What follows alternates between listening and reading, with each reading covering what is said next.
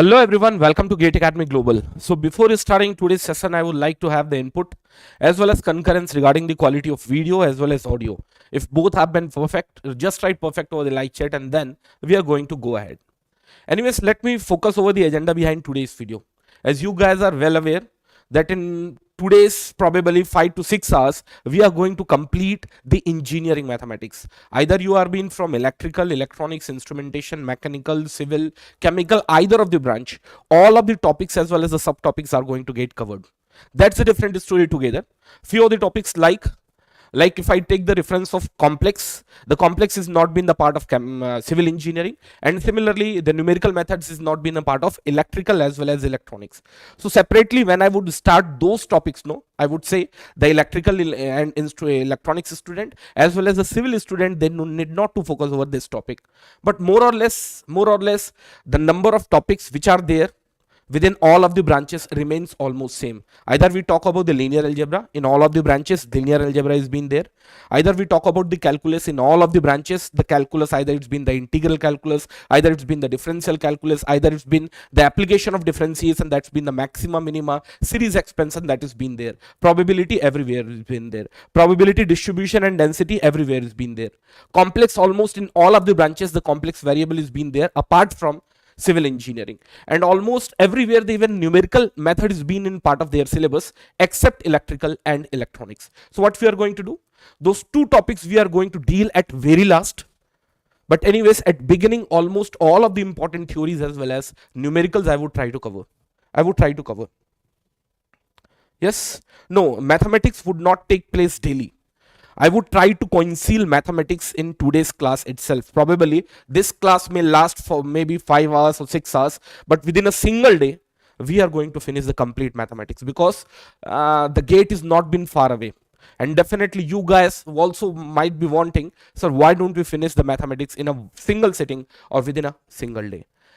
Anyways, let me focus over the methodology, how we are going to cover the complete mathematics. First, all of the theory portions would be shown over the digital board itself. All of the important theories are being completely consolidated over this PDF. Anyways, nobody should ask for this PDF because this PDF had been exclusively designed for you guys, but I won't be able to share with you guys. So what you can do, wherever you find if new concept is being told or new concept is being shown, either you start writing down on your copy or even start recalling all of the concepts which you had studied earlier. So like this has been a PDF for the 40 pages, which starts from engineering mathematics, linear algebra. Once we are done with the linear algebra, the next topic which comes into the picture is being the differential equation. You can see, let me show the PDF at one glance. Once we are done with the differential equation, then we would straight away jump into the calculus. Anyways, the calculus has been a bit bulkier part where the integration, differentiation, and at the same time the application of the integration and differentiation has to be dealt. Anyways, that part would be dealt after this. Then we would go into the probability distribution, density. Once we are done with the probability distribution, density, then we would go into the complex variable analysis, and once we are done with the complex variable analysis, at last we would be talking about the numerical methods as well. Is that part clear? And at the same time, I have brought few number of numericals for you guys. Not very large number of numericals, but it's still around 25 to 30 number of numericals I have brought for you guys, so that what would happen? Whatever the different kinds of the numericals is being studied, no? See, you can see very well. In first chunk, I had the questions from the matrices or the question from the linear algebra. So what we would do, once the part of linear algebra is being done, no, we would do few number of numericals so that you would get intacted yourself. Whatever the theory, either it's been the theory of rank, either it's been the theory of consistency of the linear equation, whether it's been the theory of eigenvalues, eigenvector, whether it's been the theory of the properties followed by the different matrix. See what happens if those parts are being studied, and now if you are able to solve few number of numericals, now what would happen? You will have almost all grip over the theory, and also you'll have the grip over the numerical as well. See, once we are done with the matrices, we would move forward and we would take few number of questions from differential equation. Then we would take few number of questions from the calculus, integral calculus, differential calculus, application of the integral as well as the differential calculus. And once we are done with that, we would move forward, and in the sequence we are going to take the numericals. How many numericals I have planned to take? approximately 24 number of numericals, the consolidated form of the theory. And once we are done with the consolidated part of theory in the each and individual chapter, we would take few number of numericals as well. I would request to all of the students, specifically from the southern part of our country, they should share this link to most of the relevant groups, because this session really is going to be a very, very important session for all of the branches, because the weightage of the mathematics has been huge in GATE examination. It's been my humble as well as a kind request for all of you. The student who had been from southern part of our country, probably they are not very well understandable in Hindi. This should forward this link to max or the max student. So should we start now?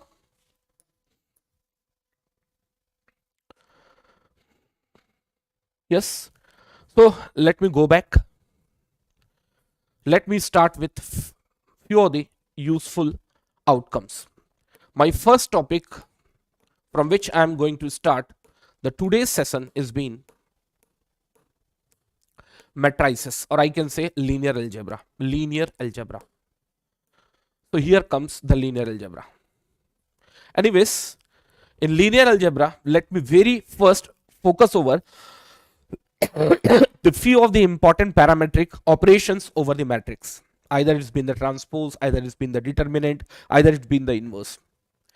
Anyways, before going into this elementary operation, let me focus over the matrices itself. May I know what does that mean by the matrix? Basically, matrix has been a bucket where the numbers are being associated or are being arranged in a form of number of rows and number of columns. So keep in mind, if I say, or if I take the reference of this matrix, may I know how many number of rows we had? The rows are being counted in vertical direction, and similarly columns are being counted in the horizontal direction. So the number of rows which this matrix is being involved is being 2, and similarly the number of column which this matrix is being involved is being 3. Anyways, let me start with the basic operation of the matrices. The first operation is being the transpose of matrix. Transpose means interchange conversion. The transpose of a matrix A is being written as a prefix T or A dash. Keep in mind, many other times I have seen few of the professor from the IIT, they used to refer transpose as a dash. So you need not to get confused. A transpose can also be written as AT as well as A dash. Is obtained by interchanging the rows with the corresponding column of A. Example, if I take, let's take A is being a matrix with the order of 2 cross 3. What does that mean by the 2 cross 3? The number of rows which are being involved with this given matrix is being 2, and number of columns which are being involved with this matrix is being 3. And once the transpose is being performed, this has been the transpose of this matrix. Now you can see the order has been transformed or has been swapped. The number of rows, how many they were? They were 2, and number of columns were 3, but now the number of rows are being 3 and number of columns are being 2. Is that part clear? Is that part clear? Now in the same sequence, what had happened, that's okay, sir. The number of rows and the number of columns are got swapped, but what next, my dear friend? See, the first row had become the first column and the second row had become a second column. So whenever the transpose phenomena or the transpose process do come into the picture in case of matrices, the first change do takes place, and that's mean the number of row gets converted in the number of column and number of column gets converted in the form of number of rows. That's the first thing. The second thing, the first row completely becomes the first column and the second row becomes the second column, and probably this process we had been following since class 11, so you guys should not have any problem. But if you have that problem, you can have a little bit glimpse over here. Is that part clear? Now in the same sequence, I think it's been the right time to discuss about the determinant of the matrices itself. Anyways, let me read the theory word by word and then I would try to explain a bit. Determinant is only valid for a square matrix. What does that mean by the square matrix? A matrix which looks square in nature. What does that mean by the square? That means the number of rows as well as the number of column. You yourself would be able to analyze, sir. This matrix is no more looking like a square box. When this matrix would look like a square box, when the number of element in a row as well as column is being same, or I can say the number of rows as well as number of columns are being same. So keep in mind, whenever the process or the concept of determinant do come into the picture, that given matrix has to be a square matrix. It could be in order of 1 cross 1, 2 cross 2, 3 cross 3, 4 cross 4, or in general n cross n. So in future, whenever I say square matrix, so one thing should strike in a mind that the number of columns as well as the rows which are being involved with that given matrix is being same. Yes, determinant is only valid for the square matrix. Determinant is the expansion or value of the matrices according to the element position coefficient. The position coefficient is been minus 1 to the power of I plus of j. What is been the I over there? The I is been the location of its row and the j is been the location of its column. When I plus j becomes even, minus 1 to the power of an even value would make it positive value or positive 1, and similarly minus 1 to the power of our odd value would make it a negative value. So let us consider we had a 2 cross 2 matrix where the first element, or I should say the element in the first row and first column is being a11, and similarly the element in the first row second column is a12, similarly a21 and a22, and my basic focus is being to the calculation of its determinant. May you know how the determinant would be calculated? First of all, in symbol the determinant is being referred as what? Determinant of a. You should not call it mod of a, no. Mod which we use for the negative value or either we use for the complex number. Basically it's been called as a determinant. I have seen many other times the students say it's been the absolute value, either it's been the mod of a. It looks okay, but mathematically nowhere it's been referred as mod of a. It's been the determinant of a. Keep in mind, so far we had the 4 different numbers, they were arranged in the different form, but once we calculate its determinant, now only one number do come into the picture, and you yourself would be able to see, and that number is being a11 a22 minus of a12 a21. So that's been the difference between the matrix and determinant. Matrix contains various amount of information, but here the determinant contains only and only one information as a form of a value. It could be positive, it could be negative, it could be 0. Yes, if you had been involved with the complex number, even the determinant can be complex as well. Is that part clear? Is that part clear to all of us? Now, as I was discussing over here, if the position is being odd in nature, their weightage would be counted as negative. You yourself would be able to understand. Let's take this has been a a11. In which position it had been? The value of I has been 1, j has been 1. Once you'll feed that data over here, it's been minus 1 to the power of 1 plus 1. That had been minus 1 to the power of 2. That's been plus 1. And that is why when a11 is being multiplied with its cofactor, keep in mind the a22 is being its cofactor, the sign is being positive because the position where the a11 belongs is being even in nature.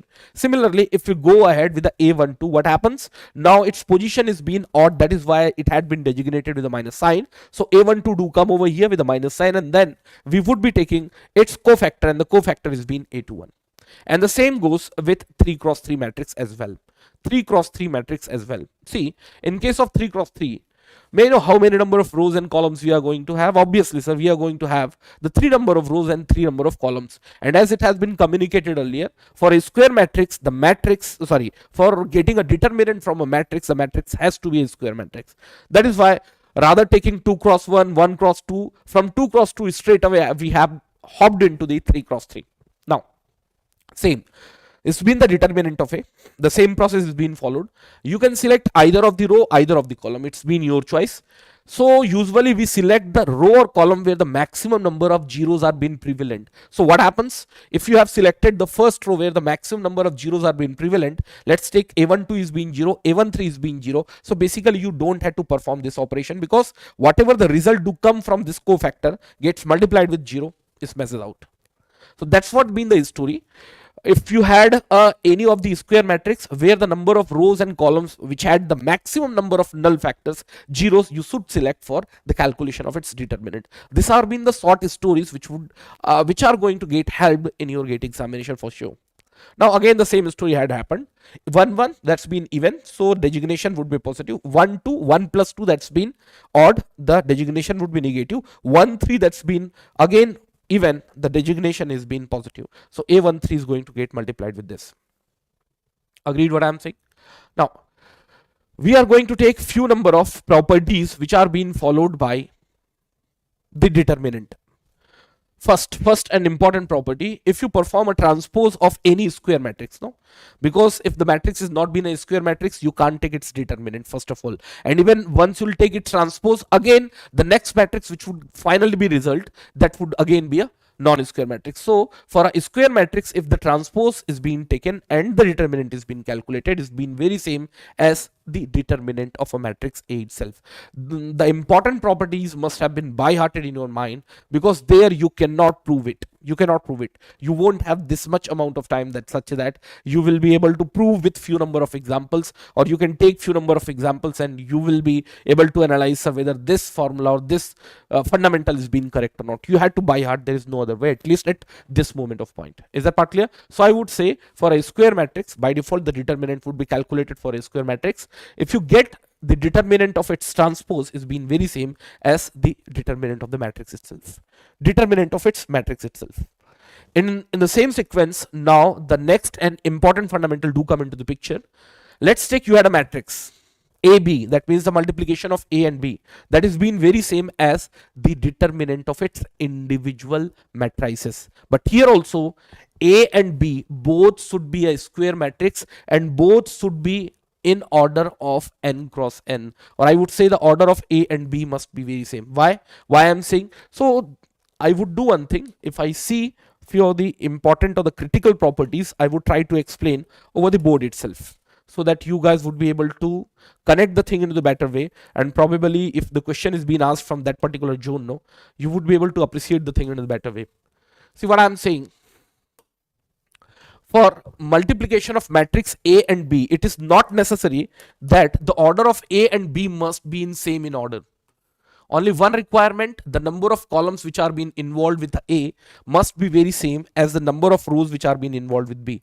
So in general, if I say we had a matrix A, let's take it has the order of m cross n, and we had a matrix B which is an order of n cross k, their multiplications are being possible.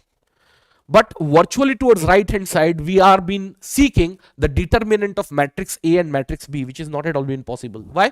Because the matrix A has to be a square matrix and matrix B has to be a square matrix. So keep in mind, this particular property is being applicable only and only where A is being a matrix of n cross n, B is being a matrix of n cross n, when the multiplication, or the I would say matrix multiplication, is being performed between them, a new matrix comes into the picture, again that had been n cross n, and once you calculate its determinant, it's been very same as their individual determinant. And now you can say yes, the determinant of the matrix A and matrix B individually also is being possible. Although I did not write this many concepts over there, but yes, this thing should be there in your mind.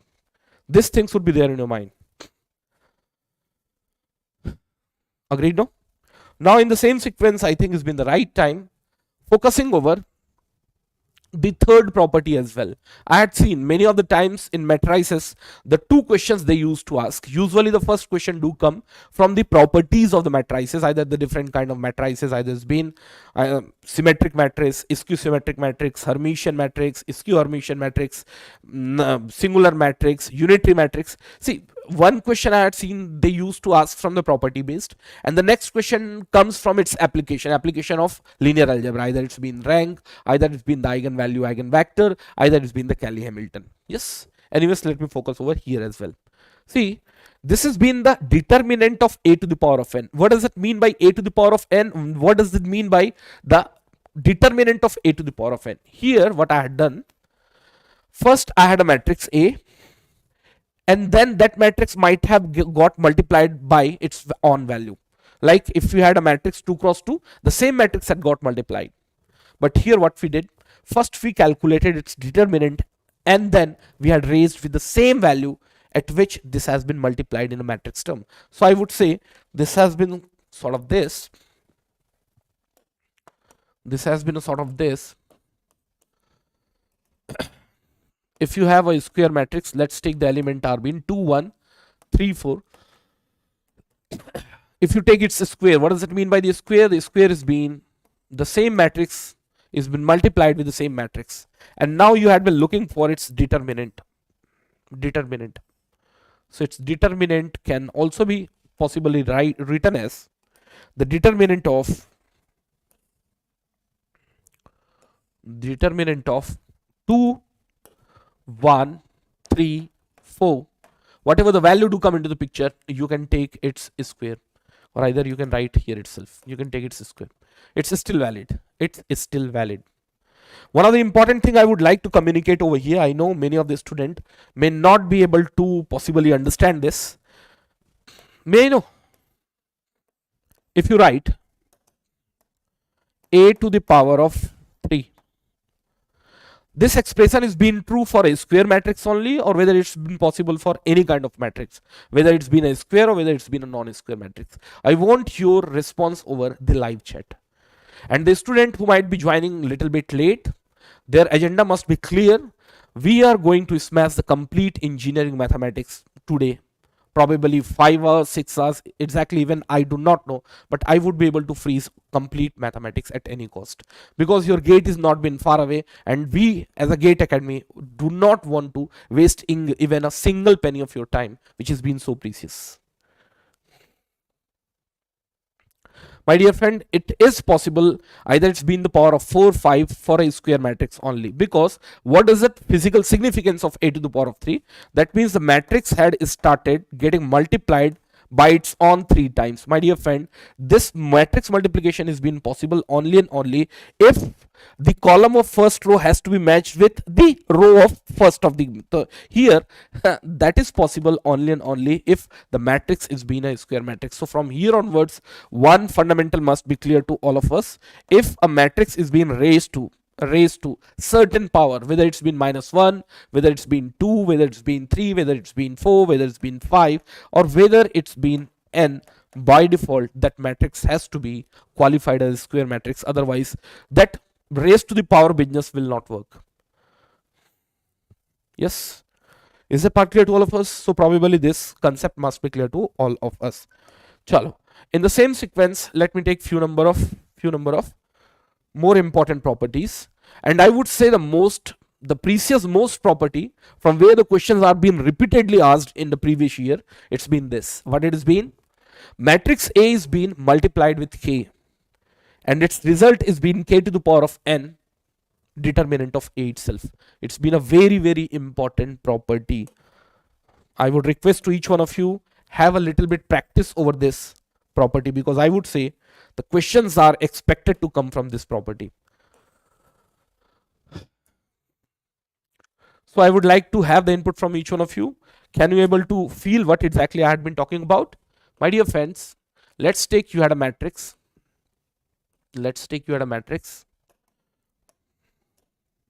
Simplest form of the matrix I am taking just for the sake of simple form of understanding. We had a matrix of 2 cross 2, and let's take that matrix has been qualified as a matrix A.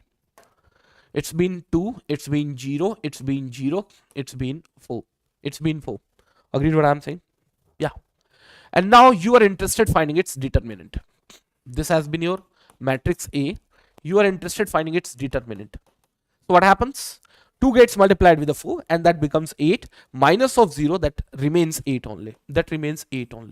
Yes sir, that agreed. Now in the same sequence what we had been doing over here, we would be going further with the next calculation. See what had been happening over here. Now the matrix A had been multiplied with K.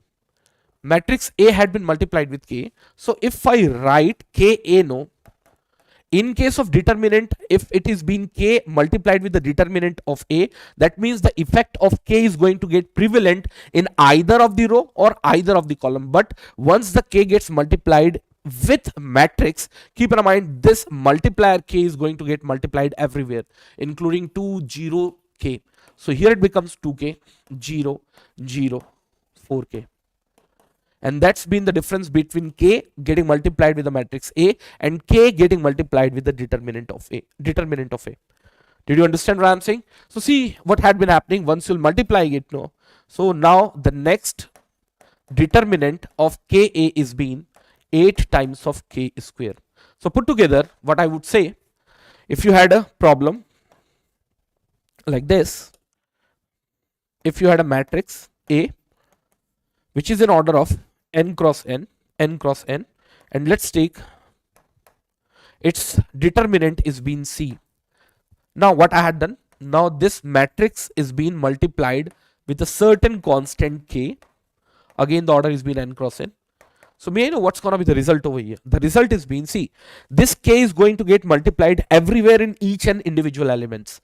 So once you'll calculate its determinant, how many times that k has to be brought out? From the first column that k has to be brought out, that's been k. In second column that k has to be brought out, that's been k again. So how many times the k has to be brought out? That's been very same as the number of row or number of column. Put together, it's been k to the power of n into c. So this has been a very, very important point where I have seen major of the students do mistake until and unless they are not been well practiced. Is that part clear to all of us? In the same sequence, the next important point is being, if two rows or two columns of a determinant are being swapped, interchanged, the sign of the value of the determinant changes. What does that mean of it? Like if you had a matrix of 3 cross 3, 4 cross 4, and you had selected R1 and R2, and if we have swapped their place, that means now the R2 is no more R2, had changed to its place to R1, and the R1 had come to the R2. In that case, what happens? No change, not much change takes place in determinant. The determinant sign gets multiplied with a minus sign. Earlier, if it is minus 25, it would change to the plus 25. And if it is been plus 25, it would change to the minus 25. And how many times that swap is being taken place? No, that would decide the new value. Let's take one row is being swapped. That means the two row has been swapped. Then next two row has been swapped.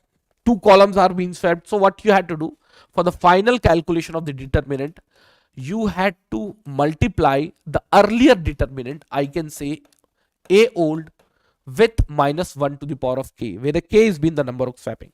The number of swapping, is that part clear? Number of swapping. If the number of swappings are being even, you need not to worry about it. Minus 1 to the power of even value will nullify this effect. And if it is being odd, the minus sign gets multiplied. That's it. That's it. And probably you had seen this part in your class 11th as well. So probably you need not to take the help of engineering mathematics, because this part is being well taught in class 11th itself. If determinant, any row or column is being completely 0, the value of the determinant is being 0. Obviously, sir, it's been well understood. Even you had taken the example as well. So what I'm saying, if you had taken an example, just a minute, if you had taken an example, now in this case, see what had been happening. Yeah, see here, if the complete row itself is being 0, what happens? As it had been communicated earlier, whenever you had to find a determinant, you had to select either of row, either of column, and then you had to start multiplying with its cofactor. If each and individual elements itself is being 0, it gets multiplied with its cofactor. Definitely the determinant which we are supposed to get at last is being 0. It's being 0. Is that part clear? So probably in that sense you won't have any doubt as well. Yeah. So I think yeah, this part must be clear to all of us. Now, if two rows or two columns of determinant are identical, then the value of determinant is being 0. That part must be known to you. It's not exact statement actually.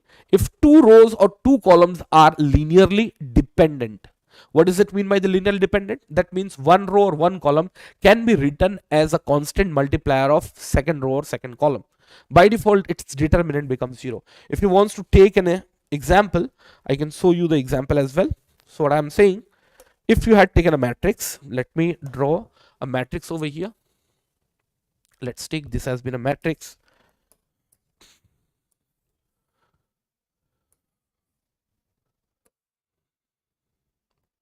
Let's take this has been a matrix with the order of 3 cross 3. It's been 3, it's been 4, it's been 2, it's been 6, it's been 8, it's been 4, and then 1, 2, 1. May I know what would be its determinant? My dear friend, you yourself would be able to understand. Once you look this matrix keenly, you will get to know the R2 and R1 are being linearly dependent. What does that mean by the linear dependency? That we have already written. One row can be written as a constant multiplier of another row, or the one column can be written as a constant multiplier of another column. So you yourself would be able to understand R2 is being 2 times of R1. So by default, its determinant is going to be 0. Anyways, As my time permits, I cannot go into the detailed analysis, and even the student who are trying to appear in GATE 2022, they themselves wants to concise their complete revision within a short span of time. So definitely I had to give regard to that pattern of study as well. Yeah. Now the matrix multiplication, as I was talking about. See, in case of matrix multiplication, it is valid for both square and non-square matrix. The existence of the resultant depends order of the matrix. That is what I was trying to say. Probably whether it's been visible or not, that I can't say. Matrix A had the m number of row, n number of column. Matrix B had the n number of rows and p number of columns. Their multiplication is being possible. I have nothing to do with the number of rows which are being involved with the first matrix and the number of columns which are being involved with the second matrix. I only had to focus over the number of columns as well as the number of rows which are being involved with the matrix A and B. And if the matrix B getting multiplied with A, in that case this P has to be equals to of M. Once their multiplication takes place, keep in mind the next matrix becomes AB and its order is going to be M cross P. That means the number of rows are gonna be precisely M, the number of columns are going to be precisely P. I have taken an example for that. See, deliberately I had taken matrix A and matrix B which are been in non-square form. The 3 number of rows are being involved, 2 number of columns are being involved, 2 number of columns are being involved, and 3 number of rows are being involved. As the number of columns and number of rows which are being involved while taking the multiplication from A to B, obviously their multiplication is being possible. See what happens. So one thing is being quite well known. The order of A cross B is gonna be 3 cross 2. So what we are going to do, see, this has been, just a minute, this has been the location of 1 1. What does that mean by the 1 1? That means the first matrix you had to take the reference of first row and you had to take the reference of first column. So 1 4 gets multiplied 1 3 alternatively. So 1 gets multiplied with 1, that's been 1 cross 1. 4 gets multiplied with 3, that's gonna be 4 cross 3. And whatever the result do come, that has to be written over here. It's been 13. I have seen many other times the student do had the doubt over here, because they know the order but they are not very comfortable while doing the multiplication. Again, focus over its location. It's been placed at first row and second column. That means the first row would be again picked up from matrix A and operation would be done with the second column. So 1 gets multiplied with 2 and similarly 4 gets multiplied with 4. Whatever the result do come, how many times this process has to be done? Because total 1 2 3 6 number of alag elements we had. So total 6 number of times this element operation has to be performed. So the resultant which do come in hand, it's been 13 18 17 24 21 and at last it's been 30. Now the number of elements is been 6, the number of multiplication is been 12, and the number of addition is been 6. That's been a very important and useful outcome. Keep in mind, probably in computer science, once this problem is being asked, if you had a matrix of m cross n got multiplied with the n cross p, how many times the multiplication and addition has to be taken place? My dear friends, the multiplication, may I know how many number of times the multiplication would take place? I would like to have the input from each one of you. Let me take a problem from you, and probably you guys must be able to answer me well. This has been a problem, probably twice had been asked, and this could be a problem from a aptitude side as well. We had a matrix M. Let's take its order is been m cross n getting multiplied with another matrix, and let's take its order is been n cross p.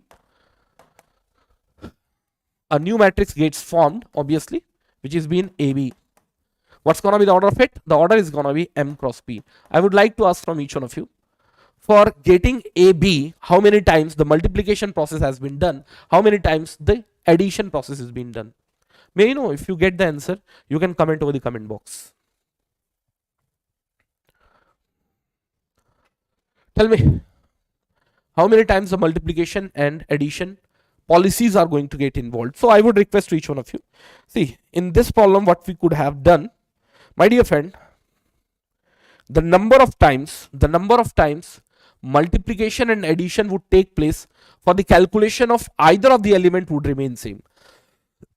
So what we are going to do, we are going to focus over the calculation of the one element only, and then we would multiply with the m cross p, because the number of elements which are going to get involved with AB is nothing but m cross p. So just focus over the one box, how many times the addition is being done, how many times the multiplication is being done. That's it. That's it. Tell me. So no, I want for the both. No, multiplication and addition both. Multiplication, addition both. So far only one comment I had received, but that person probably say the number of multiplication and addition which is been requiring in this process is been same. Tell me. See what had been happening, my dear friend. It had been clearly communicated. See, if you had been looking for 1 1, what does that mean of it? What does that mean of it? You are going to pick the first row of A, and similarly you are going to pick the first column of B. If you pick the first row of A, how many number of elements we had? That solely depends on number of columns. The number of columns. Yes, the number of columns. So tell me, no, tell me. How many times this process has to be followed? How many times this process has to be followed? So see what had been happening. So here we would be taking the reference of number of columns, and similarly once you'll take the reference of number of columns over here, how many number of elements we had in the first column, n number of rows, that is going to decide over here. So how many number of multiplication is going to take place here? N number of multiplication. First row, first column would get multiplied with the first row, first column, and similarly first row, second column would get multiplied with the second row, first column. Total n times this process would take place. So put together the multiplication is being m into p is been already there into n. That is for sure. Now in addition, this process is being a bit different. See, if how many times, if the n number of times the multiplication is being taken place, n minus of 1 times the addition would take place. If you don't understand, you can take the reference of the multiplication itself. Yes, because here if 6 terms has been involved, first term, second term, third term, fourth, fifth, sixth term, only 5 times the addition would be required. So how many number of n would be required between n minus 1 getting multiplied with the mp? So I have seen this sort of problem do also come into the picture. Is that part clear to all of us? Is that part clear to all of us? So nobody should get confused in future.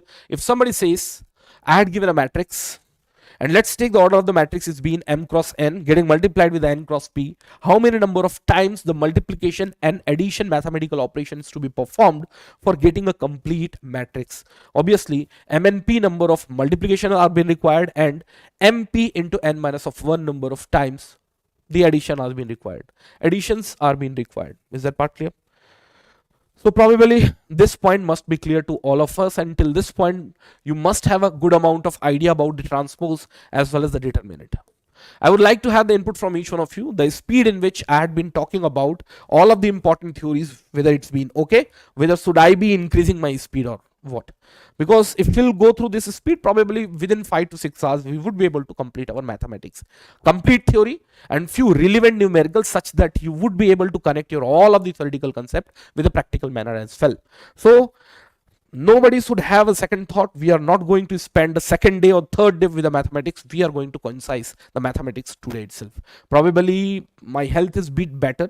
Still I had taken a medicine, but still whether I will take 1 medicine, 2 medicine, but I would finish mathematics because I know the mathematics is so important for you guys, and I had to finish at any cost. Finish at any cost.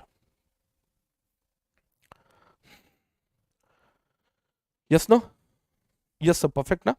That's fine then. That's fine then. Now, type of square matrix. My dear friends, square matrix has been already understood to all of us. The number of rows as well as column which are being involved within the, may I know how many of us are been from southern part of our country? I would request to all of those students, please share this video link to the relevant group so that max of the max student would get benefited.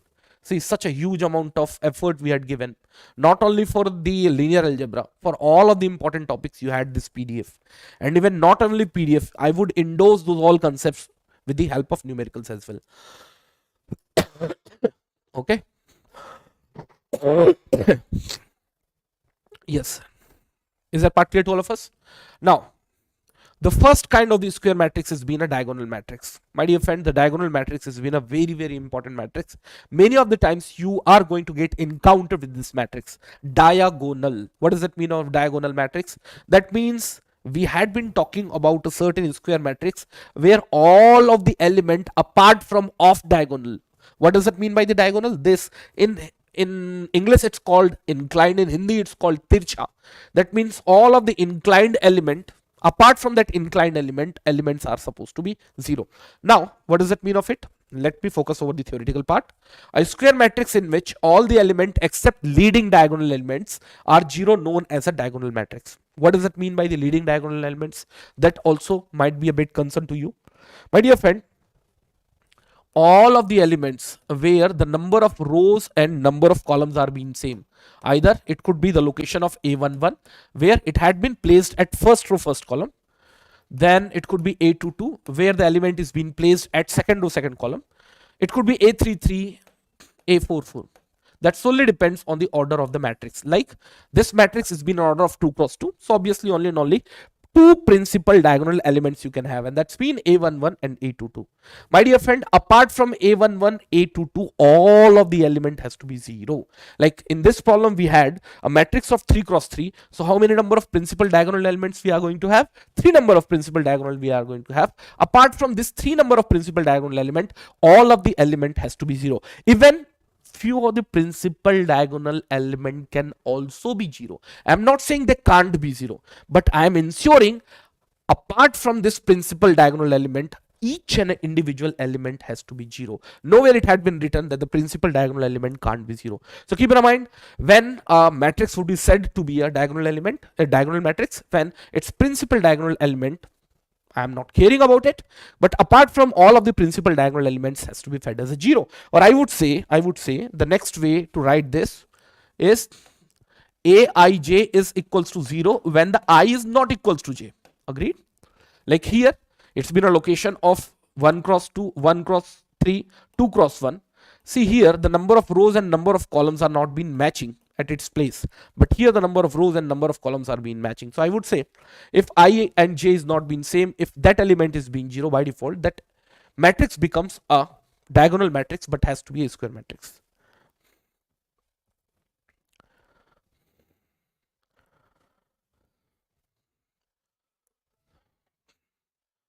Is that part clear to all of us? Now few of the key points I would like to mention over here. May I know what are they? Minimum number of zeros in a diagonal matrix of order n is n into n minus 1. AB is equals to of diagonal of A1, A2, A3 into diagonal of B1, B2, B3. Then it's been diagonal of A1, B1 into A2, B2 into A3, B3. What does that mean of it? Like you had a matrix 1 0 0 0 3 0 0 6 0, another matrix 3 cross 3, maybe 2 0 0 0 5 0 0 0 0 9. So what would happen? This 1 is going to get multiplied with this and it is going to decide as a 1 1. Then this 3 is going to get multiplied with a 5, it's going to get decided as a 2 2, and similarly 6 is going to get multiplied with 9 and that's going to get decide the last value. So anyways, you need not to by heart this process because hardly it would take sense. So what I'm saying, if two diagonal matrices are getting multiplied, the resultant matrix is again gonna be a diagonal matrix and their diagonal elements are being simply their sequence multiplication. Now the next matrix do come into the picture is being a scalar matrix. Now as for the diagonal matrix, I was taking the reference of a square matrix. For the scalar matrix, I am going to take the reference of a what? Diagonal matrix. A diagonal matrix in which all of the diagonal elements are being equal is known as a scalar matrix. You can see it's been a diagonal matrix where all of the elements are being a scalar matrix. Anyways, I can write one of the important thing. In this case, what we can do, the 3 can be taken as common. As far as the matrix is being concerned, if 3 is being taken common, it would be taken common from all of the elements. So the factor which would be left out is being simply equals to of 1 0 0 0 1 0 0 0 1. The 3 is being taken out and the identity matrix is being left out. Identity is all by default it's been a square matrix, so rather writing it 3 cross 3, I can simply write this as a 3i3. My dear friend, from here onwards, whenever You have a matrix Ki. No, by default, this is nothing but a scalar matrix. This is nothing but a scalar matrix. Did you understand what I'm saying? Because K, if K is being 3, I is being 2 cross 2, 3 cross 3, identity matrix, by default, all of the principal diagonal elements would be filled with the same scalar value, and apart from those principal diagonal element, all of would be filled with the 0 only. 0 only. Yes. So till this point, I don't find any of the student would have any kind of doubt now. Yes, sir. Now, it's been a unit matrix. My dear friend, I have seen here the major confusion do come into the picture. In this complete linear algebra, no, related to this unit, we had the few more number of matrices like unitary matrix, singular matrix. My dear friend, they all are being the different categories of the matrix. You need not to merge their concepts together. In my time, I used to get a bit confused between the unitary, because unit word is been involved, that's been one. Here the unit matrix is being involved, and here singular matrix is being involved. Keep in mind, this three matrices are being the three entirely different kinds of matrix. Anyways, the unit matrix is also being called as an identity matrix. That should also be known to us.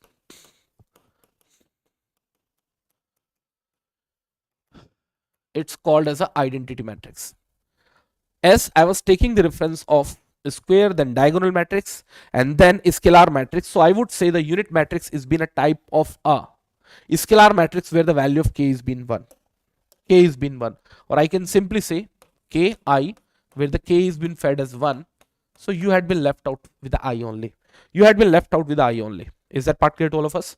So whenever we talk about the unit matrix, by default the matrix has to be a diagonal matrix, where all of the elements in the diagonal matrix or the diagonal places must be filled with 1, and off diagonal elements has to be 0. Off diagonal elements has to be 0. Is that part clear? Anyways, this I would be used several of the times. Like if I take an example of, the characteristic equation which we built, probably you must be able to recall that used to be a minus lambda of I, and that determinant is being compared with 0 for getting the eigenroots. Eigenroots, I can say, latent roots we can say. So there the I is nothing but the identity matrix. And may I know what would be the order of identity matrix? That solely depends on the order of A. So in future, whenever I use I stands for identity matrix. Identity matrix is nothing but a unit matrix. Unit matrix. Is that part clear to all of us? So till this point, I don't find any of the doubt you guys must be having in your mind. Anyways, let me focus over the upper triangular matrix. Again, a square matrix Aij is said to be an upper triangular matrix if Aij is equal to 0 whenever I is being greater than j. So one data is being clearly given. The upper triangular matrix and the lower triangular matrix category or the categorization would be done with the square matrix only. That is for sure. Yeah, that's been the first thing. The second one is been how I will categorize. It's been a upper triangular or lower triangular matrix. My dear friends, if you'll make an imaginary triangle, you yourself would be able to understand this triangle had been made at the upper half side of its square. Mathematically speaking, all of the elements towards the lower side, may I know what had been configuration of these elements? These elements are being the element Aij where I is been greater than j. Like here, this element was A21, this element was A31, this element was A32, and you yourself would be able to understand the place at which they had been positioned, the row position was greater than the column position. So whenever the row position is being greater than the column position, and if the matrix is being given as a square matrix, and if all of the elements are being 0, keep in mind this matrix would become a upper triangular matrix. So probably this concept must be clear to all of us when a matrix is said to be a upper triangular matrix. Is that part clear? And the same sense goes with the lower triangular matrix as well. Now, in case of lower triangular matrix, the just opposite process has been done. What does it mean of it? Here, I was taking all of the elements as 0. All of the elements, let's take those all elements are being referred by their location of row as well as column, are supposed to be taken as 0, provided the value of I has to be lesser than j. Now, many of the students would also have dark side of the doubt. They would say, sir, you had discussed about when I is not been j, I is been lesser than j, I is been greater than j, what happens within this triangle, my dear friend? Within this triangle, few of the element even could be zero. Nothing had been talked about within the triangle. It has only been talked about outside the triangle. That means outside the triangle you had to make sure that the all of the element are being zero. Otherwise within the triangle one or maybe two elements can also be zero. Nobody can restrict that fundamental. Yes, so whenever I say upper triangular matrix and lower triangular matrix, you had to focus with the lower side. Upper side is been completely nullified. You did not to focus over this matrix. You can say it's been the upper triangular and lower triangular. Is that part clear to all of us? Is that part clear to all of us? In the same sequence, let me go ahead. See, for a diagonal and triangular matrix, upper triangular or lower triangular matrix, the determinant is equals to a product of leading diagonal element. Such an important outcome this has brought out. And I had seen twice or thrice the question are being based with this concept. My dear friend, if you would like to calculate its determinant, may I know which row or which column you are going to select? Obviously you would say, sir, either I would select the third row, either I would select the first column, because the number of zero element which are being posited with then column or zeros are being maximum. So once you take, may I know one is being placed at even place, so obviously it would be 1. Then you will take the determinant with its cofactor, that's been 4, 5, 0 and 6. Once you'll take the determinant, 4 gets multiplied with 6, 5 gets multiplied with 0 and gets subtracted anyway. It's been 1 into 4 into 6. Whether you could see or not, this has been the element of principal diagonal element. So from here onwards, you can say if you had been dealing with a upper triangular or lower triangular matrix and by chance you had to perform its determinant, you need not to calculate or you need not to follow the complete procedure of determinant. You can just multiply their principal diagonal elements. That's it. That's it. Is that part clear? May I know whether this process would follow or would come into the picture or would come into the handy understanding with case of lower triangular matrix as well? Whether the same concept remains true? So I would like to have the input from each one of you, true or false. Same case, same case. See, again, let me select the first row, that's been 1, and then we would take the multiplication of its cofactor. What does that mean by the cofactor? Whichever the position you had been standing, no, focus over its row position and column position. It's been the first row, no, to forget about the first row, and similarly it's been the first column, no, forget about the first column. So the remaining portion is going to be a square matrix, and obviously here also it's been 1 cross 3 cross 6. So this has been again been the answer, again been the answer. Agreed, no? Yes, this is what I was trying to talk about. Symmetric matrix. I have seen many of the times the question do come from this segment. Probably they would be giving a square matrix and they would say convert this square matrix as an addition of symmetric and skew-symmetric matrix. Let me focus over the character of symmetric matrix and then we would be talking a bit about their mathematical problem which can be built on this concept. See, a square matrix is said to be symmetric if A transpose is very same as A, where the A transpose, anyways it has already been shown earlier, the A transpose is also being referred by the A dash by many of the author, many of the professors in IIT, is transpose of a matrix. In a transpose of a matrix, the row and columns are being interchanged, that we had already seen. My dear friend, it's been a special category of a matrix. After getting its transpose, still the matrix remains matrix A. My dear friend, so few of the important conclusion we can bring. So which are the basic requirement for a matrix to be a symmetric matrix? First, the matrix has to be a square matrix, because once you take the transpose, no, the number of row gets changed into the number of column and the number of column gets changed into the number of rows. And if the matrix has not been a square matrix, the number of columns and number of rows would be swapped. The new matrix would have the new order. And obviously the old matrix and after taking the transpose, the new matrix which comes into the picture, they can't be compared and the A transpose can't be A at any cost. So the matrix has to be a square matrix. If you had made ensured that the matrix is been a square matrix, my dear friend, once you'll take transpose, no, probably this part must be known to all of us. The principal diagonal element do not change their location because they had been placed at 1 1 2 2 and 3 3. Once you will swap, no, I and j, still they remains at the same place. But what happens, do you know that? Basically this element swaps their places, and if after swapping, no, if all of the data remain same, keep in mind you don't have to worry about it. So I can only say one thing: if aij is been aji, no, that's it, that's it. That square matrix would be called as a symmetric matrix. Yes, no, that matrix would be called as a symmetric matrix. Now I had seen from here the questions are being concurrently coming, so I would say this has been a important point and should be written somewhere, or you can also do one thing: if you're not able to write somewhere, you should take the screenshot wherever you required, because I want to give you the 100% marks in mathematics. If you guys had to put even 50% effort on the mathematics, no, I want to give you the maximum marks. See what had been happening: if matrix A is a square matrix, then A plus A transpose, A into A transpose into A are symmetrical matrix always. Any of these square matrix, if you want to say, I can take an example itself. If A matrix is being added with the A transpose, either it's been multiplied with the A transpose, either we had said and we had multiplied with the A transpose and A, the result would always be a symmetrical matrix. Not only that, if matrix A is being subtracted with the A transpose, or virtually speaking the A transpose is being subtracted with the A, the result would always be a skew symmetric matrix. What does it mean by the skew symmetric matrix?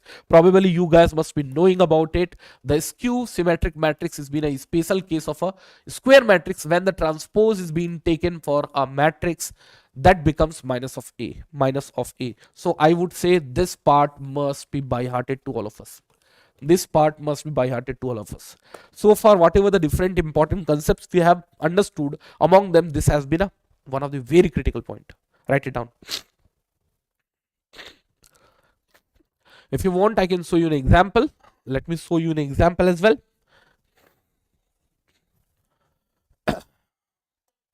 Let me take a matrix within an order of 2 cross 2.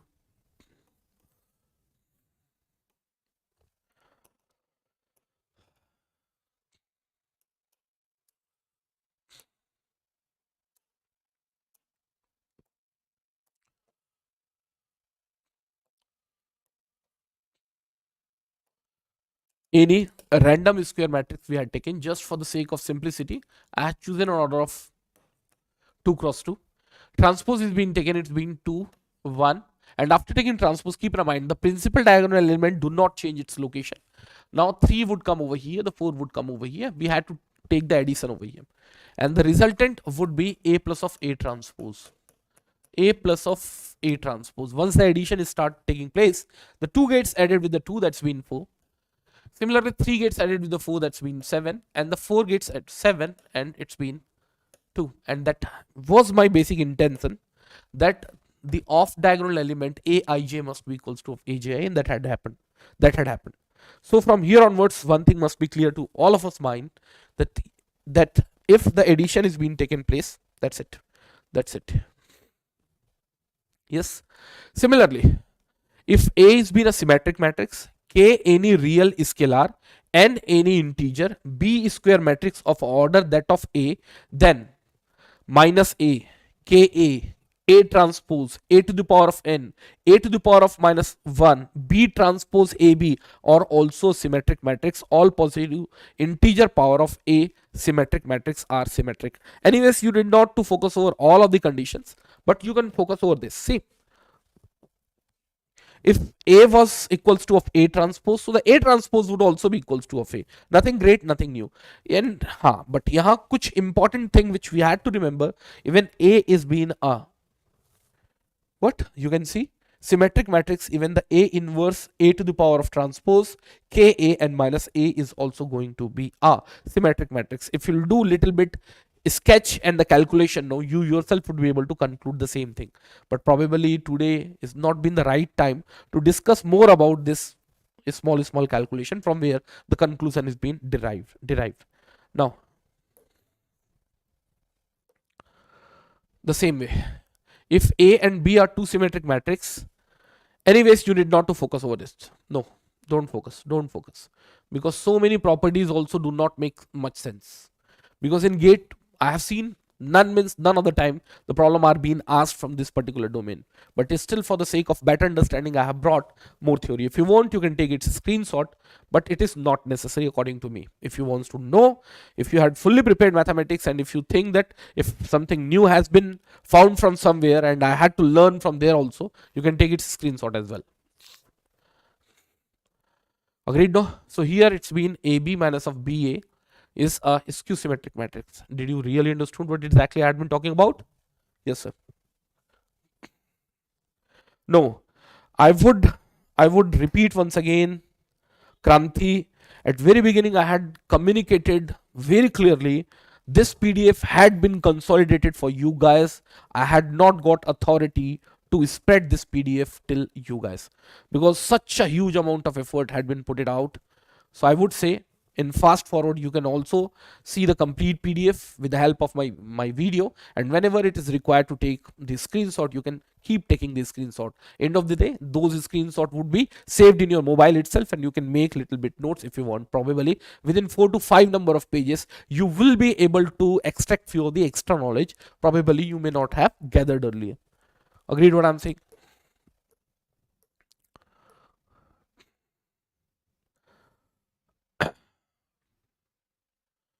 Yes. So simply now we had to hop into this point, and this has been a critical point regarding the symmetric and skew symmetric matrix. Yeah, see, the matrix which is both symmetric and skew symmetric must be a null matrix, my dear friend. At once, a matrix can't be a symmetric as well as a skew symmetric matrix. The student who must be studied about the skew as well as symmetric matrix, they must be able to appreciate this sentence. Now, if A is being a symmetric and B is being a skew symmetric matrix, then TR, what does it mean by the TR? TR stands for trace of AB would always be 0. So let me take an example itself. See, let me take an example. Where should I go now? Just a minute.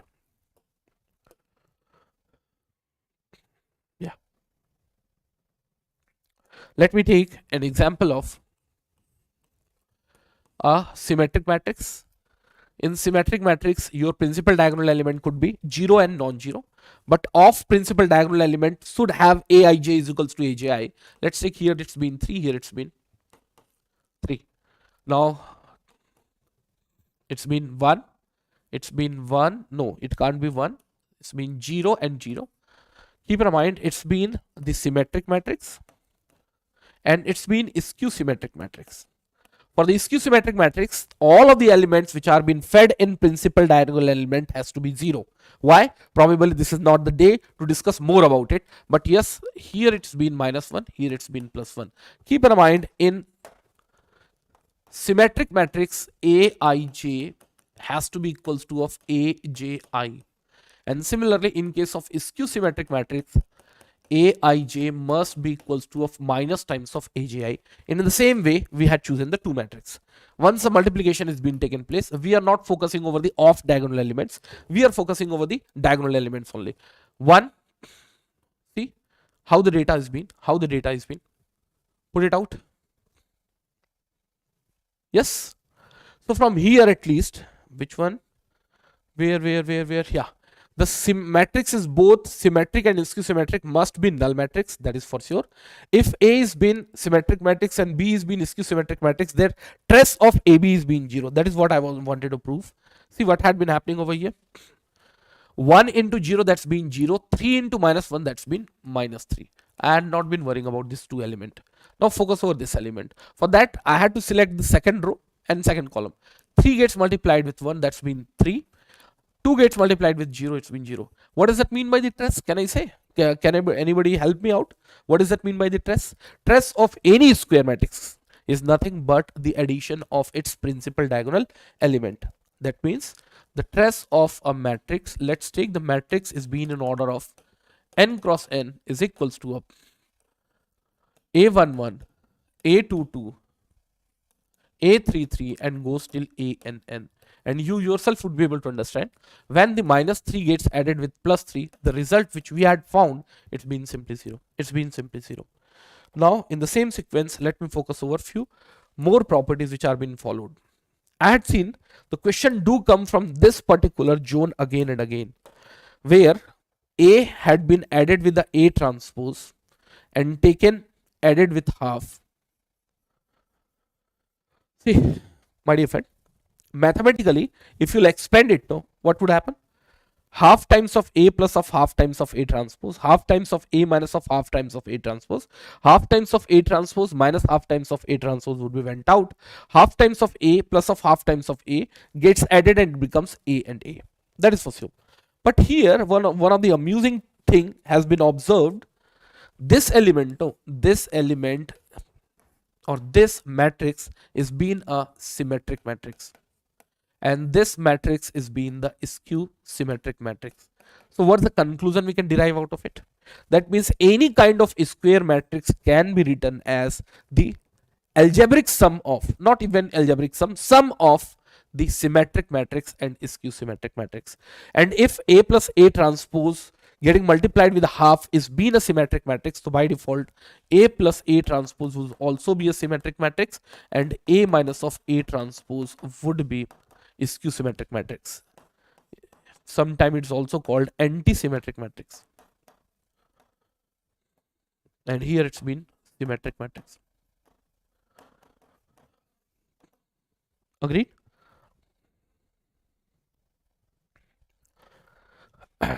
As it was communicated earlier, that you guys should not get confused between unitary matrix, unit matrix and singular matrix. So the singular matrix had come into the picture.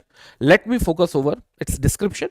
Singular matrix is a square matrix. My dear friend, again, the kind of matrix has to be qualified as a singular matrix. Minimally, it has to be a square matrix. It's not invertible, that is, it does not have an inverse. A matrix is singular or degenerate if and only if its determinant is being 0, that is, mod of A is equals to 0. My dear friend, anyways, you need not to go with this many words which are being associated with this definition. My dear friend, if you calculate the inverse of any square matrix, how it's been defined? It's been defined as the adjoint of that given matrix, and towards denominator side we used to have the determinant of that matrix itself. My dear friend, you are saying the matrix is not been invertible. May I know in which cost it won't be invertible? First, the determinant itself has not been possible. When the determinant is not been possible? When it's been a non-square matrix. No sir, that means we had to keep the matrix as a square matrix, that is for sure. And now if the matrix is being made sure, when the next thing would take place, when the A inverse again is not been possible, that is not been possible if magnitude of A becomes 0. So my dear friend, from here onward I can say the singular matrix has been the matrix or the square matrix whose determinant is being 0, and whenever I say for a matrix the determinant is being 0, by default its inverse would not be possible, it would be non-invertible, because at the denominator side we have been getting 0, we had been getting 0. Agreed? No? Now non-singular matrix. Now I have seen in non-singular matrix the student used to have doubts that non-singular means any kind. No, this should also be a square matrix, because you are saying there the determinant has been 0, so here you had to ensure the determinant should not be 0, and for calculating the determinant the matrix has to be a square matrix. So I would say non-singular matrix or invertible matrix, invertible or non-singular matrix is being a square matrix where I should be able to calculate its determinant, it has to be a square matrix, and its determinant has not been 0. Agreed? Agreed, my dear friends? Now orthogonal matrix. I can say so far the different kinds of matrix we had studied now. Among them, the first important matrix was symmetric matrix. The second kind of the important matrix was a skew symmetric matrix. And in the same sequence, I would say the next important matrix which we should be there or we should be keeping in our mind, it's been Orthogonal matrix. Orthogonal matrix has been a very, very important matrix. What does it mean by a orthogonal matrix? My dear friend, again, once you'll read its definition, a square matrix, that means by default the orthogonal matrix has to be a square matrix, is said to be orthogonal if A into A transpose is being a identity matrix. In other words, the transpose of the orthogonal matrix is equals to the inverse of matrix, that is being A transpose is equals to A inverse. Very well said. So far we had seen if a square matrix A is being multiplied with its inverse, the resultant was a identity matrix. Always. For that you need not to choose a specific kind of a square matrix. Always. Provided matrix A has to be a invertible matrix, non-singular matrix. But here we had taken a specific kind of matrix where A and A transpose multiplication itself becomes I. So once we'll compare both other equations, right hand side is being same, and once we'll compare left hand side, so I got to know the orthogonal matrix is being a special category of matrix where A transpose is being very same as A inverse. Once a very lengthy question had come from this particular, see what they had done, I would say there it had been clearly written. Probably in my time this question had come, probably in 2006 or 2005 this problem had come. What they had done, they had given a 5 cross 5 matrix. What? They had given a 5 cross 5 matrix, and they had clearly stated the given matrix A, I repeat, the given matrix A is being a orthogonal matrix, then A into A transpose is equals to. So if the student do not exactly know the properties which have been followed by transpose, so what orthogonal matrix, what they would do, they would start doing the multiplication. May you know what would be the result? We had a matrix A 5 cross 5. They asked us to perform A into A transpose. What would be the result over there? My dear friend, that has been clearly known. A is been 5 cross 5. A transpose would again be a 5 cross 5. The result, it's been an identity matrix. May you know what would be the order? Order would again be 5 cross 5. 5 cross 5. This must be clearly known to all of us. There should not be any doubt as such over this point. Over this point. Yes, here few of the important most outcome. This should go in your copy. There is no doubt. This has been important in a gate aspect. Otherwise, if you start writing all of the important properties followed by all of the matrices, probably you can spend your 30% effort over the properties of the matrices itself. That is not required. Its inverse and transpose are orthogonal. Obviously, if A transpose and A inverse are being same, their inverse and transpose would be orthogonal. What does it mean of it? That means if A is being a orthogonal matrix, even A transpose would also be a orthogonal matrix, even A inverse would also be a orthogonal matrix. Obviously, sir. Why so? Why so?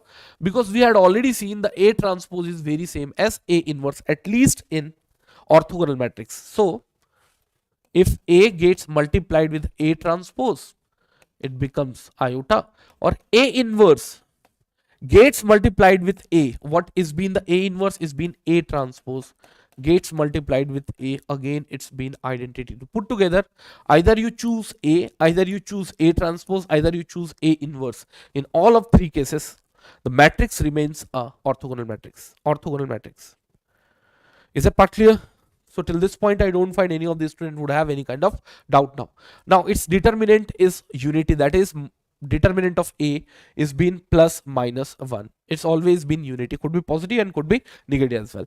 And now at the same time, if you calculate the determinant of A into determinant of A transpose, that would always be plus of 1. That would always be plus of 1. Why I had taken plus of 1? See, it had been clearly stated the determinant of matrix could be plus 1 or might be minus 1. I had taken a situation where the determinant of this given matrix is being plus of 1. So we had seen for a square matrix, determinant of A and determinant of the transpose of A remains same. So 1 into 1 becomes 1. Now if we had chosen the determinant of matrix A is being minus 1, minus 1 getting multiplied with minus 1 again becomes plus of 1.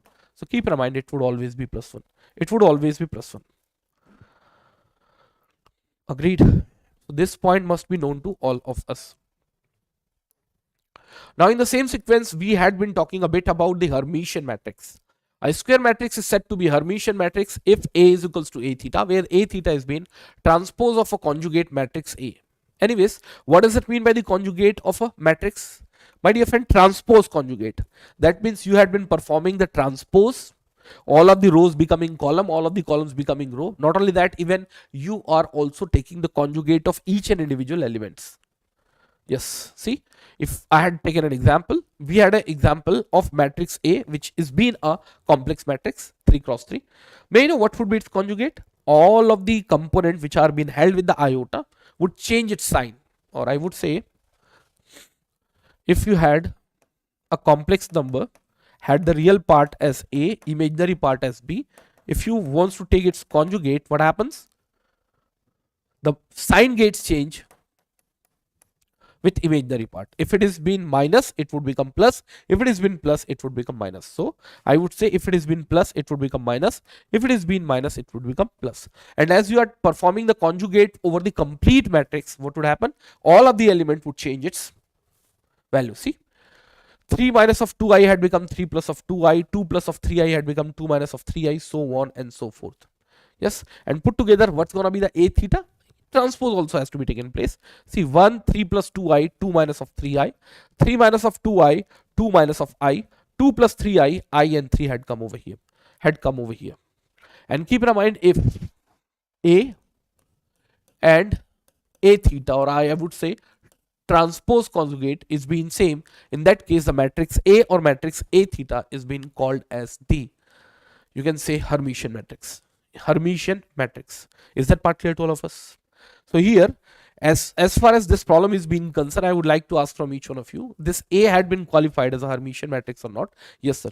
You yourself would be able to see once the conjugate is being taken place, once the transpose is being taken place, or I would say once you have prepared transpose conjugate, the new matrix is being very same as the oldest matrix. A is being equals to of A theta. In that case, it would be called as the Hermitian matrix. If you want, you can take the screenshot of this particular slab, because many of the times I have seen the student used to have a little bit difficulty, sir, can't we have an example or on the skew as well as Hermitian matrix? Anyways, in the same sequence we go with the skew Hermitian matrix as well. Now here the concept is almost very same as the skew symmetric matrix. A was equals to of A transpose in case of symmetric matrix.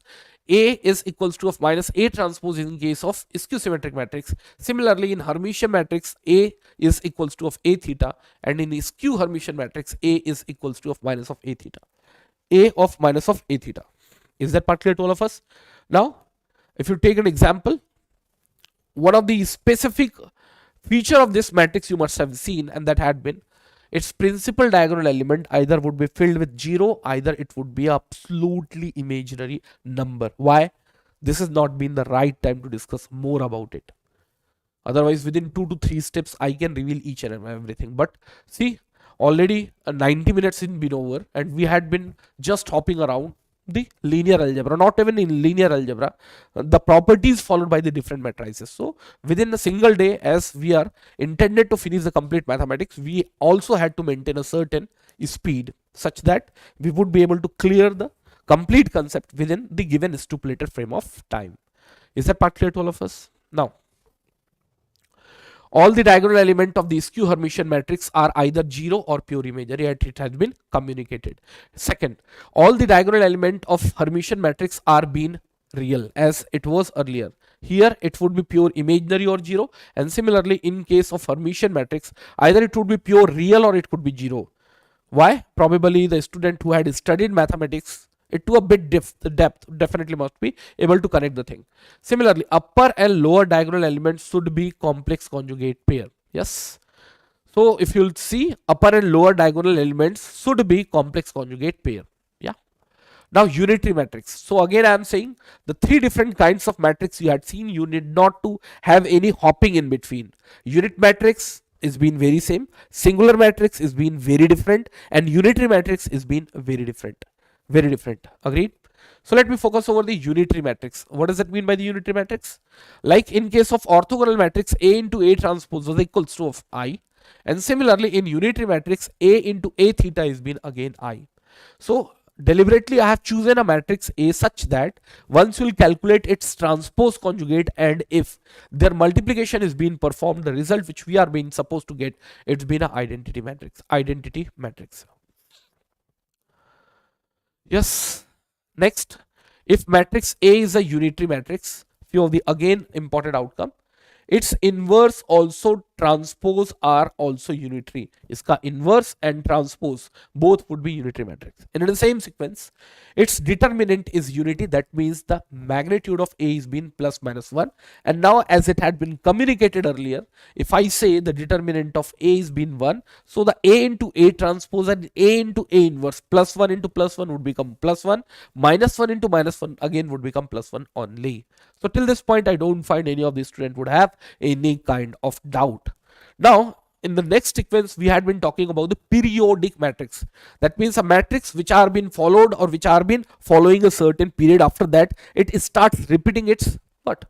Values. Like you had a matrix A. Let's take A to the power of 3 is being very same as A. That means what's the conclusion we can conclude over here? See, if we had a situation A to the power of 3 matrix is being very same as a, I can say A to the power of 3 or A is being very same as A to the power of 2 plus of 1. 2 is being the period of this periodic matrix. So keep in mind, a matrix is said to be a periodic matrix when it starts repeating its value after certain fixed value of k. Like a square matrix is said to be a periodic matrix. A to the power of k plus 1 is equals to A, where k is been a positive integer, and keep in mind this positive integer is also being called as a period of that matrix. Period of that matrix.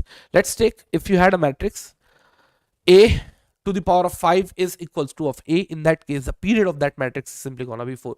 Anyways, it's very important for at least computer science, but anyways, in today's class I will not be going into its practical as well as application part.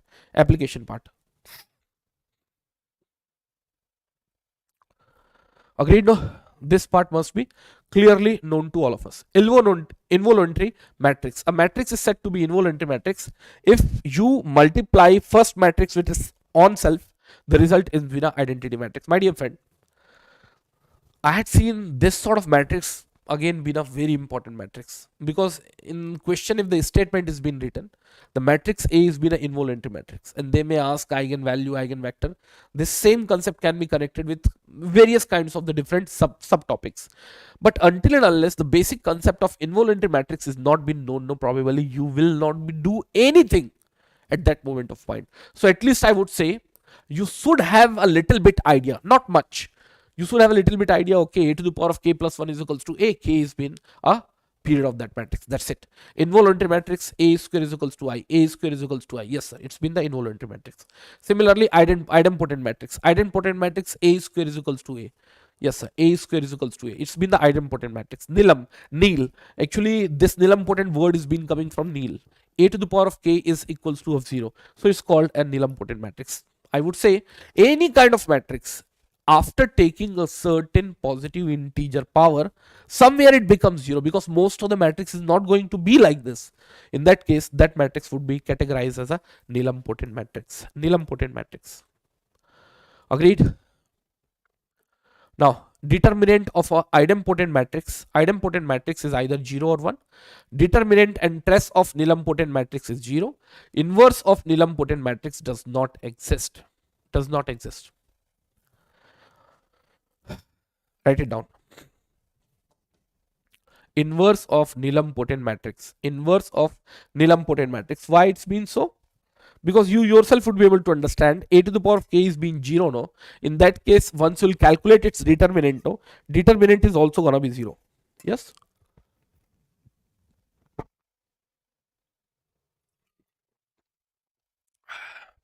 Till this point, each and everything is been clear or what? If it is been clear, just write clear, and then we would slowly move ahead.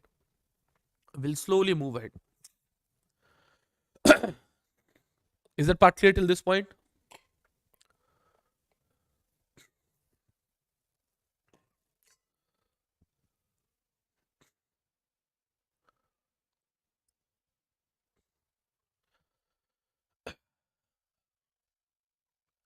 Here I need the reply from your side as well. Is that part clear? Because I want to keep this session as at least two-way communication, so that I would be able to understand that everything is being moving perfect from my side or not.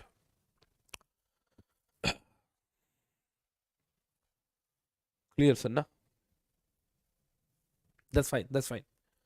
See, now the eigenvalue and eigenvectors, you can bet out of 3 branch or maybe 7 to 8 number of branch, probably 50% branches are going to get the question from the eigenvalue and eigenvector. Such a important topic it had been.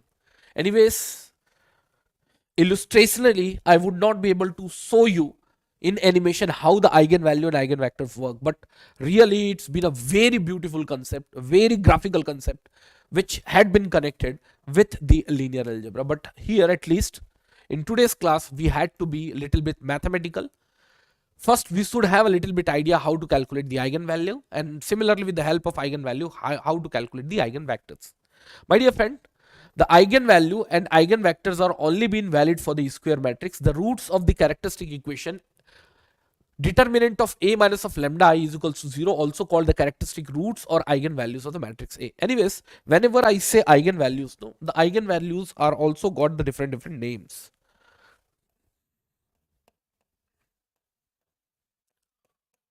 Eigenvalue, it's been also called as a eigenroot. It's also been called as a latent root. So you guys should not get confused with its name, because I had seen various gate examination had referred the same concept with a different name. So probably you must have a little bit idea in all of the cases. Is that part clear? See, what had been happening, whenever a square matrix is being given and you are being in search of its eigenvalue, probably this concept must be known to all of us. What we had to do, we had to calculate its characteristic equation. How the characteristic equation is being defined? It's been defined as the determinant of a matrix A minus of lambda I has to get compared with 0. So same thing is being done. It's been a 2 cross 2 matrix. So now this has been subtracted with lambda of I. I should also be a 2 cross 2 matrix. It becomes lambda 0 0 lambda. Once the subtraction is being done, 2 gets subtracted with the lambda, 4 gets 0, 5 minus 0 0 5, 3 minus lambda, it's been 3 minus of lambda. We will take its determinant. My dear friend, the determinant is been, we will first multiply its diagonal elements minus of diagonal elements. So it had become a quadratic equation where the variables is been lambda, which is been a eigenvalue. So from here onwards, at least few of the important conclusion we can retrieve, although those are being listed out at last. If you had a matrix of 2 cross 2, the two number of eigenvalues you are going to have. It's been a 3 cross 3, so by default, the characteristic equation which is going to come in our hand, it's going to be a cubic equation. And if this matrix is been an order of 4 cross 4, in that case, the equation which is going to come in our hand, it's going to be biquadratic. So I can only ensure one thing, the number of lambdas or number of eigenvalues which are being involved with any kind of matrices is being very same as the order of the matrix. And from here the lambda is being calculated. And with the help of this lambda, we would also be calculating the eigenvector as well. So let me do one thing. Let me take this example. If the calculation is not been made, I would take one example, and with the help of that example, I will show you how to calculate the eigenvalue and eigenvector. Yeah. Yes. Eigenvalue and eigenvector. Let me take the example of this as well. Yes, let me take the example of this problem itself. So we had taken an example A, which is in order of 2 cross 2. I had to calculate its eigenvalue and eigenvectors.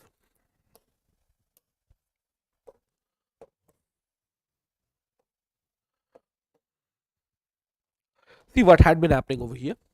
A has been 2 4 5 3. The characteristic equation of the matrix has been, everything has been known to me, and now we had calculated the eigenvalues. Now we are being in search of eigenvector. How do we calculate the eigenvector? And it's been defined as a minus of lambda I getting multiplied with a non-zero column matrix, which is also called a eigenvector, and had been equals to of a null matrix, has been equals to of a null matrix. Mr. Raghavan, that's what the problem, Mr. Raghavan. There are so much thing which should be learned within the eigenvalue and eigenvector. So much. You could have seen the concept of eigenvalue and eigenvector do also come into the control system, do also come into the mechanical. So eigenvalue and eigenvector literally carry so many information regarding the matrix. But I probably this is not the day where I should be talking about the an illustrative understanding of the eigenvalue and eigenvector. So probably I would be restricting myself towards the mathematical calculations only. So here it's been a minus of lambda I x. See what had been happening. My dear friend, whenever you calculate the eigenvector, no, you take the reference of any eigenvalue. So the eigenvector would also be referred with its eigenvalue, because the eigenvalues can be different. So corresponding phrases of eigenvectors would also be different. See what had been happening. If I take the lambda as 7, see what had been happening. A minus of 7 lambda. So here it becomes 2 minus of 7, just a minute. A minus of lambda I, where the lambda is been 7. So here it becomes 7i.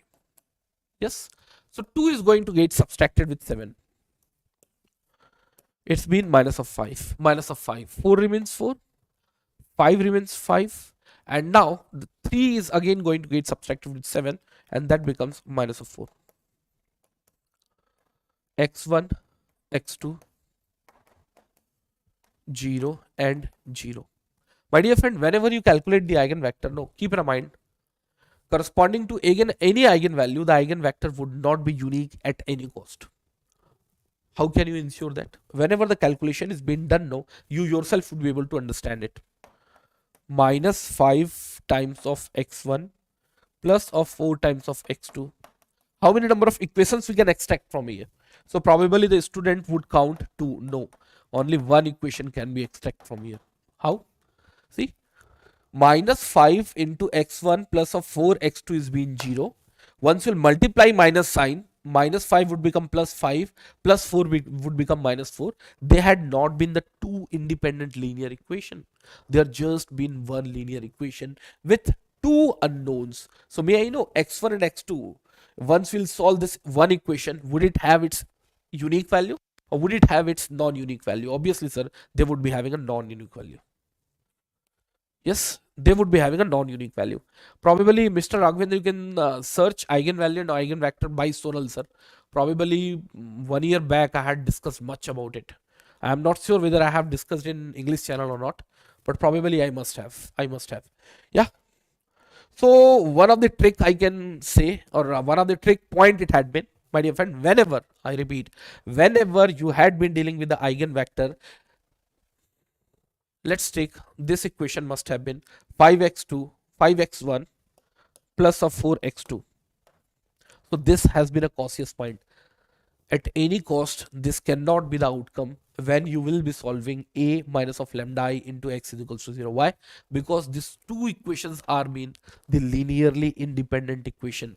By just multiplying a certain constant, you cannot extract one equation from another. And in that case, x1 and x2 would have a unique value, and that had been 0 and 0. And keep in mind, it had been clearly stated the eigenvectors are being a column matrix which contains at least one non-zero row, or I would say it's been a non-zero matrix. So keep in mind, when you would be retrieving the equation from this process, you yourself would be able to understand somewhere the mistake had been taken place. Did you really understood what exactly I wanted to communicate? I had seen till calculation of eigenvalue, most of the students used to be comfortable, but once they go ahead with eigenvector, they think almost 1 to 2 minutes is being taken with the eigenvalue. And now once they start doing the solution with the eigenvector, the time factor used to be there and within their brain. So what they used to do, they used to do hurry buddy, and once they do that, they go into the wrong direction. So no sir, they can't be. Only and only one equation can come at any cost. You take any example, it's been my homework, it's been 2 1 3 5, any example you can take, at last the effective equation which is going to come is simply gonna be 1. So from here, what had been happening, You can do one thing. 5 of x can be taken towards right hand side, and here the x2 is being 5 divided by of 4 of x1. So virtually speaking, I have got the eigenvector. If x1 is being kept as x1, or for the time being it's being kept as a k, by default the x2 is gonna be 5 divided by 4 times of k. 5 divided by 4 times of k, and the k is being taken out, and once the k is being taken out, you had been left out with this. And as the value of k is being changed, you can't keep the value of k as 0, no, otherwise it would become null matrix. If k is being kept as a -1, -2, +1, +2, what would happen? Those all matrix which are been supposed to come, no, they are being the eligible eigenvectors. So from here onwards, at least one of the yes, the one of the important conclusion which we have retrieved so far, it's been whenever the equation do come, while calculation of x1, x2, and maybe x3, the number of effective equations would be lesser than the number of variables which are being attached with that given problem. Yes. Otherwise, what would happen? If the two linear independent equations we have been getting, x1 and x2, are going to be a unique value, and in that case, the eigenvector would become a unique vector. Keep in mind, eigenvector can't be a unique vector at any cost. For that, the number of effective equations would be lesser than the number of variables. So yes, we have got the eigenvector. You can take the reference of -2 as well, and you can get the answer as well. So till this point, I don't find any of these students would have any kind of doubt. Now, this property has been a very handy property and the useful property for the calculation of eigenvalues. At least what it has been, the trace of any given square matrix is being very same as the addition of its all possible eigenvalues. Let's take, if you have a matrix with the order of n cross n, how many number of elements you will be having in its principal diagonal? N number. A11, A22, A33. If you'll add them together, that becomes the trace of that given matrix. That is being very same as the addition of all its possible eigenvalues. How many possible eigenvalues you will be having? If the matrix is being n cross n, n number of possible eigenvalues you are going to have. Yes. Similarly, the multiplication between all possible eigenvalues is being very same as the determinant of matrix A. With the help of this, we are going to crack few number of questions as well. Now, few of the again important conclusion. For Hermitian matrix, every eigenvalue is real. I would say you should take the screenshot of this particular portion.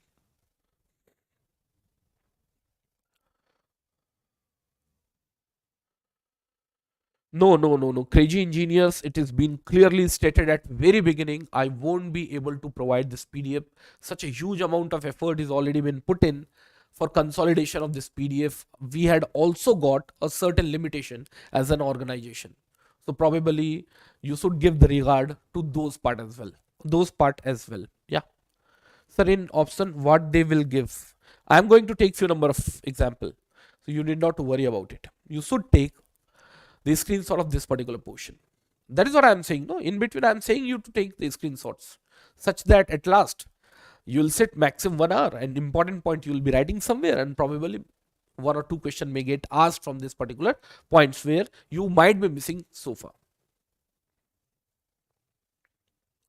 Yes, so see, every eigenvalue of a unitary matrix has an absolute value magnitude of lambda is being 1. Any square matrix A and its transpose A transpose have the same eigenvalue. Lambda 1, lambda 2, lambda n are the eigenvalues of the matrix A, then the eigenvalues of, see what had been happening, KAR, K lambda 1, see what had been happening. If rather taking the reference of matrix A, if matrix KA has been referred for the calculation of eigenvalue, as the K is being multiplied with the matrix A, the each and individual eigenvalues would get multiplied with the K also. And same goes with its power. Like if you had a matrix A, rather taking matrix A, if you had taken matrix A square, A cube, so earlier eigenvalues which you have calculated for the matrix A, no, that would also be raised by its power. Yes. A inverse, same process. Rather m we had taken inverse, so what had been happening? So lambda 1 to the power of minus 1 would make it 1 upon lambda 1, so on and so forth. Same goes with the addition as well. Anyways, a little bit derivation part is being involved. When we take the complete class, basically we talk about its derivation part as well, so that you guys need not to by heart this, but at least for the time being you can have a little bit understanding of it. Yes, no? If lambda is an eigenvalue of an orthogonal matrix, then 1 upon lambda is also, obviously, because orthogonal matrix is been a matrix where A into A transpose is equals to of I, or I would say A transpose is been very same as a inverse, and that's been possible only and only if lambda and 1 upon lambda is been very same. That's what's been the outcome now. If lambda is an eigenvalue of an orthogonal matrix, then 1 upon lambda should also be eigenvalue for that corresponding matrix. The eigenvalue of symmetric matrix are being pure real. The eigenvalues of symmetric matrix are either being pure imaginary or zero. Yes? Yes, no? Similarly, few more important outcomes. 0 is an eigenvalue of matrix if and only if the matrix is being singular. Obviously, what I am saying, if either of the eigenvalue becomes 0, then the multiplication of all possible eigenvalues will become 0. And the multiplication of all possible eigenvalues is very same as the determinant of matrix. So if any of the eigenvalue becomes 0, the determinant of matrix becomes 0, and the determinant of the matrix becomes 0, by default that matrix would be qualified as a singular matrix.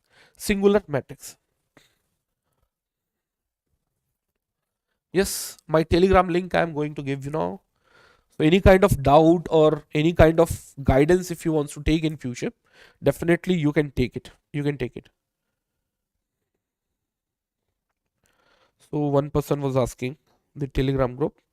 So definitely you can be in contact of me.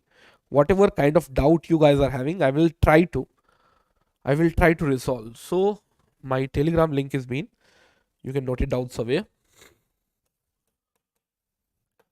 t.me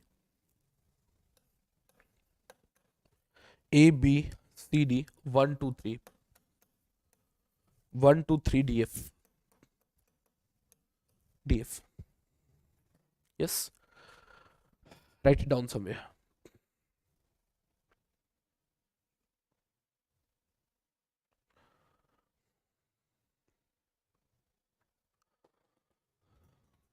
Yes, sir? Okay then. Let me move forward and let me focus over the Cayley-Hamilton. Once in a while the question do come from this segment of frame as well. Cayley-Hamilton states any of the characteristic equation of a square matrix is also being satisfied by the matrix itself. Anyways, you had already seen when the concept of characteristic equation is being used, the characteristic equation is being used while calculation of eigenvalue. See, a minus of lambda I is equals to of 0. So the result which do come into hand, it used to be a polynomial equation, maybe with the degree of 2, maybe degree of 3, maybe degree of 4. So whatever the polynomial equation which we get now the lambda can be replaced with the a itself. So what I am saying, if lambda is square minus of 7 lambda plus of 2 lambda minus of 14 is equals to 0 is being a valid equation with the eigenvalues of this corresponding matrix. In that case, if the lambda is being fed as a so you feed these values over here. Once the result would come into hand, you will see this is also getting satisfied. So what the Cayley-Hamilton states? The Cayley-Hamilton states all of the, just a minute, characteristic equation satisfies by its own matrix. Where it had gone. Yes. Eigenvalue. Yes. This one. Agreed? So first what you have to do, you have to find its characteristic equation, and in characteristic equation instead the lambda you have to feed the value of a as well. Take. So eigenvector, few more theories part were there, but probably it's not been required. The next important thing I have seen for the mechanical and civil, many other times they talk about the normalized eigenvector. One thing has been quite sure, as far as the eigenvector is being concerned, it's been a column matrix. Yeah, let's take, we had a matrix of 2 cross 3, 2 cross 2, and for that we have got it the vector eigenvector as a and b, and if we are interested taking its normalization, what we do, we used to divide with 1 upon root over of a square plus of b square. That's been the different story, that 1 upon root over of a square plus of b square can be brought inside. So many other times this problem do also come into the picture. What they would do, they would give you a matrix, and they may also refer, taking the reference of this eigenvalue, you had to calculate the normalized eigenvector. So first you had to calculate the eigenvector. Eigenvector is going to be a column matrix, and now what you have to do, the component you had to extract out is being 1 divided by square root of this all element, and now that has to get multiplied. Yes, like if we had got an example, taking a reference of a 2 cross 2 matrix, taking the reference of its corresponding eigenvalue, we have calculated eigenvector, that's been 2 divided by 7. If you had to normalize it, what you had to do, towards the outside you had to take 1 divided by square root of square plus of addition of all of the elements which are being possessed with this column, that's been 2 square plus of 7 square, put together it becomes 1 upon root over of 53, and that's been 2727. Agreed? Anyways, we were talking about the rank of matrix. Probably this theory must be known to all of us.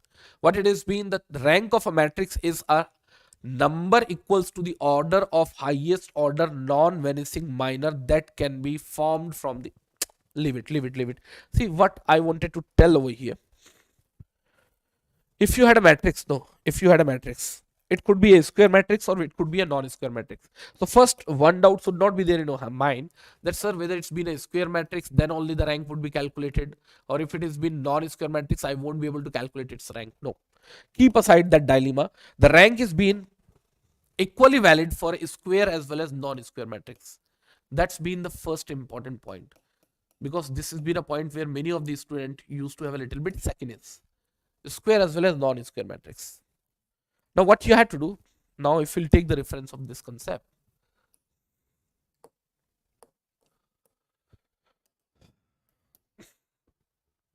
now what we will be doing, if you have a 3 cross 3 matrix, you have to take the different square minors. What I'm saying, different square minors. So as it's been the 3 cross 3 matrix, so you can take the first minor of 3 cross 3. You have to take its determinant. If the value is being non-zero, no, by default the rank itself is being 3. Yeah. Now in this process, if it had come into the picture that the determinant is being 0, so what you had to do, you had to search for the next minor of the 2 cross 2. Either you can take the combination of this 2, either you can take the combination of this 2, either you can take the combination of this 2, and end of the day you had to made ensure that either of the minor is being non-zero. If either of the minor is being non-zero, keep in mind the rank becomes 2. And if all of the minors are being 0, how many minors you can make? First minor, second minor, third minor, fourth minor, fifth minor. There are so many possibilities. If either of the minor is not being 0, so what you have to do, you have to search behind each and individual element, and now you will be having a minor of 1 cross 1. Now if either of the minor would have a determinant as non-zero, keep in mind the rank would become 1. And if I say all of the minors are being 0, in that case the rank would become 0. Anyways, the best calculation for the calculation of rank, with the help of few number of examples, I would able to show them out. For the rank, you should use the concept of determinant, or you should use the concept of linear dependency. So the rank is all about that. Few of the key points which we are going to mention over here. The rank of matrix A is the maximum number of linearly independent columns or rows. Very important thing. The matrix is full rank if all of the rows and columns are linearly independent, having rank as the large as possible. Otherwise, the matrix is a rank deficient. Deficient means lesser. Rank of a matrix A is denoted by row of A. It's been a mathematical representation of calculation of a rank of a certain matrix. Now the properties followed by the rank, I would say this many properties are been the important property. Among them, rank of a matrix A is always been lesser than equals to of a minima between the number of rows and number of columns. Like If you had a matrix of 4 cross maybe 90, so its possible rank would be only and only 4 or lesser than 4. Forget about 5, 6, 7, 8. Yes. And if you have a square matrix, let's take the square matrix at the order of 5 cross 5. So the rank, possible rank would be only and only 5 or lesser than 5. That part you have to calculate now. That part you have to calculate now. Yes. Now the most important part is being solution of linear simultaneous equation. Simultaneous equations are being bifurcated into two parts. First is being homogeneous and second is being non-homogeneous. What does that mean by the structure of the homogeneous? Is being ax is equals to 0, no constant term is being involved, ax is equals to of b. Now this graph is being very important for you, my dear friend. See, in case of what? First is being linear, homogeneous and non-homogeneous. My dear friend, in case of non-homogeneous, if row of matrix A is not been same as row of or rank of A augmented B, by default the given equation is being inconsistent in nature, no solution case. If rank of A and rank of A augmented B is being very same, in that case the equations are said to be consistent, it would have solution. But exactly one solution or infinitely many solution, that is being decided with row of A is already been row of A augmented B. If it is been very same as a number of unknown variable, you will have a precisely one solution, otherwise infinitely many solution. And similarly here in case of homogeneous equation, if rank of A, I repeat, rank of A, this point are been very very important point. This point should be learned from each of them. Like ax is equals to 0. It's been the homogeneous form. Yeah, we can take an example as well. Let's take 2, 3, 4, 5, x1, x2, 0, 0. This sort of problem would come under the homogeneous form of the linear differential equation. Whenever we deal with the linear form of the homogeneous differential equation, we had got only and only two solutions. First, infinitely many solution, including 0, 0. The second is being unique trivial solution as a 0, 0, unique trivial solution. Keep in mind, I have seen, just to make the 4 different options in MCQ, what they would do, they would give the exactly 2 solution, exactly no solution. Keep in mind, in case of homogeneous linear equation, there had not been any case of no solution, there had not been any case of precisely 2, precisely 3, precisely 4 or precisely 5 number of solution. It had got only and only 2 variabilities. The first is being infinitely many solution and the second is being unique solution as a 0, 0, which is also being called as a trivial solution. Why? Again I am saying, graphically I can make a homogeneous linear equation. By their intersection I can explain the thing into the much pictorial way, but today is not been that day. Yes, so what we had been doing, when the infinite many solution is going to take place, let's take this matrix is being A, you have to take its determinant. If determinant is being 0, keep in mind it would go towards infinitely many solution. And now if determinant of A is been very same as a number of unknowns, how many number of unknowns we have, my dear friends? The 2 number of unknowns we had. So obviously here you will have the answer as 0, 0, and which comes under the unique trivial solution. Agreed? So I think it's been the right time taking the few number of numericals as well. So now almost the linear algebra part is been over. So let me take few number of numericals from the linear algebra part itself. Yes. So here comes the first question. So let me bring this question towards working board, and for the each question I would be giving around 2 minutes to be solved, because in gate also you won't be able to get more than 2 minutes. Tell me what would be the best most answer for this given question.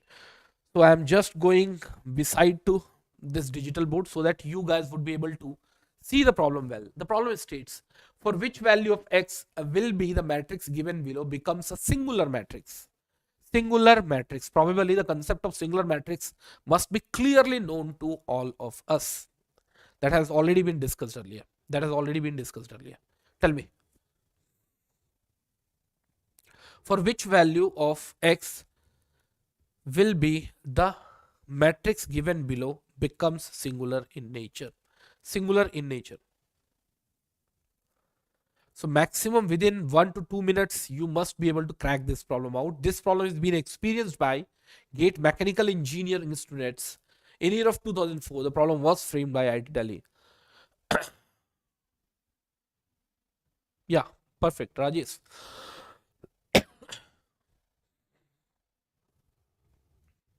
Surya Prakash, Savan Chawda, answer has started coming. Savan Chawda or Surya Prakash. I would like to ask one more important thing. Only x is equals to 4 is only the solution, or it can be more than one? It can be more than one. Or the x can have more than one value. If the x can have more than one value, can I get the second value as well? Because as per you guys, the answer is being 4. Apart from 4, do you have any other answer? Apart from 4, do you have any other answer? Deliberately I have selected this problem.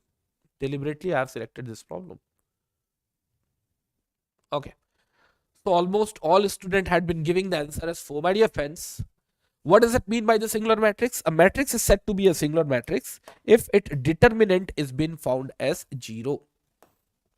That means we had to ensure the determinant of the given matrix has to be 0. My dear friend, when the determinant of a matrix becomes 0, when their rows or columns are being found to be linearly dependent. My dear friend, if you'll compare row 1 and row 2, almost they had been dependent. See, 8, 12, 0, 0, x, 6. Now, the 12 is 1.5 times of 4. 0 is being 1.5 times of 0. If 6 must have been 1.5 times of 4, obviously my problem must have gone. But instead the 4 here we had x. So may I know what would be the value of x? The value of x is being 4. In that case, the determinant is going to be 0.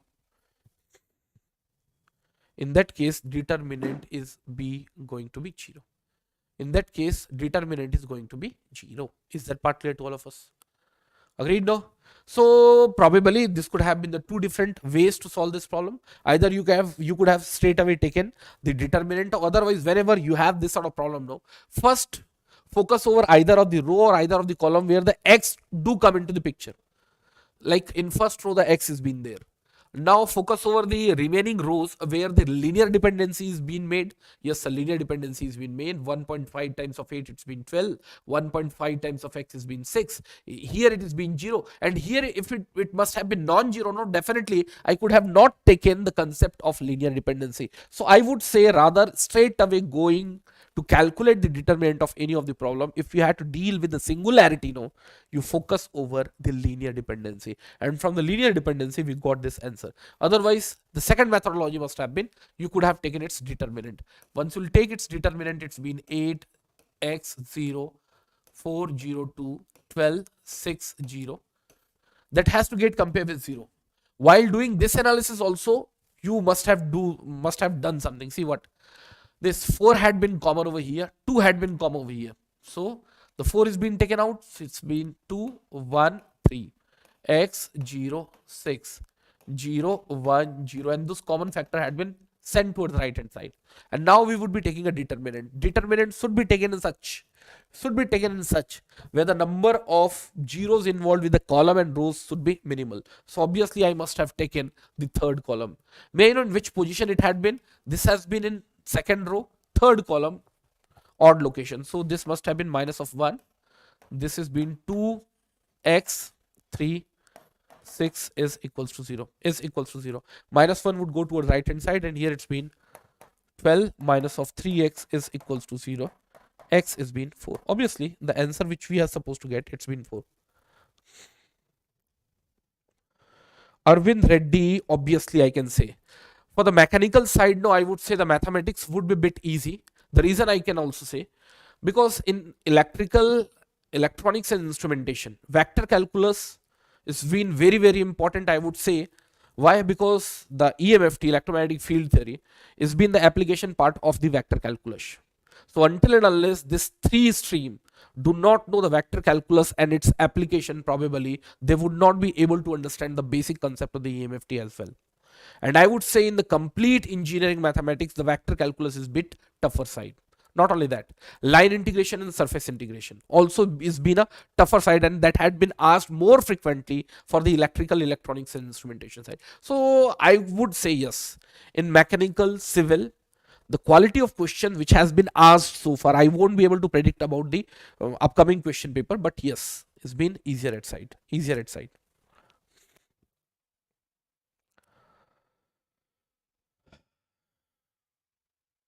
Yes. Engineering mathematics, you should attend this. Yes. Yes, no. For the XC also, this session would be useful. Useful.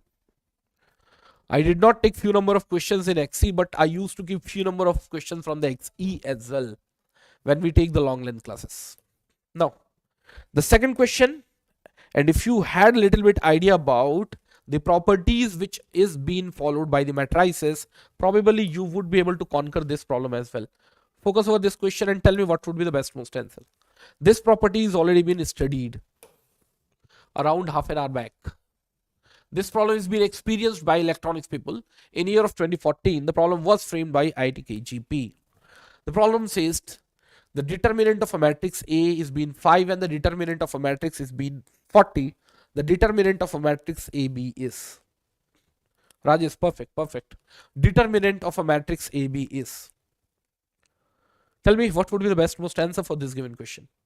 What would be the best most answer for this given question?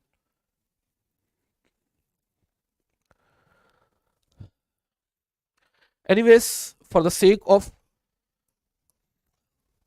better framing of the question, they must have said the matrix A and matrix B is been a square matrix, where the determinant of A is been 5, determinant of a matrix B is been 40, then the determinant of AB is been.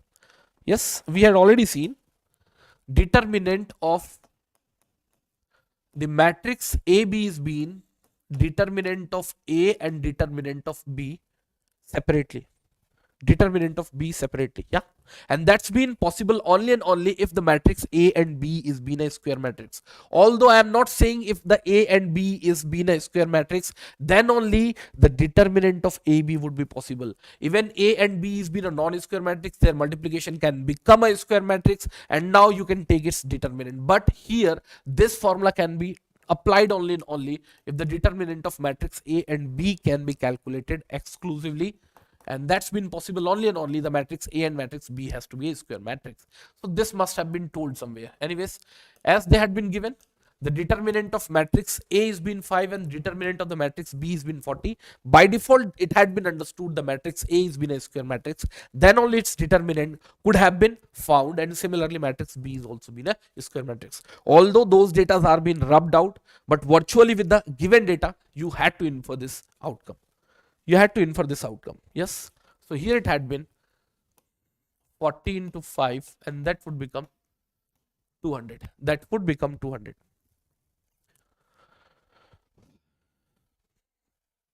That would become 200. Here everything is properly visible over the digital board, no? Tell me, everything is properly visible, no?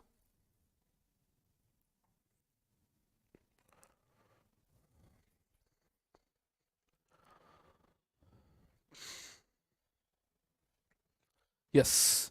In the same sequence, I think it's been the right time taking the next question as well. I can say this has been a problem where many of the students do the mistake. So let me focus over the third question as well. Obviously, the problem is been based on the concept of linear algebra. So let me bring this problem towards working board, and the time starts now. You have to read this problem by yourself, and within 60 to 90 seconds you had to reply what could be the best most answer for this given question. The problem is being experienced by the mechanical people in year of 2014. The problem was phrased by IIT KGP. Yes, no, that's fine. That's fine. I can say this had been a problem, a bit trickier problem, where many of the students might make mistake. Read the problem carefully and tell me what could be the best most answer for this given question. The problem states which one of the following equation is identified for the arbitrary 3 cross 3 real matrices P, Q and R. Answer have started coming. As per the Srinath, the answer is being D. Sen Gupta states the answer is being D. Anyone else apart from the two students who had given the answer? And rest of the student, you need not to just copy the answer. No. Use your brain. Whatever the answer is coming, just post over the live chat. So yes, the three answers are being D. That's great. My dear friend, this concept is being based on one of the very important property which is not been followed by the matrix multiplication. What it has been? The matrix multiplication do not follow the commutative law. Even sometime you will see the multiplication of A over B is been possible and the multiplication of B over A is not been possible. So you can write somewhere the matrix multiplication does not follow commutative law.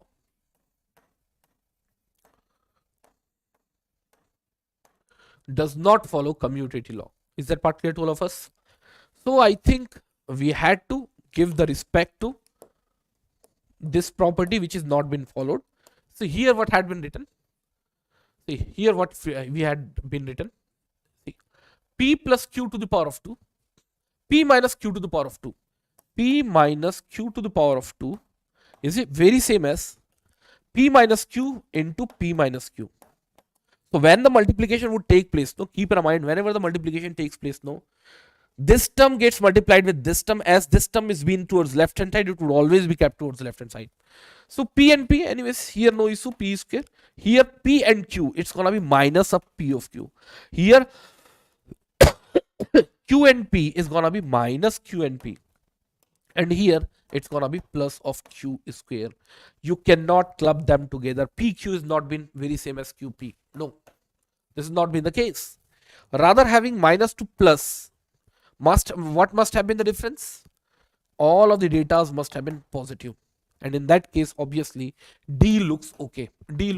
And one more important thing, nobody should calculate the determinant of two matrix addition as the determinant of those values as well. No, that's not possible. In multiplication, we had already seen, if you calculate the determinant of AB, that is been very same as the determinant of A over determinant of B. But here it's not true. Agreed what I'm saying? And similarly, PQ plus of PR. What I have done, again, I have gone against the commutative law, which is not been followed. PQ, that's fine, but here it must have been PR. Yes, so obviously option A has been wrong, option C has been wrong, option B has been wrong, and option D has been the appropriate option. Yes, so yes, the commutative law had come into the picture now. Again, a very small but tricky question.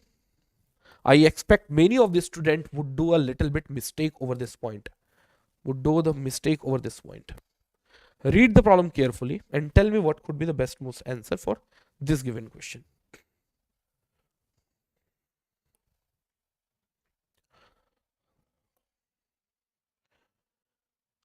Just a minute. Okay. Read the problem carefully and tell me what could be the best most answer. This problem has been experienced by the electrical people in year of 1999. I had seen the students are so keen to solve a big short questions. No, sometime even they are not able to solve the basic most problem as well. I would categorize this problem into that segment only. where they are not even bothering to calculate the A inverse. They are been they are been calculated the adjoint of A, and with the help of adjoint of A, they are been asking the value of K. They are been asking the value of K. Tell me what could be the best most answer for this given question. See, once you'll see this problem, no, matrix A is been clearly given, and the second matrix is been the adjoint of A matrix. And once you had to compare this matrix and you had to find the value of K, you had to find the value of K. I expect each one of us must be able to get the value of K over here. Tell me what could be the best most value of K over here. What must be the best most value of K over here? So the answer have started coming. Sri Nath, great dear.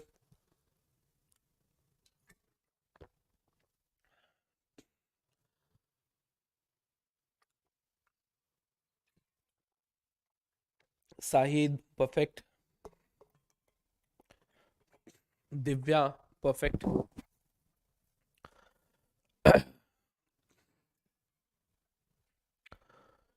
Perfect. So the story behind this problem was, what used to be the adjoint of a matrix A? The adjoint of a matrix A is being equals to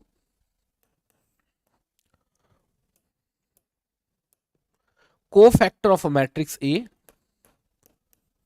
and then its transpose. Cofactor of a matrix A and then its transpose. Let's take cofactor of the matrix A is being C11, C12, C13, C21, C22, C23, C31, C32, C33. Once you'll take its transpose, my dear friends. So here,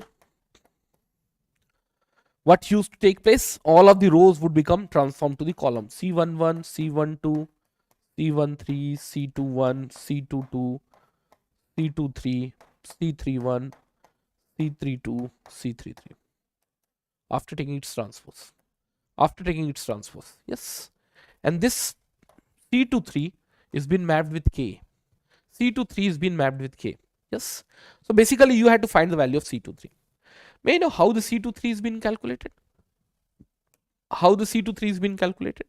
C23, anyway, C23 is been on the place of odd. Minus 1 to the power of, the location of row is been 3, location of column is been, yeah. So here this has been, so what we had been doing, we had been standing at this position, we had to leave the complete row and the complete column. So the factor which would be left out is been 1, minus 2, 0 and 5. Agreed? So minus 1 to the power of odd value would result a minus 1, and 1 into 5 it's gonna be 5, and the result is being simply minus 5. Agreed, no? So the answer is being minus 5. So I expect in future this sort of problem may also come, where the cofactor or the adjoint is being involved while the analysis or while the calculation. That is why deliberately I have brought this question. And although there are so many difficult most question which are being asked in mathematics, deliberately I did not bring those tougher most question, because in a single question so many thought-provoking concept has to be teach to you guys. So probably the student who are at very beginning and probably the student who are been at mediocre stage may not be able to like that questions. That is why the mediocre questions I have brought little bit concept, little bit understanding, and little bit connection with the theory which we had understood earlier. Agreed?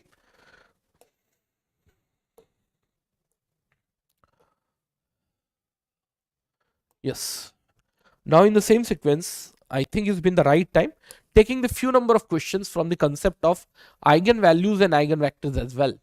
This problem has been asked by the IIT Bombay in year of 2013, and the problem had been experienced by the electrical people. So you guys need not to have disappointment, no sir, the more questions are being brought from the electrical or mechanical or civil. No, I had not done any partiality. Only the basic question which clears your concepts are being picked up.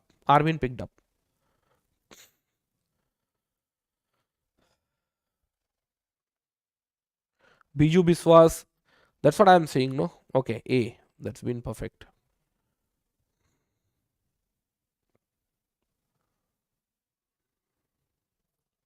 Focus over this question and tell me what could be the best most answer. Again, the 60 minutes or 60 seconds are being offered to you guys. Read the problem carefully and tell me what could be the best most answer for this given question. Tell me.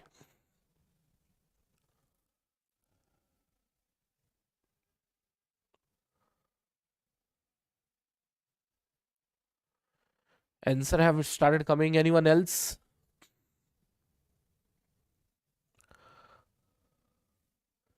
Bhavdeep Kataria.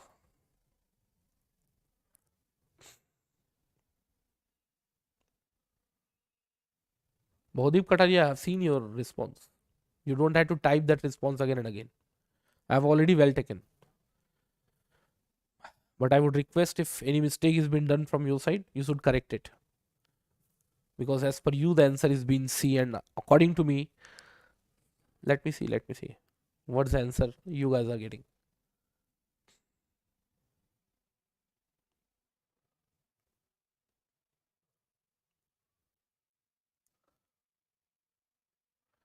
Surjit, D only.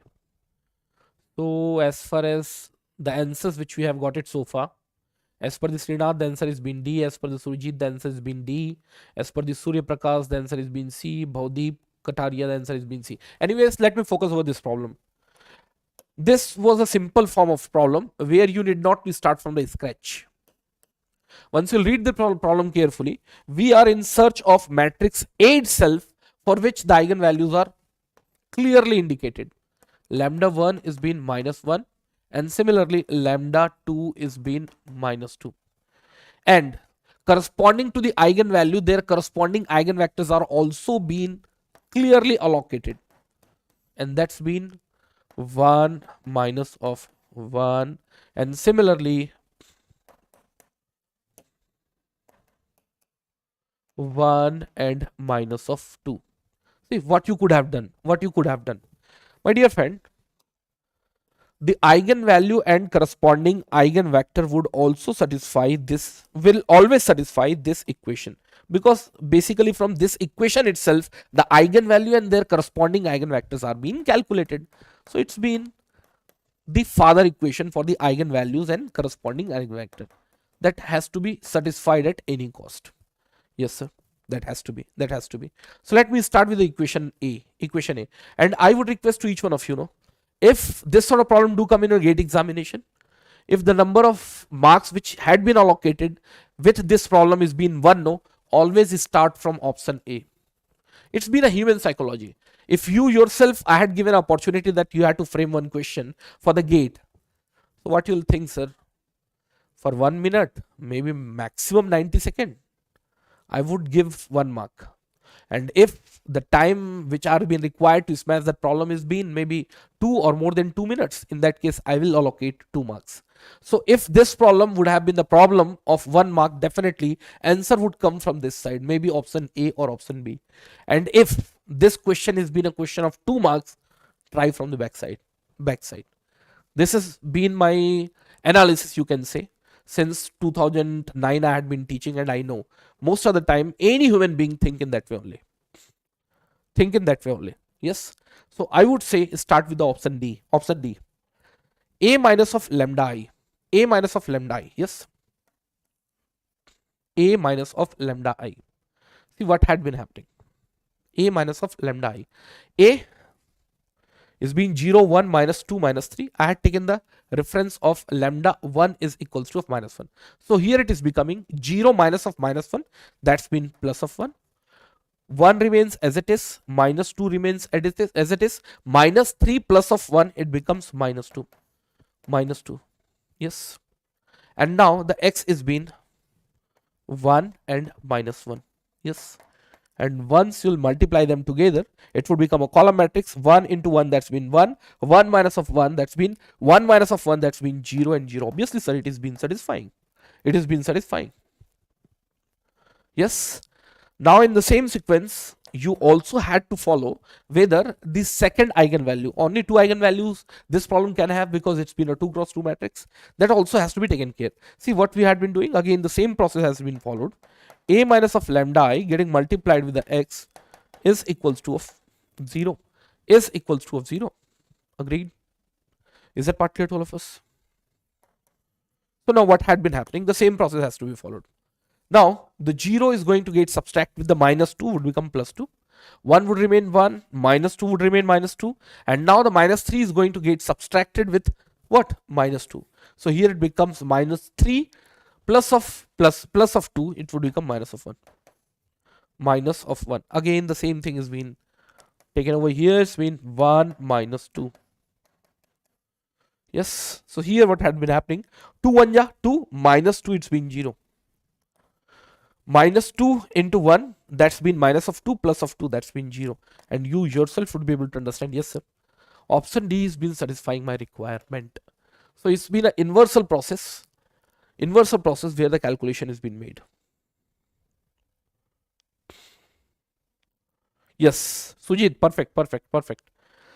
With the help of SDS in minus 1, you could have got the matrix itself. If you know the eigenvectors, if you know the eigenvalues, with the help of that process also, you could have got the direct matrix itself. Yes, that is also been there.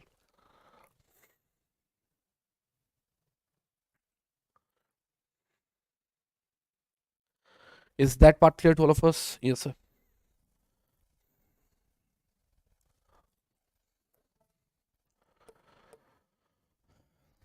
So here comes the next question.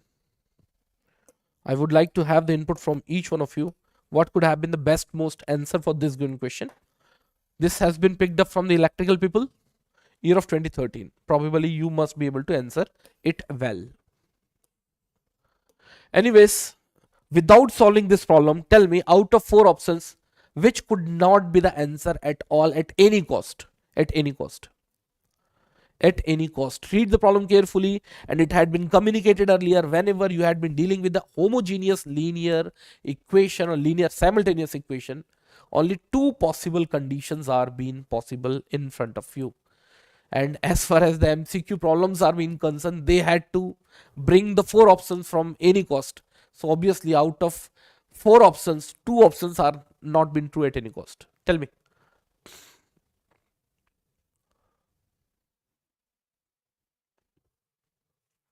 Tell me what would be the best most answer. The answer have started coming. The D can also be taken as infinitely many solution. Multiple solution, that means infinitely many solution. Rohit A. Anyone else apart from Rohit?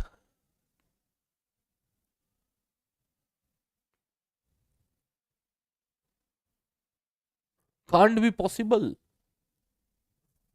Okay, A and C can't be possible. Perfect.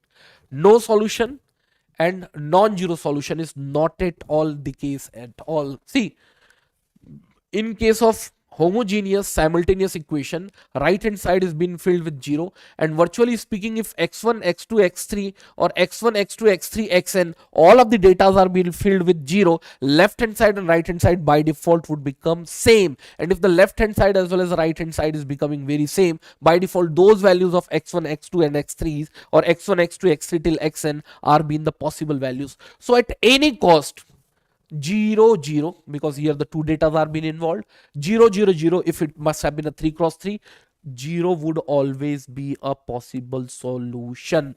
You cannot have the case of no solution. No, you cannot have. And even you cannot have a solution which do not include 0, because the 0 always going to satisfy the left hand side and right hand side. Yes, so you had been left out with the option B and option D. Option B and option D. Yes, for that, mathematically speaking, so many concepts are being involved. Literally, I am saying, when I am teaching these concepts, no, probably this itself, we can talk at least 1 to 1.5 hours. Such a graphical problem it had been. Such a graphical problem.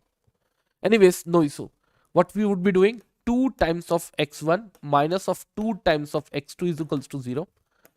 x1 minus of x2 is equals to 0. I would like to ask from each one of you.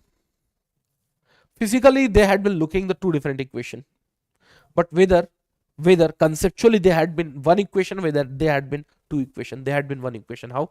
If you take this as a equation number 2, this as a equation number 1, In equation number 2, the 2 is been multiplied. By default, you extract the equation number 1. Agreed. Now a student would say, no sir, how you can say it has been only one equation? In that case, what you can do, you can multiply with 1, you can multiply with 2, 3, 4, 5, 6. The different equations would come. Whether those all equations are been different, no idea friends, they are been linearly dependent, they had been containing the same information. And as the number of variables are being 2 and the contained information equation is been only one, it would have an infinitely many solution. It's still lot to talk about it, but anyways, keep aside, just focus over the determinant of the matrix A. It's been 2 minus of 2, 1 minus 1. If determinant is been non-zero, it would have a trivial solution as a 0 0, and similarly if it is being 0, it would have an infinitely many solution including 0 and 0, infinitely many solution including 0 and 0. Yeah. So now the same thing has been done. Once you take its determinant, it's been minus 2 and it's been plus 2. So yes, this has been a condition, and it would have an infinitely many solution. Multiple solution, okay, they had given as a multiple solution, but the multiple solution looks like 5 solution or 6 solution. No idea friend. You had only and only 2 possibility, unique solution as a 0 or infinitely many solution. Why? Can somebody say why? Because only and only one equation we had, and that had been 2x1, 2x1, 2x1, x1 is being taken as x, minus of 2x2, x2 is being taken as y. Put together, this equation is being y is equals to x. And once you'll draw y is equals to x, this is going to be something like this. So wherever y is equals to x is being satisfied, those all are being the valid solution. How many points you will be having? Infinitely many solution.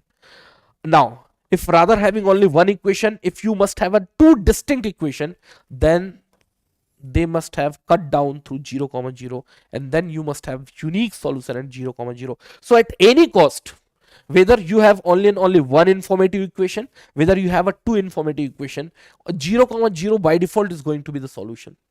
That's different story together. If you have only and only one informative equation, you will have an infinitely many solution including 0 and 0, including 0 and 0. Yes, no? Okay, then in the same sequence, we are going to take a problem from the Cayley-Hamilton side as well. This problem is being asked from the IIT Delhi side. Yes, so let me take this problem towards working board, and we would try to crack this problem out. Let me take this problem towards working board. So here comes the problem. Tell me what could be the best most answer. The next 60 seconds is being given to you guys. Next 60 seconds is being given to you guys. The problem states, given that A is being minus 5, minus 3, 2, comma 0, it's been a matrix of 2 cross 2. I is been identity matrix with order of 2 cross 2. Value of A cube. My dear friend, here I need not to calculate the complete worth of A cube. We had to define the value of A cube in terms of linear formation of matrix A. Linear formation of matrix A. Tell me what would be the best most answer for this given question.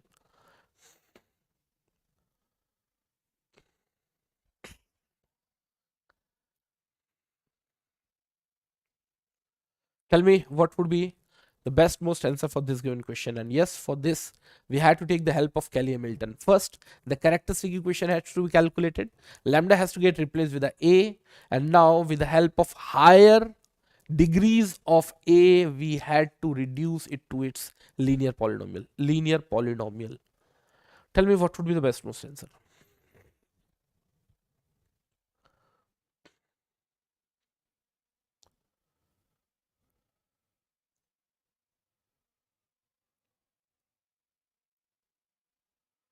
So waiting for the response from each one of you.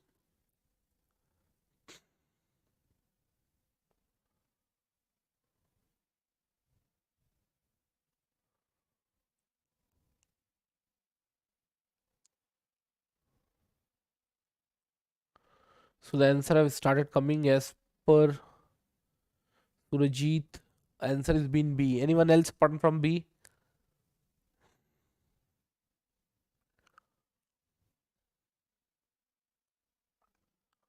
No idea, sir. Let's see.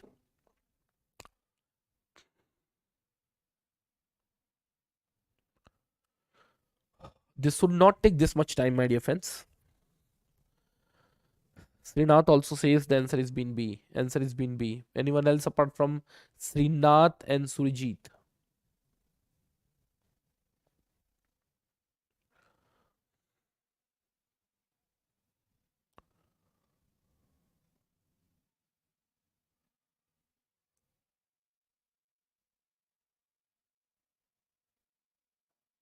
Okay then, let me focus over the question. The next answer had been C. Anyways, let me focus over this question. My dear friend, here my basic intention is not to get the A cube. If my intention must have been calculation of A cube, no, what I have must have been done, A into A into A. I could have multiplied the starting two matrix and then could have multiplied with the third matrix. Okay, but here this A cube has to get connected with the linear polynomial of a matrix A, and that's possible, or that's been the problem of. Okay, is that part clear? So what we had been doing, we had been using the concept of Cayley-Hamilton. What it says, first get the characteristic equation. The characteristic equation, the lambda can be replaced with the matrix A, and that also satisfies the characteristic equation. So focus over the characteristic equation.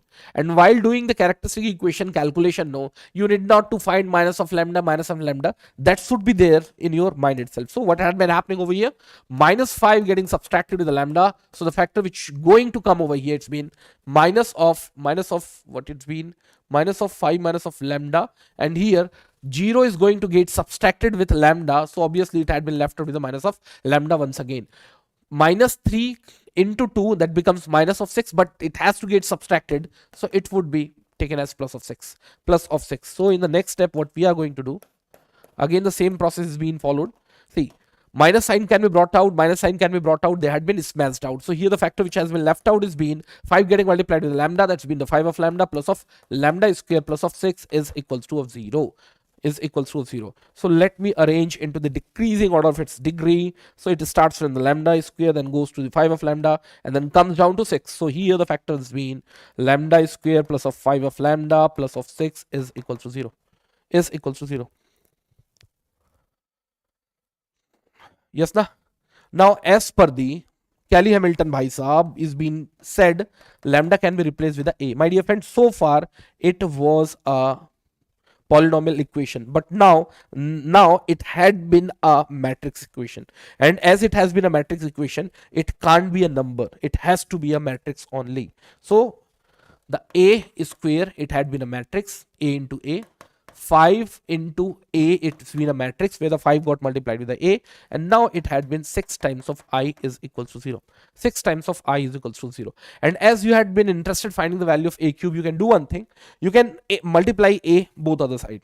And once you do so, A square becomes A cube plus of 5 times of A square plus of 6 times of A is equals to of 0. That's fine, sir. No issue. Now what we had been doing over here, A cube is being minus of 5 times of A square minus of 6 times of A. That is also fine, sir. No issue. Now what has been my intention, my dear friend, A cube has been reduced to the degree of 2, but here as per the problem, A cube has to be reduced into the linear polynomial. So for that, what we are going to do, again the A square would be fed as, see, A square could have been written as minus of 5 of A minus of 6 of I. So I think this has been the right time to do this process once again. A square would be fed as a minus of 5 of A, and similarly minus of 6 of I minus of 6 of A. Yes, no? Tell me what is being the best most answer. See what had been happening over here. Minus 5 into minus 5, that becomes plus of 25. Plus of 25 gets subtracted with the 6. That's been the 19 of A. Minus of 5, minus of 6. Minus of 5, minus of 6. You will be getting the answer. Tell me how much answer we had been getting. So the best most answer which we had been getting is been option B. Somewhere in the book you can write, the Cayley-Hamilton method is being used to convert any complex form of matrix into the linear connecting form. Even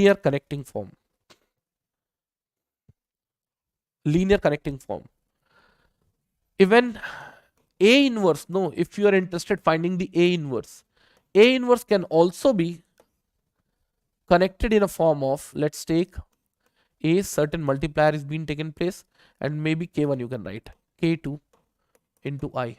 That's been the beauty of Cayley-Hamilton. Not only that, even you have a to the power of -3, -4, or either you have a to the power of 2, 3, 4. I would say a to the power of n, no, can be simply diluted in a form of a linear polynomial of the matrix with the help of Cayley-Hamilton. How many days this marathon, Balaji? Marathon is being started today, and we are going to finish today itself. Whether it takes 8 hours, whether it takes 9 hours, whether it takes 12 hours. So far, I was not getting opportunity to stand in my English global, but now I had come. No issue, no issue. We will drill mathematics today itself. Yes. Tell me. I would ask from each one of you, if A inverse has to get connected with a linear form, so what would be the value of k1 and what would be the value of k2? This sort of problem can also get asked. Now, tell me what would be the value of k1 and what would be the value of k2? I would like to have the input from each one of you. Tell me what would be the value of k1 and k2?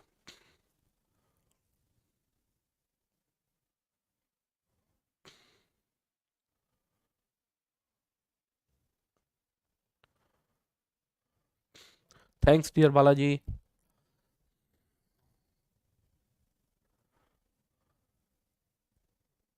Tell me, tell me.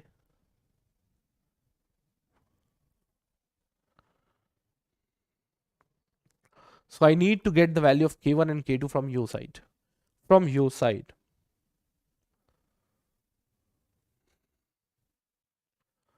What would be the value of k1 and k2?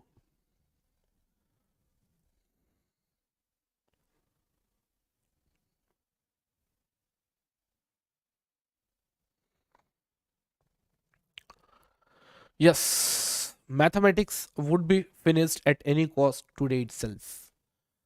Tell me, what would be see what has to be done over here. Now the A inverse has to get multiplied both other side, and once we do so, A square, now its power would be deduced by 1, it would become a to the power of 1, that's been A, and similarly 5A getting multiplied with the A inverse, it would become 5 of I identity matrix, and here it becomes 6A inverse is equals to of 0, is equals to of 0. So now the same process can be followed. See what we can do. We are interested finding the value of A inverse now. The remaining part would be shifted towards right hand side. So the factor which has been left out is been minus of 1 by 6, which had been the multiplier of a matrix A, and similarly it had been minus 5 of 6 had been multiplier of I. So the value of k1 is been minus of 1 upon 6, and similarly k2 is been minus 5 of 6. My dear friend, with the help of characteristic equation and with the help of Cayley-Hamilton, see how tedious and complex calculation had been so simplified. Just A matrix would come over here, the multiplier factor would come over here, I identity matrix would come over here, multiplier factor would come over here, and we had to add them together, subtract them together, and you will be getting the answer as well. Yes. Minus 1 upon 6 and minus 5 upon 6. So this must be the clear. Yeah, perfect, perfect. So in the same sequence, now I would like to ask from each one of you whether you guys want the difficult question as well. In that in that case, literally, many of the students would also lose their confidence as well. The difficult most question which had been experienced so far, because I had the collection of those questions as well. But I don't want to deal in today's class, but if you'll say, I will take few questions from those repository as well. Now completely it's been your call. If you want those questions, you can ask over the live chat. I will take few. This question is being experienced by the production engineering student in year of 2015. The problem was framed by IIT Kanpur. Keep in mind, once this problem is being also experienced by the instrumentation people. So probably this has been the chance for the mechanical, electrical and electronics. They may ask this sort of questions as well. Tell me.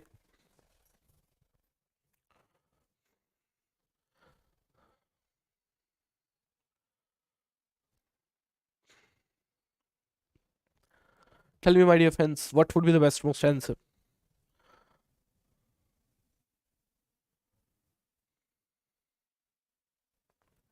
Shraddha Pille. Okay, dear. But it's still the number of answers or the number of yeses which we have got it. No, it's been very less. It's been very less. Tell me, what would be the best most answer for this given question?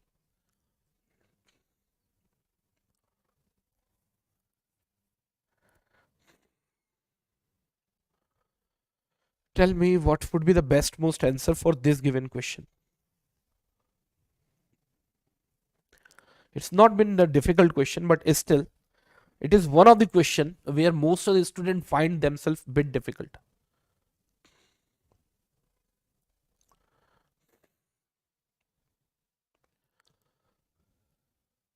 Okay, I will try to take few number of questions from those domain as well. So the answer have started coming. As per the Surjit, the answer is being C. Anyone else apart from the Surjit?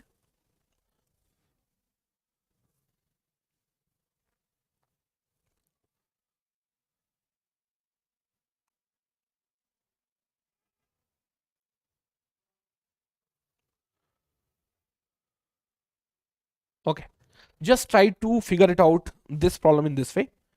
Let's take, we had a coordinate system which covers or which covered by the complete xy plane, entire xy plane. Let's take, we had a point over the first quadrant. Let's take its abscissa is been 1 and its ordinate is been 2.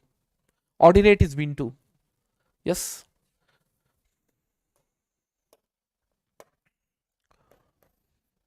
X, Y. Let's take, it had been multiplied with a 1, 0, 0 and 0. May you know what's going to be the outcome over here? What's going to be the outcome over here? See, once the multiplication would be made, it had been a matrix of 2 cross 2. It had been a matrix of, 2 cross 1 and 2 cross 2. 2 cross 1 and 2 cross 2. When their multiplication would take place, the resultant would be in order of 2 cross 1. That is fine, sir. No issue.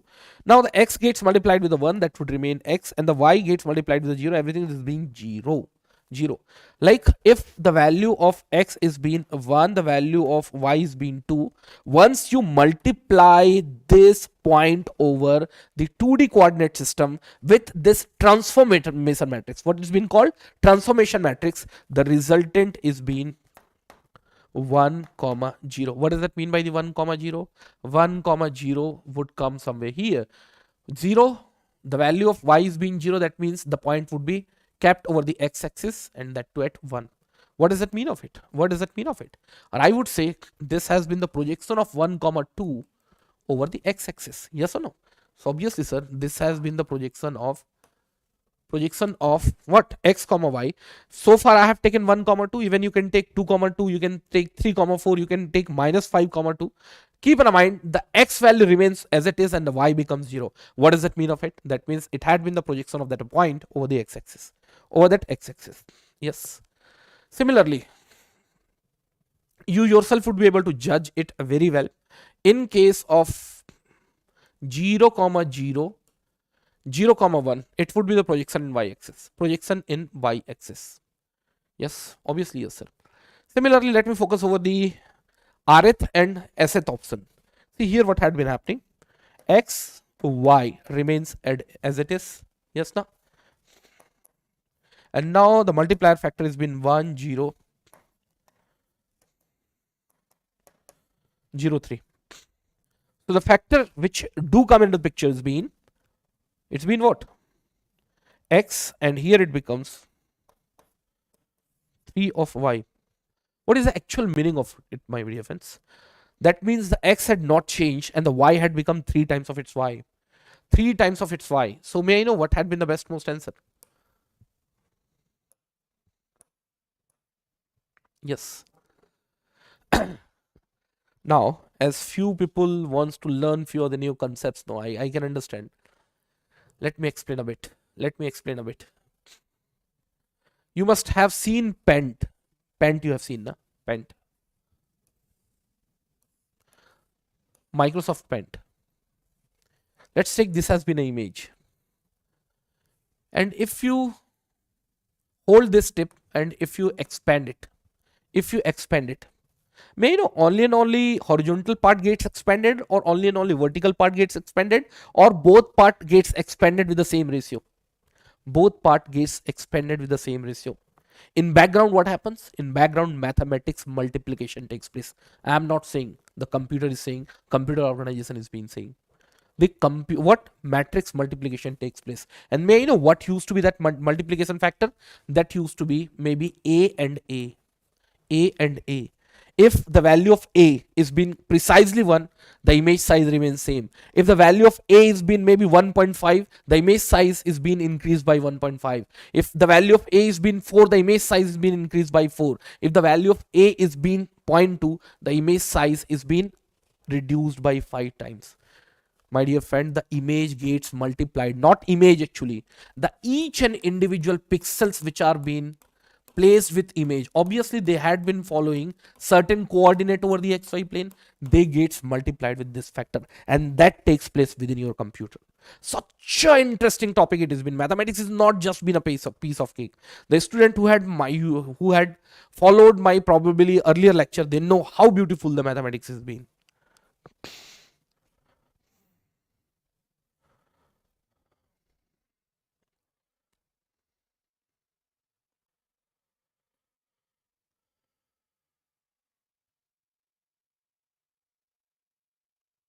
Yes. 2D to 1D. 2D to 1D. Or I can say the projection vector. This has also been very important. And here you can see this one. Which one? This one. Here what had been happening, you yourself would be able to see. This has been my image.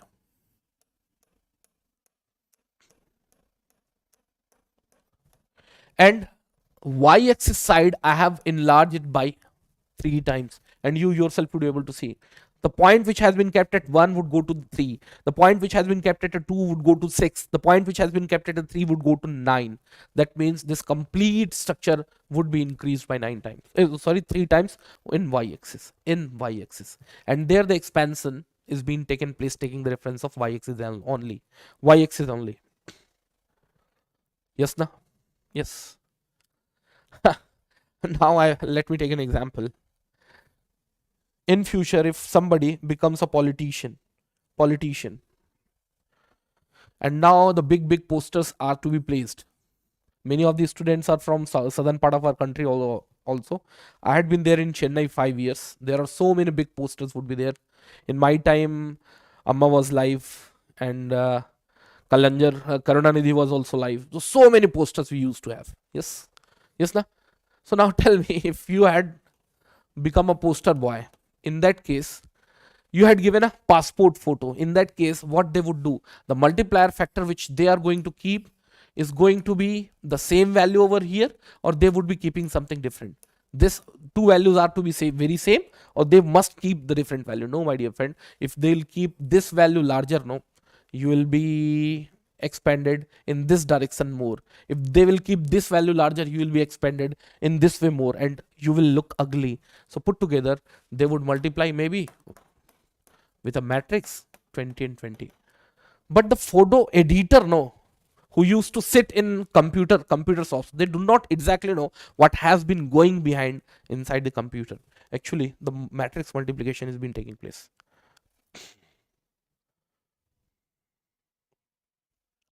No, Surijit, I am saying it is not even a 5%. Such a beautiful topic the linear algebra has been. Once you learn the concept of eigenvalue, no, literally your mind is going to be blown. If the time permits, I would talk about those application parts as well. Literally, I am saying. Still, the most important thing, the value, probability density, probability distribution, or the application of the probability side do come into the picture. Now, most of the students start shaking themselves. My dear friend, it's the most beautiful part of the mathematics. Most beautiful part. Because everything is being random, but still we are able to predict something. My dear friend, you just understand in this way. The complete LIC, complete insurance companies are been working over the concept of probability distribution and density. There, they talk about expectancy of Indians. Life expectancy of the Indians. They calculate the expected value of a variable, where the variable is being the life of policy holder. Although this X could be anything, the person who had taken policy, maybe term insurance today, and might got killed next day, might got met with the accident next day. The person who had taken term insurance maybe back of 40 years, still he has been paying premium, still he has been healthy. They don't bother about those all points, they just focus over the expected value of X, and according to that the policy holders are dying, still they are earning, still they are able to build a big building, still they are been able to make the good amount of advertisement. And that complete concept is being based on the concept of probability distribution and density.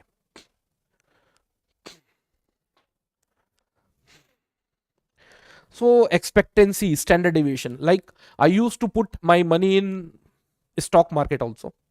Literally such a beautiful, why I put money in stock market, because 55 different kinds of graphs they are having, and all of the graphs are pure mathematics. Standard deviation, variance, standard deviation taking the reference of mean, all of the things are being so important. All of these things are being so important. Is that part clear?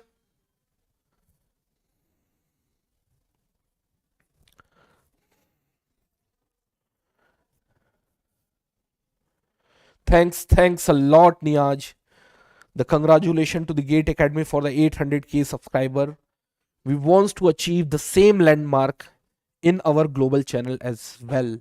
Definitely we will achieve if you guys will give the complete support to us, and we would give you as maximum as we can for you guys.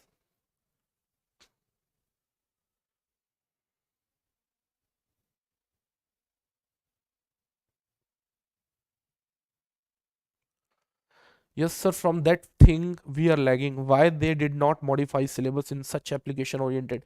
But I would say one more important thing, Sujit. Like the day one, when I was started teaching the mathematics, no, I was not able to connect the standard deviation, mean, variance with the practical applications. But now I feel without standard deviation, without let me give an example. Literally, you guys are going to laugh like anything. Laugh like anything. Let me give an example. Standard deviation, no, sorry, variance and mean. You yourself would be able to understand it. Probably in your era, you did not see playing the. Let me take the two examples. Let me take the two examples. Let me take the example of Rohit Sharma. Let me take the example of Rohit Sharma. Yes. I have taken an example of 3 matches. Rohit Sharma, not 3 match, 4 match. Rohit Sharma made 0 in first match. Maybe 2 in second match. Maybe 18 in third match. And maybe I had to make it 200. Just try to understand what I have been figure it out in my, and 180. May I know what had been the average value of it? Yes, Niaj, you might have seen it. Machine learning is all about pure mathematics. And it's also called learning mathematics. The computer itself start learning your mathematics. See? And now if you take the example of Kohli. Kohli is bit consistent. See? 50 you may expect. 60 you may expect. 40 you may expect. 50 you may expect. May I know the performance of Rohit Sharma and performance of Kohli both had been same? Now many of us might be might be favorite as Rohit, might be favorite as a Kohli, so they may say sir, but tell me, performance of Rohit Sharma and Kohli in last 4 matches, who had been better? Who had been better?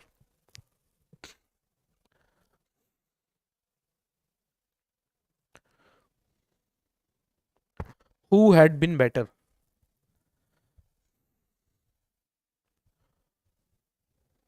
Tell me, who had been better? My dear friend, if you'll take its average now, here it's gonna be 200 divided by 4, its the average is been 50, average has been 50. So at least in terms of mean, both had been performing same.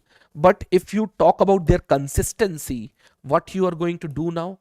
What you are going to do now? What you are going to do now? You are going to calculate standard deviation taking the reference of mean. How the mean would be calculated, you yourself would be able to understand. What we are going to do now, the average is been 50. Now we will see 50 is how far from 0? 50. 50 is how far from 2? It's been 48. 15 is how far from 18? That's been 32. 50 is how far from 180? It's been 130. Many of us would also say, sir, minus sign would also come. I am saying how far. How far? See. And I would divide with 4. Yes. May I know where the data would be more? Here or here?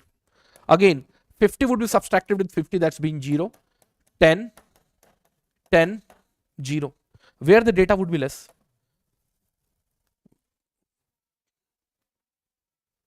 Where the data would be less? You yourself would be say, see, here the data has been 5, here the data has been much more. So here the mean deviation, anyways, standard deviation is just been taking the square. Many of the students say, sir, y square is being taken, my dear friend. Here the value could be positive and negative, but we had to count those values as positive. Those values as positive. Yes. So you can say here the variance part जो है वो in case of what Rohit Sharma has been too large, or I wouldn't say his performance has been flippant. His performance has been flippant, or his variation has been too flippant. In stock market also, they used to have a factor called beta. If beta is very large, na, I would see the performance of first share and the second share has been very same, but here the beta has been large. What does that mean of it? That means this share has been more flippant. Definitely I will not put my money over there. Anyways, I don't want to waste your time. We would start the next topic, and that would be differential equation. Differential equation would get over within a half an hour. Whether you guys want certain,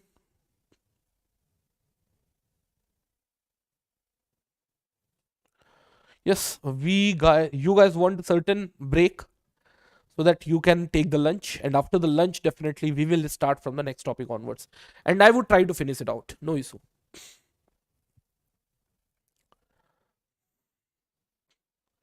And now the people say the share market has been bluff, it's been casino. No, my dear friend, if you had been a teacher of mathematics, and if you have been a good student of mathematics, you will learn there. You will learn there.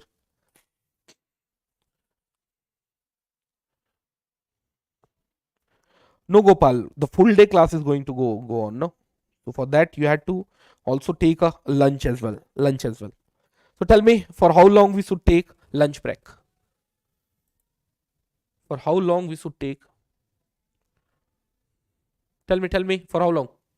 Okay then, precisely at 2 p.m. we will resume our class. Chale then. Bye bye. Precisely at 2 p.m. 2 p.m. Yes. Take your lunch, and then precisely at 2 p.m. Probably we can take 12 hours also. Maybe 9 hours, 9 to 10 hours. I will be able to finish my mathematics. मजा आ रहा है गोपाल? चलो, that's great. That's great. मैं वैसे एक session बनाने का, I have plan to take a session over the share market, just to tell you guys how the probability distribution and densities and their important parameters are so dominant, lakh crores are being floated over the NSE and BSE, National Stock Exchange, and BSE, Bharat Stock Exchange, and they all are been working, or all are being based on the concept of probability distribution and density. And you people say, sir, that has been so complex topic and I don't find any of the application part. Lakhs of crores rupees are being just following the probability distribution and density. Your death from which the LIC is been earning is been following distribution and density. Chalo then, bye bye. Precisely at 2 p.m. we are going to meet back.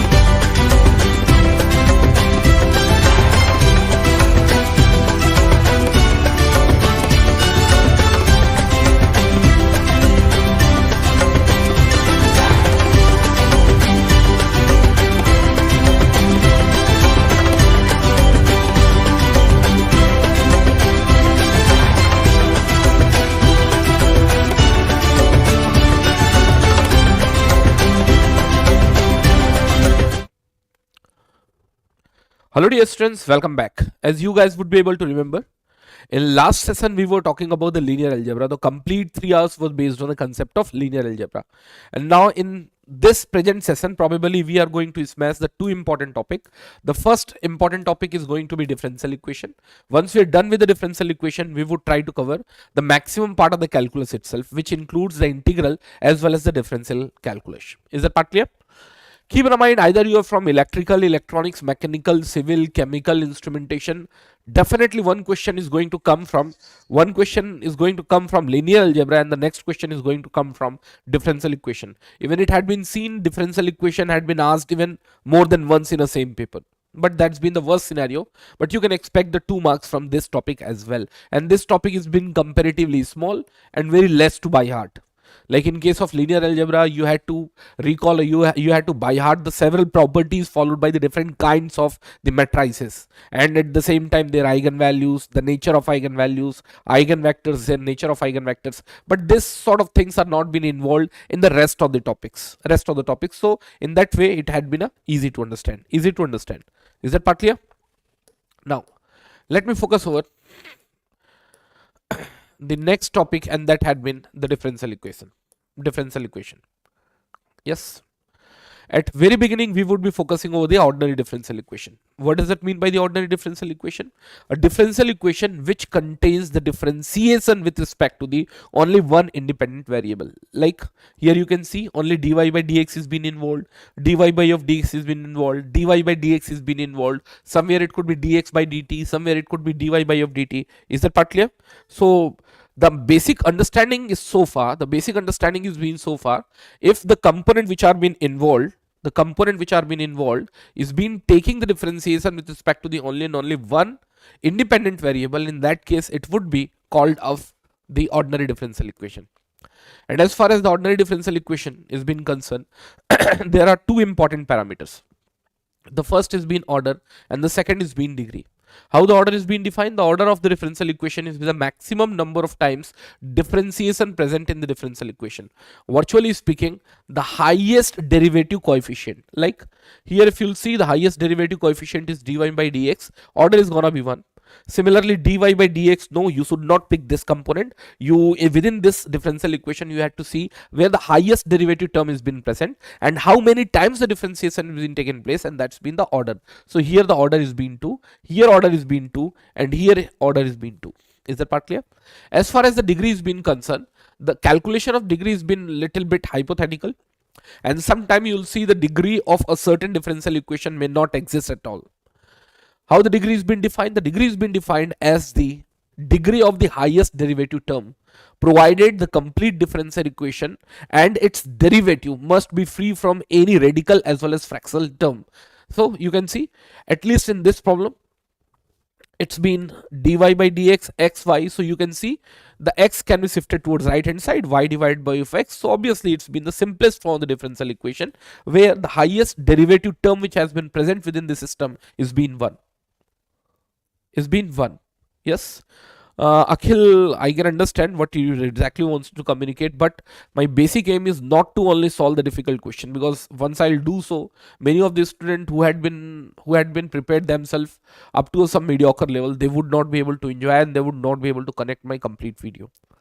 If you want the difficult most question, so at least I want some request on my Telegram channel. I can have around 2 hours only and only for the difficult most question over the engineering mathematics. That part I can do separately.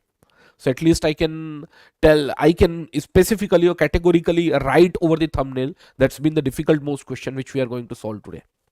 Yes? Yes, no?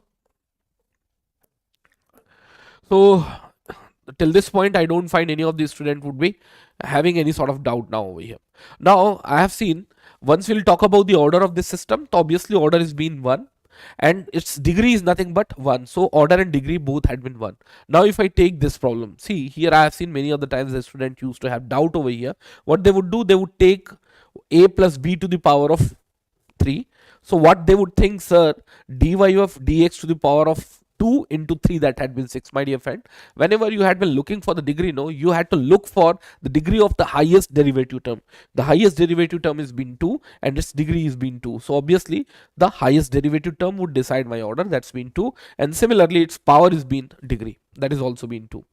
Now here the specific condition had been taken place. What had been d square y by of dx square has been the highest order, but here it had been dealing with the fractional term. So what we had to do, we had to make it free from fractional term. We will take a square both the side, and once we'll do so, it would become to the power of 3 and it would become to the power of 4.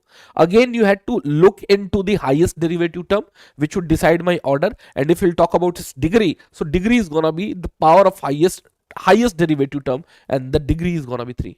The degree is gonna be 3. Is that part clear to all of us? Is that part clear to all of us?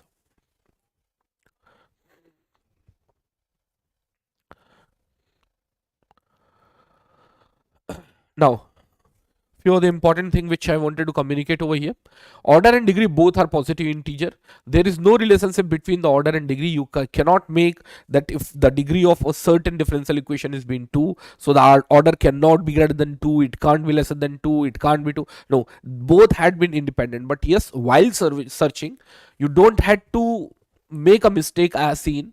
Like the order is being defined as the highest derivative term, sometime mistakenly student do a mistake. What they would do, the highest degree they assume as a degree. No, my dear friend, the highest derivative power is being the degree, yes. Linear and non-linear differential equation, probably this part must be clear to all of us. Let's take, I had taken a standard form of a differential equation. Yes, p0, p1, p2, pn1, pn, and now it's been q. My dear friend, if p0, p1, p2 till pn minus 1, they are being the coefficients, and if all of the coefficients are being the function of independent variable including constant, in that case this differential equation would be qualified as a linear differential equation. Yes, if either of the coefficient, either it's been the p0, p1, p2, pn minus 1 and pn becomes the function of y, in that case this differential equation becomes a non-linear differential equation. So in short, when a differential equation is said to be a linear differential equation, if all of its derivative is being in first in degree, that means there should not be the power of 2, 3, 4, 5, 6. No, this would not be. And at the same time, all of the coefficient must be the function of independent variables only. Is that part clear? Now, and at the same time, this q, no, the q should also be the function of x. Let me take an example, and I would like to ask from each one of you, how many of us must be able to give the proper answer? Tell me. Dx divided by of dy getting multiplied with y plus of 2x is equals to of y. Tell me whether it's been the linear differential equation or it's been the non-linear differential equation. I know many of the students still would do the mistake over this problem. Tell me whether it's been the linear differential equation or the non-linear differential equation. And once you're done with the linearity and non-linearity of this differential equation, also comment over its degree as well as order. My dear friend, see, as per the definition, they are being coefficient. Yes, they are being coefficient. Just a minute. One change I would like to suggest over here. Just a minute. Here I would like to write, yes, it's been x only, no? It's been x only, yeah. Tell me whether it's been the linear or non-linear. Obviously, it's been linear in nature. Just focus over their coefficients. See, the coefficient are being the function of independent variable. Deliberately in this problem, the independent variable is being taken as a y, and similarly the q should also be the function of independent variable only. So definitely this is going to be a linear differential equation. And if we'll talk about the order of this differential equation, so obviously, sir, the highest derivative term which has been present within the system is being 1. So order of the differential equation is being 1, and its power, if all of the derivative term must be free from any radical as well as logarithmic component, so obviously the degree is also being 1. So as far as this differential equation is being concerned, the linear, yes, it's been linear, order is being 1 and degree is being 1. Let me come back. But most of the time the question do get asked from this domain, no? They used to be the linear differential equation with the constant coefficients. There what we do? With the help of characteristic equation, first we search the roots of the differential equation, and with the help of roots of the differential equation we calculate the complementary function CF. And similarly, with the help of characteristic equation and the input, we calculate the PI as well. My dear friend, if you had a linear differential equation and if the Q is being 0, so its general solution Y would have only and only one component, and that had been complementary function only. Anyways, keeping aside each and everything, yes, we were talking about how a differential equation could be non-linear in nature. So with the help of theory, I just wanted to communicate something, but that part is already been communicated over here. Now here, when you are solving a certain differential equation, a function do come into the picture. Like if I take an example, function do come into the picture. Like if you take an example, dv by dt is equals to a. dv by dt is equals to of a. Rate of change in velocity is equals to of acceleration. Once you solve it, let's take the a is being taken as a constant. So va is equals to of a into t plus of a certain constant c. C has not been fed with its exact value. In that case, the solution which we have got it from dv by of dt is equals to of a is being a general solution. And once the exact value of that C is being fed, in that case, it becomes a particular solution. So whenever the problem do come from this domain, if no initial condition, no boundary condition like the value of y at a certain x is not been given, in that case, you can only and only calculate its general solution. And if the values are also being given at a certain x, is equals to maybe 0, maybe 1, or I can say initial or boundary condition values are being given, in that case you can find the value of C itself. My dear friend, one of the important thing which must be noted to all of us, the order of the differential equation is being the number of arbitrary constants which are being involved with its general solution. Like if you had been dealing with the first order system, 1 arbitrary constant is supposed to come, 2, 2, 3, 3, 4, 4. Yes, nothing to do with its degree, nothing to do with its degree. Particular solution, with the help of boundary condition or with the help of initial condition, if the C is been fed with a certain fixed value, in that case that given general solution becomes a particular solution. My dear friend, usually I have seen the question do come from this particular domain. The first is gonna be separation of variable. It's also called variable separable technique. What it states, that means you had a first order. Once you'll see this, all 4 categories, no, you'll see they all had been falling within the first order, first degree differential equation. How? You can see one thing, you can do one thing. You could have kept this component towards right hand side. Now this pura ka pura kachra would go towards left hand side, and the factor which had been left out is being dy by of dx. The order, or I would say the number of times the differentiation has been made is been 1. Obviously, sir, it's been the first order, and the power of that coefficient is been 1. So it's been first order, first degree. Similarly, if we'll talk about this has been the first order, first degree. Same separation can be made, dy by dx or dx by dy. Again, it's been the first order and it's been the first degree, first order and first degree. So basically, the 4 different tools which we use now to solve a differential equation, either it's been the variable separable, which we also call as a separation of variable, linear first order equation, exact differential equation or homogeneous differential equation. They all are being used exclusively for the first order, first degree differential equation. Let me focus over the separation of variable. My dear friend, the name itself is quite self-explanatory. What we are able to do over here, we are able to separate dx with the function which had been a complete isolated function of x, and same goes with the dy. So what I did, the complete shuffling is being made, and the dx had come with a function of x only, and similarly dy had come with a composite function of y only. So what we are going to do, we are going to place the integration, and once the integration is being placed, obviously one arbitrary constant c is supposed to come. That we have already said, because it had been a first order differential equation, everywhere only and only one arbitrary constant is supposed to come. Yes, is that part clear? I would bet most of the branches would experience one question from linear order with linear first order differential equation, Leibniz form of the differential equation. Yes, see whether it's been the linear form of the differential equation or not. Obviously, sir, see how dy by of dx focus over the coefficient part. See, p is been a coefficient clearly written as a function of x. Q is been a input clearly function of x. So obviously it is going to be a linear differential equation with the first order. In that case, what we do, first we focus over the integrating factor. The integrating factor is being defined as a e to the power of integration of p dx. You must have seen it, and its general solution is being defined as a y getting multiplied with the integration factor is equals to of integration of q getting multiplied with the integration factor dx plus of c. Yes, I have seen many of the questions from the exact form of the differential equation as well, but they are not numerical. Usually what they would do, they would just give a differential form of equation and they may ask whether it's been the form of exact form of the differential equation or not. See, sometime it had been seen this m and just a minute, m and n you are being seeing over here, they used to be too complex and they are not even variable separable in nature. We can't even solve it with the help of linear equation of the first order, which we also called a Leibniz form of the linear differential equation, but they also possess a certain amount of relationship. And if partial differentiation of m over y is being very same as a partial differentiation of n over x, in that case the given first order first degree differential equation would be qualified as an exact differential equation. And once they had been qualified as an exact differential equation, this integration becomes so simple. How do we do so?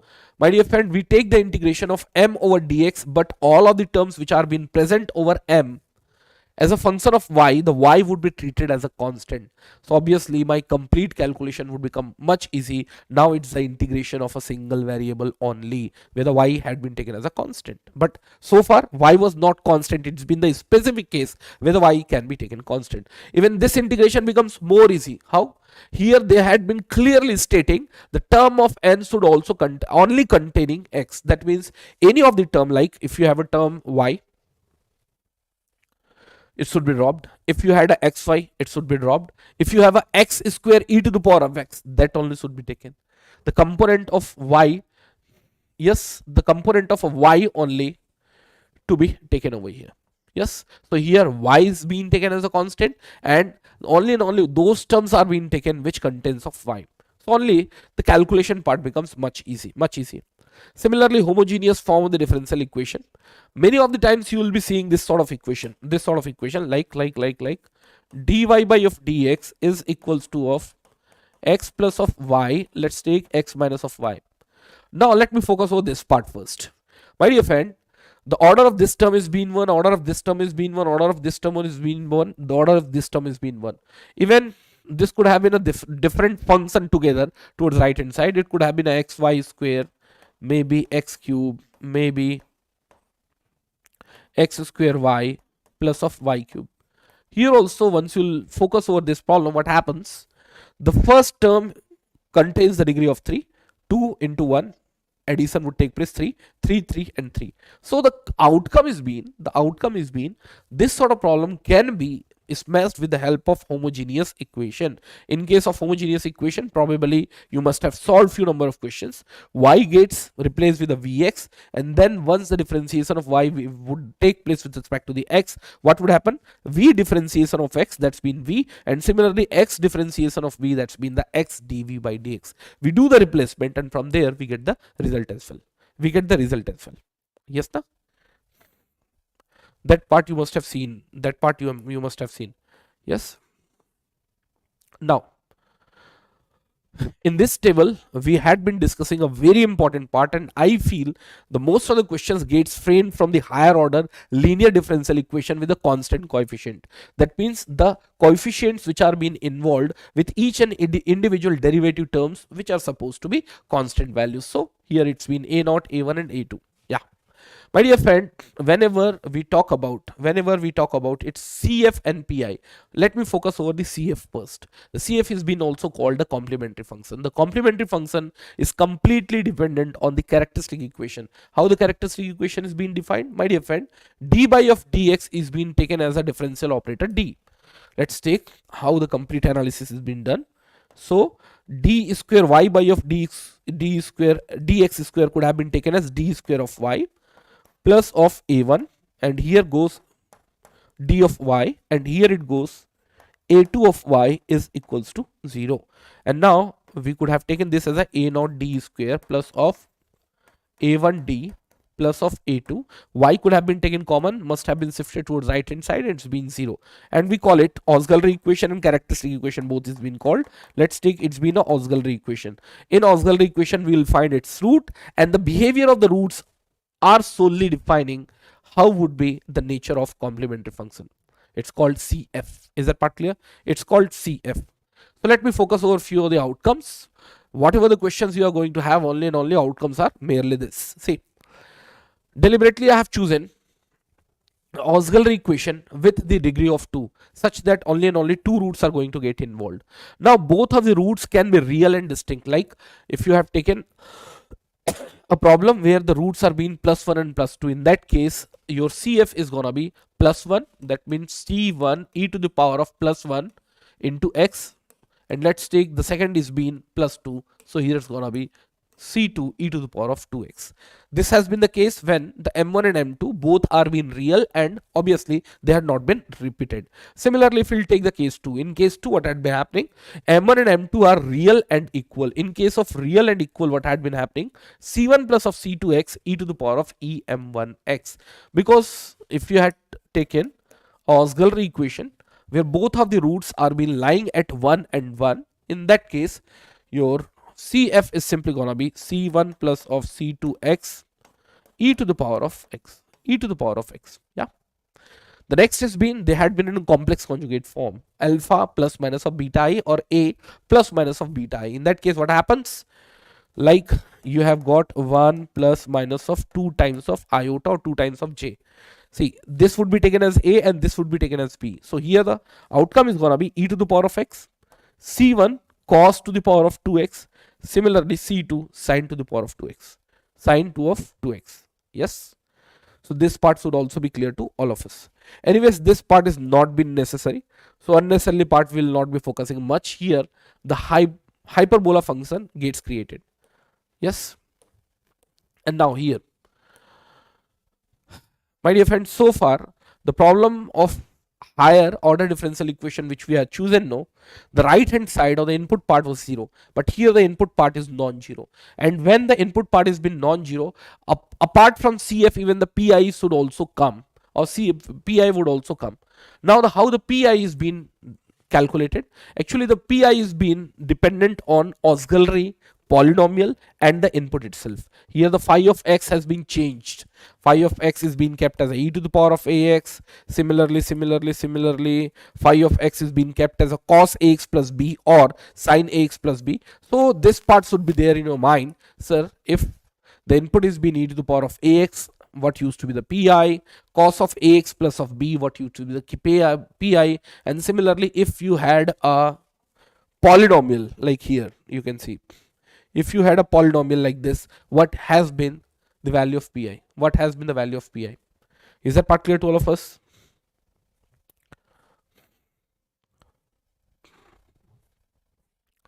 Now let me focus over the first case, the easiest case, and most of the time the question do get asked from this particular zone. Let's take, you had a e to the power of 2x, e to the power of minus 2x, e to the power of 5x, virtually speaking in the feature of e to the power of ax. In that case, what we do, the f of d, auxiliary polynomial which you had calculated, no, in place of each d, the f of a, the d gets replaced with the a. So whatever the result you get, that would be pi. Anyways, 1 or 2 number of questions we are going to take. So from there, the each and individual analysis would be over. My dear friend, sometime I have seen, rare of the rarest case, the f of a becomes 0. In that case, this complete pi would be undefined. In that case, what we do?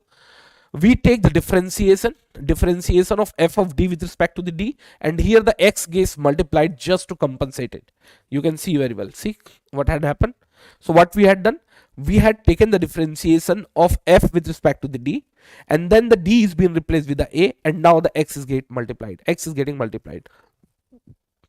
Probably the questions which are going to get crafted in gate examination, no, they would not keep f a is equals to 0. No, if they are not able to keep f a is equals to 0, even the f dash a would also not be kept as 0. But if the f dash a is also being found as 0, what we are going to do, again the f of d is going to get double differentiated. Again I will try to keep the x d is equals to a, and now probably if it is been non-zero, instead the x square is going to get multiplied, and this process remains same. Either you have been dealing with e to the power of ax, either you had been dealing with the cos ax plus b, sin ax plus b, either x to the power of m. This process would remain very same. This process would remain very same. Yes. Similarly, cos ax plus b, sin ax plus b. Here what we are going to do? First, we will search the d to the power of 2. And now at the d to the power of 2, we would be placing d square is equals to of minus of a square. Yes. And again, we will be hopeful that the f of minus of a square is not going to be 0. And if the f of minus of a square becomes 0, the same process has to be followed. What we had to do? First, we had to take the differentiation of f of d with respect to the d. The x gets multiplied. And now instead the d square, we are going to feed minus of a square with a few number of numericals. I would be trying to explaining this complete scenario. Now in the same sequence, now if we had the m being a non-negative integer, I would say it cannot be only x to the power of m. It could be like 2x plus of 1, maybe 2x square plus of 3x plus of 2. I would say if it has been a polynomial, obviously the each and individual term would have a power of 0, 1, 2, 3, 4, or I can say would be a whole number. Yeah. In that case, what we can do? Now the f of d, f of d would be shifted towards the upside, so obviously it becomes fd to the power of minus 1. And now I would take its Taylor series expansion. And once you'll take its Taylor series expansion, what would happen? You must have seen in Taylor series expansion. Now it would be keep expanding with the higher power of d. Let's take the highest most power which had been involved with the x to the power of m is been 2. And if you are keep expanding it after d square, if you take d cube, d to the power of 4, d to the power of 5, if that gets operated with the x square, obviously each and everything after d square term is being 0. So what we can do in that case, fd inverse we can take, we can expand it, we can operate over the x to the power of 2, and yes, we can result the value as well. Yes, na? Now, sometime this has been seen. V could be x to the power of m. V could be cos ax plus of b, sin ax plus b. So what we had been doing over here, my dear friend, e to the power of ax is been additional, no? E to the power of ax can be taken out, and the effect of e to the power of ax would take place over the function of d, or auxiliary polynomial itself. Now the d would be replaced with a d plus a. Is that part clear? And I had seen many of the times the questions are being asked repeatedly from this particular zone. You can expect electrical, electronics, instrumentation, mechanical, civil people. The question is going to come from this zone. This has been a specific case. Here we had been dealing with a higher order linear differential equation, but the coefficients are not being a constant value, but still certain pattern they had been following. Here the order is being 2, the x is also being raised to the power of 2. Here order is being 1, x is being raised to the power of 1. And similarly here the order is being 0, it has been the x to the power of 0. In that case, what we do, just have a patience and understand what exactly I want to communicate over here. The x has to be replaced with the e to the power of t. What I am saying, x has to be replaced with the e to the power of t. X dy by of dx is being replaced with a dy. D square of dx square with the x square is being replaced with a d minus y into 1. And see what happens at last. Once you will feed those datas, expand each and every value, you will see now this has been a linear differential equation with the constant coefficient. That's different story together. Here the dependent variable is being y, and now the independent variable would become t. So at last again the t can be fed as a ln of x. I can bet you one question is supposed to come from this domain. Yes, have a look of it. I would definitely endorse this particular zone where the questions are supposed to come.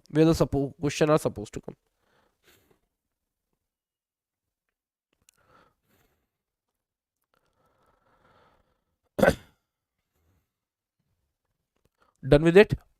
Yes, sir. We had done with it. Now, see, here I have taken a further explanation.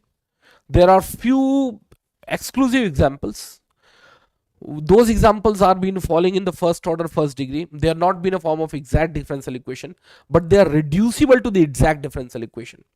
After doing certain multiplication, certain division, we can convert those differential equation in the form of exact differential equation. You need not to go through those process at all. If you follow certain standard book like BS Grewal, there the 5 different techniques are been given which kind of the ordinary differential equation can be converted into the exact differential form. Not at all required.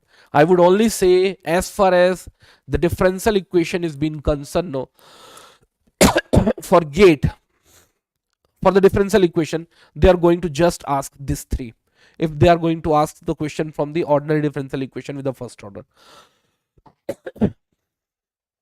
Only 3. And even in third, no, they would just ask whether it's been the form of exact differential equation or not.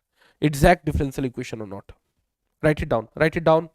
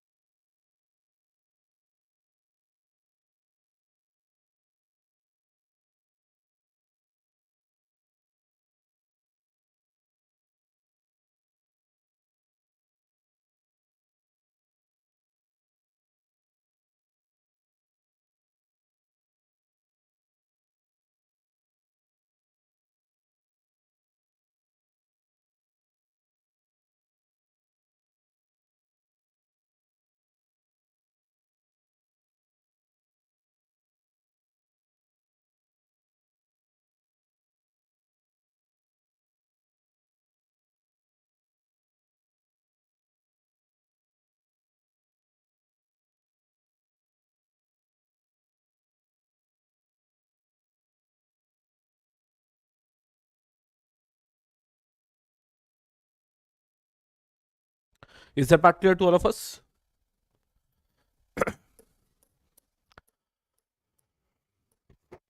So this is also being done now. This part is not at all required. Yes.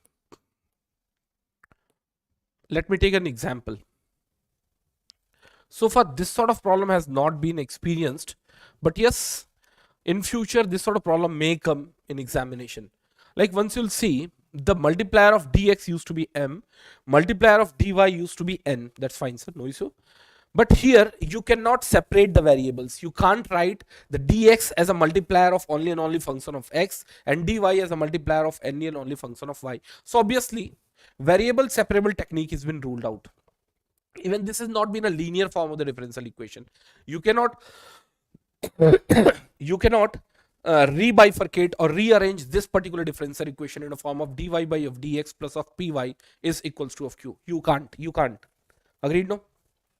So virtually speaking, the outcome which had come into the picture is been only and only one thing, and that had been probably we can try out for the exact differential equation. And once the exact differential equation is being applied, you yourself would be able to understand the partial differentiation of m. The multiplier of dx used to be m with respect to the y, and similarly dou n by of dou x is being meeting to each other. And as they had been meeting to each other, definitely we are ready to use the exact form of differential equation. And as per the say of the exact differential equation, my dear friend, the integration has to be made, and here the y has to be treated as a constant. Y has to be treated as a constant, so the integration part becomes very easy. And similarly, while taking the integration with respect to the y, this should not have any function of x. So you can see this term was also having a component of x, has been dropped out, and only factor which has been left out is being a minus 3y square. minus 3y square. Is that part clear? And from here, obviously, you got the general solution. So I can expect in future this sort of problem may also come. This has been again a specific condition, not at all required so far. See, my basic understanding to bring all of the concepts of mathematics, but as far as the gate engineering mathematics is being concerned, nowhere is being required. Nowhere. Again, this has been the different method through which first order ordinary differential equation can be converted to the exact form. Not at all required.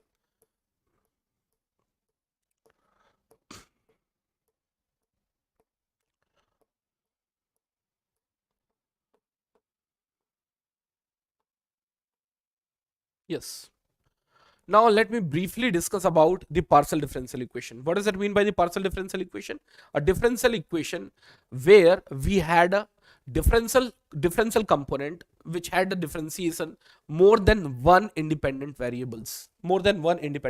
Like f is been depending over the x and y, and here the rate of change in f has been calculated with respect to the x as well as y. So in this case, basically we talk about the given form of differential equation as the partial differential equation. Yes, partial differential equation. Is that part clear to all of us? Now here few of the important term I would like to recall, my dear friend. First, differentiation of f with respect to the x is being PQRST, and this would be useful in future specifically when we would be dealing with the concept of maxima and minima with with two independent variables. So there this term should be clearly known to us. Partial differentiation of f with respect to the x is being told as a PQ R. Here the mistake starts actually. Here it's been dou square f by of dou x square is equals to R, but the s is not dou square f by of dou r square, dou y square. It's been t actually. So the sequence has been first, second, third, fourth, and then fifth. So you had to have a clear-cut idea how the PQRST is being defined, because in future the concept of maxima and minima with the two variables are being solely defined by this factor called PQRST. Yes. Yes, no? Similarly, I have brought few of the practical partial differential equation which are being used. This has been the one-dimensional wave equation which must have been seen by the electronics people especially, and here instead they see the phase velocity Vp do come into the picture. Yeah, one-dimensional heat flow, and similarly here again the C is been nothing but the rate of flow of heat, and similarly the Laplacian equation. Why I had brought these three different equations? Because they all are been a type of partial differential equation. I would request to each one of you, partial differential equation is not been that important. If the student had not gone through the deep analysis or the deep understanding of the differential equation specifically in the partial differential domain, you need not to go into the much deeper analysis. Again, I would say this point has been a point to take a screenshot.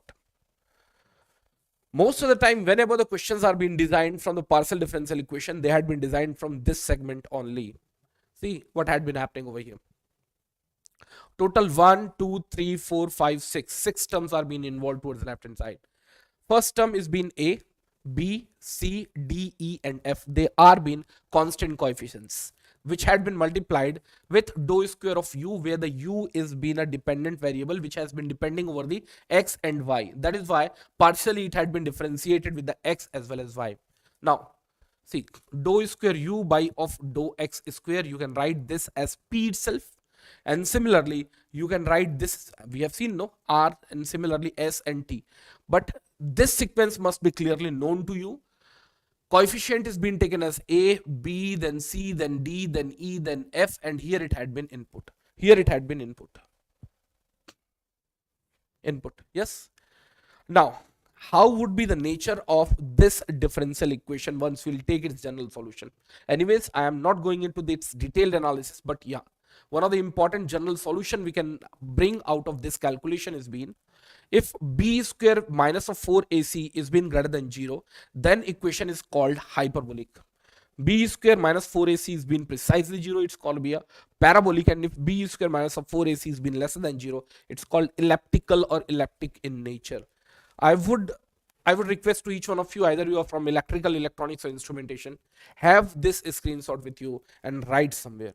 If the question gets asked from this particular zone where we had been focusing over the partial differential equation, pure chances the question are going to get asked from here. The question are going to get asked from here. The questions are going to get asked from here.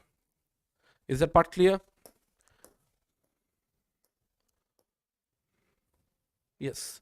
From here the integration do starts. Integration do starts. Anyways, let me do one thing. Let me take few number of numericals as well. And I would expect you guys would be able to respond the answer of each and individual question within a fraction amount of time. So let me start with the simplest form of the problem.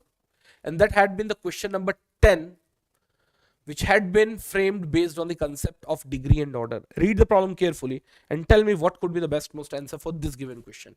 This question is being experienced by Gate Electronics. Year of 2005, the problem was framed by IIT Bombay. Read the problem carefully and tell me what could be the best most answer. I would be waiting for the answer from each one of you.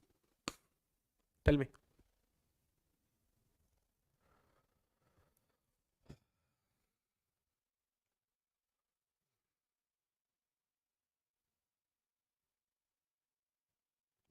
This problem is being, probably it must be visible to all of us.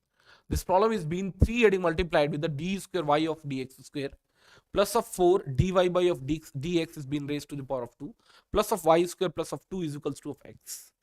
The degree as well as the order of the system. Only one answer I have received so far. Okay. Srinath, as per the Srinath, the answer is B. Okay. So unanimous answer we have received so far. So for the calculation of the order, we had to search of the highest derivative term which has been present over this differential equation. So I will stuck over the first term itself, and number of times the differentiation had been taken place, that's been 2. So obviously the order of the differential equation has been 2. Secondly, once we'll be talking about the degree of this differential equation, we will search the power of the highest derivative term, provided rest of the derivative terms would be free from any calamities. So obviously they had been free from any fractional term, any logarithmic term, any exponent term, any trigonometric term. So obviously they had been free so far. So the power of this highest derivative term itself would define the degree. So the degree is being 1 and the order is being 2. The degree is being 1 and the order is being 2. Order is being 2. Yes. Now in the same sequence, I think it's been the right time focusing on the question number 11 as well. So tell me what could have been the answer over here. The order and degree of a differential equation d cube y by of dx cube plus of 4 dy of dx has been raised to the power of 3 plus of y square is equals to 0. This square root has been bounded just till before equals to sign. Then tell me what would be the order as well as the degree of the differential equation. Order as well as the degree of the differential equation. So for the 11th, you yourself would be able to understand. Bluntly, you can bet over the order. Yes, sir. The 3 times the maximum differentiation is being taken place. So from my side, the order has been 3. I had to accept, there is no other way. Yeah. But now you have to see whether the remaining derivative terms, whether they had been fixed with the derivative term. Yeah, I would say exponent term, trigonometric term. Yes, sir. It had been. So we had to make it free. What we will do, we'll bring it towards left and right hand side. We will take square both of the side. And once we'll take square both of the side, the new fresh form of differential equation which we had been getting, it's been 16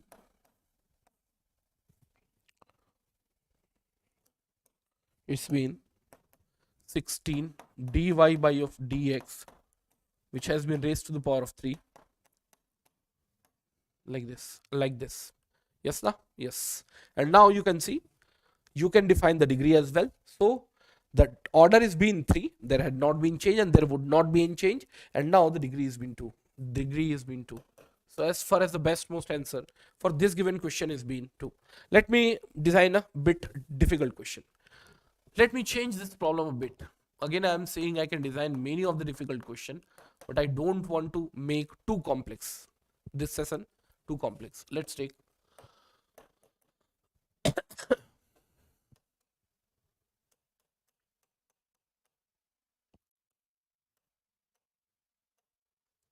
is equals to 0. May I know what would be the order and what would be the degree? What would be the order and what would be the degree for this given question? May I know what would be the order and degree for this given question? For this given question. So try your luck and tell me what would be the order and degree for this given question. And at least one important property I would like to recall: the order would always be defined for any kind of differential equation, but degree may or may not be.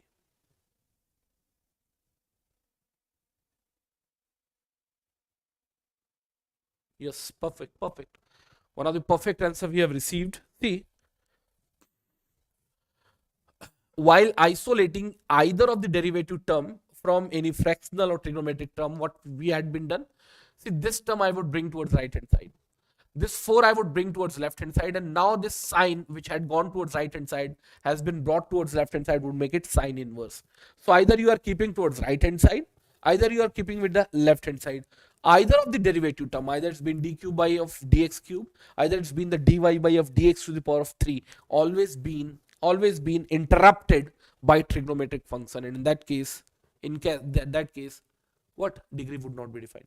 Degree would not be defined. So as far as this problem is being concerned, degree won't be defined. Degree won't be defined. Now many of these students might also be thinking, sir, why in that case the degree cannot be defined? Should I give an example? Okay.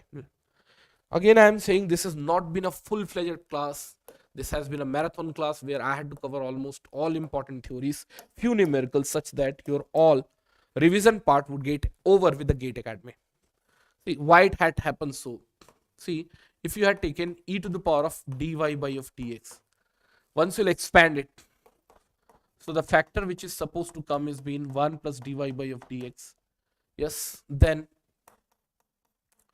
dy by of dx to the power of 2, 1 by 2 factorial. You yourself would be able to understand.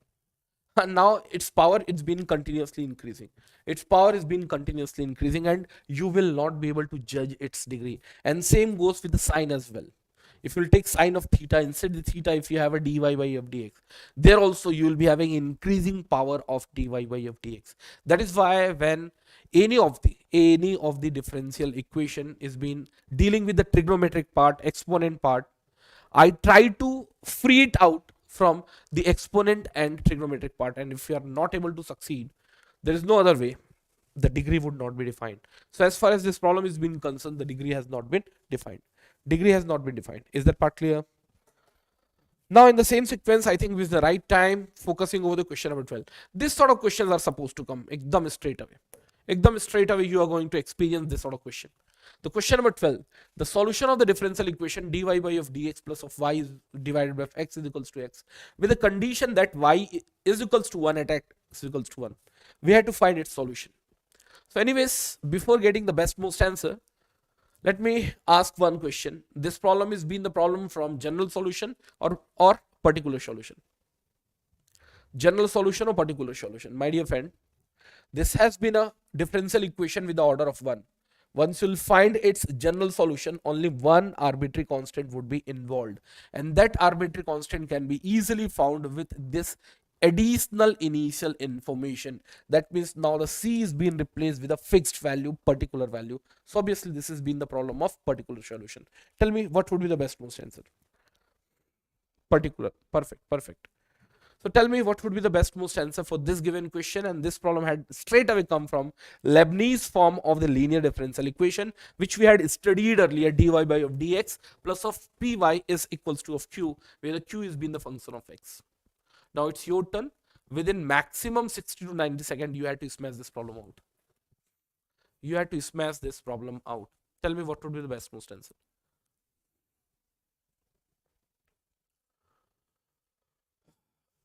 This problem is being experienced by the GATE electrical people, and yes, the weightage was 2 marks.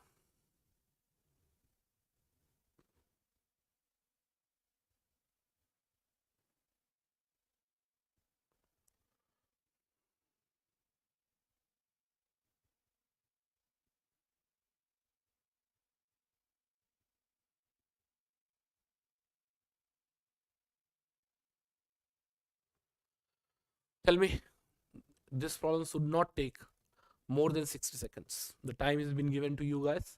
The time is already running.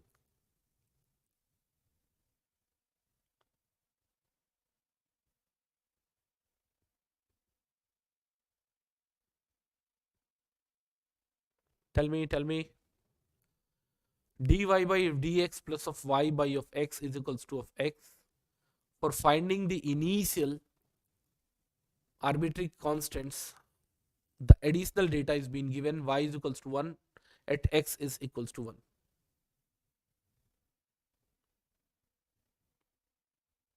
Have you solved it? Okay, then let me solve for you guys. See what we can do over here. Just focus over the pattern of this differential equation, whether it's been matching the form of Leibniz for the first order differential equation or not. Obviously it's been matching, sir.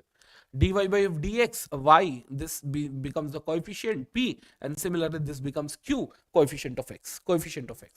So as far as this problem is being concerned, first focus over the p is 1 by x, and similarly q is been x. Now wherever you have this sort of problem, the first component which we calculate, it's been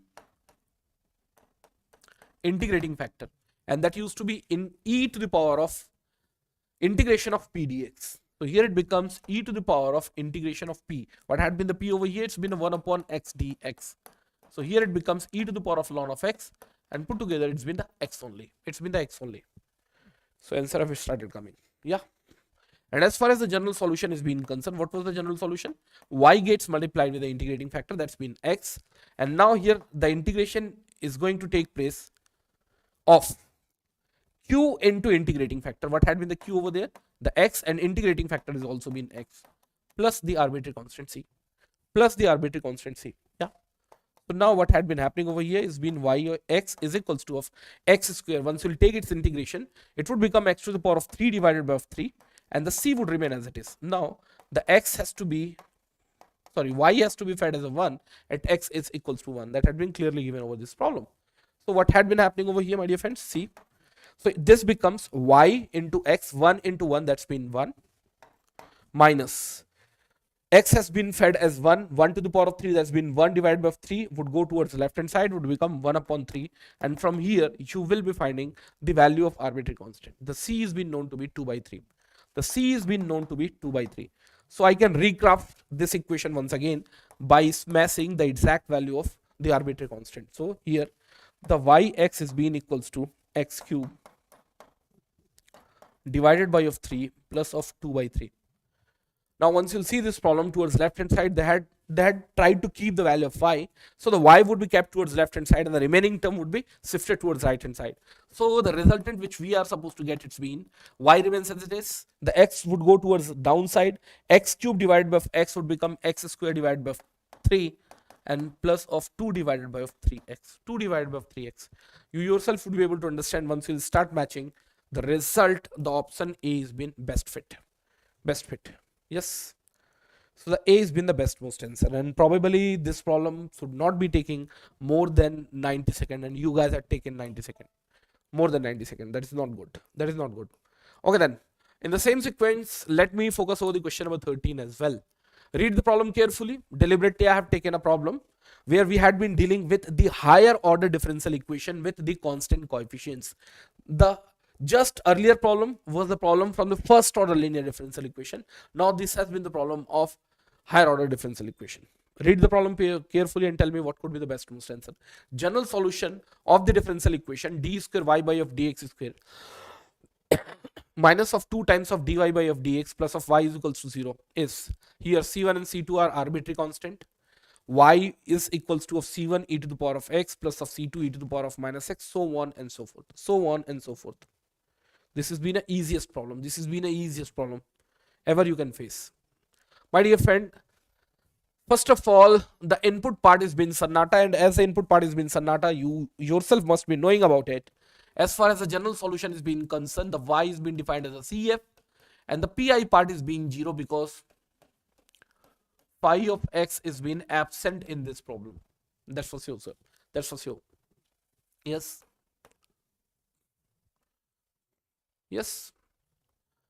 This is also called zero input. In control system, when we talk about the state space analysis, we also call it zero input system. Na? So input itself is being zero. And this response is only and only because of system and the initial stored energy. So for the complementary function, we focus over the auxiliary equation. Again, for calculation of auxiliary equation, you need not to feed d by dx as a d. Simply see, this has been d square minus of 2d plus of 1 is equals to of 0.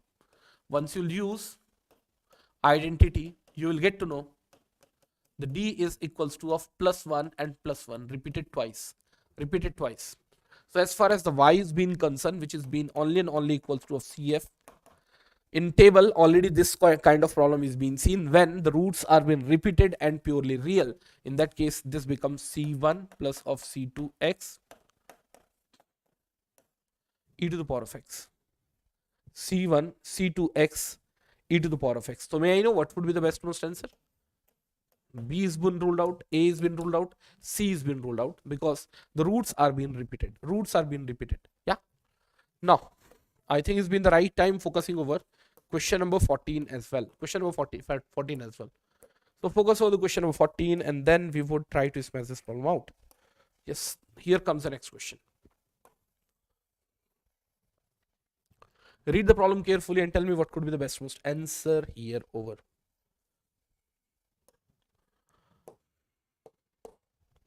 Read the problem carefully and tell me what could be the best most answer for this given question. And here the reversal sort of problem is being asked. So far, the different kinds of the questions which we have gone through, the differential equation was clearly given and we were looking for its general or particular solution. But here the solution itself has been given and it's been asked for this particular solution, which differential equation satisfies it.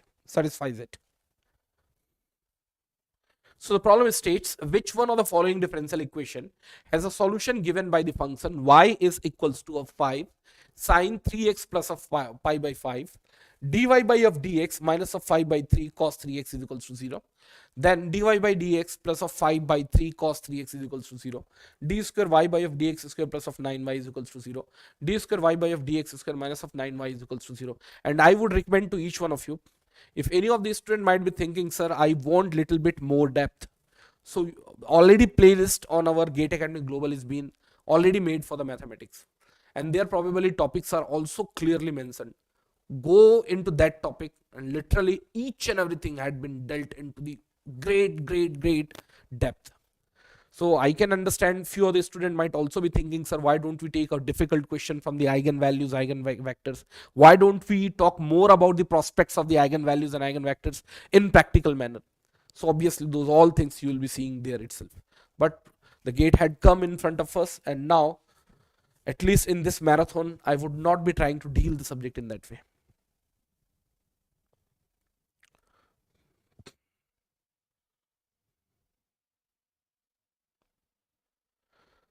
Someone had given an answer. Anyone else apart from someone? What could be the best most answer for this given question? What could be the best most answer for this given question? That you tell me.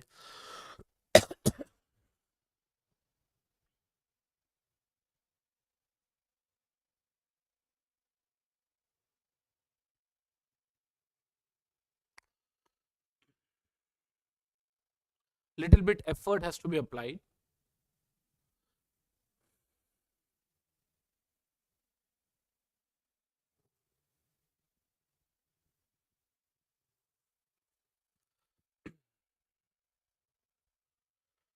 So far, the two answers we have received, one from Savan and second is from Visakha, and both had been telling that the answer must be C. My dear friends, just try to understand in this way.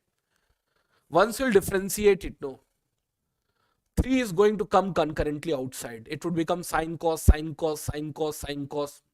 periodically. But put together, this factor is not going to change its nature.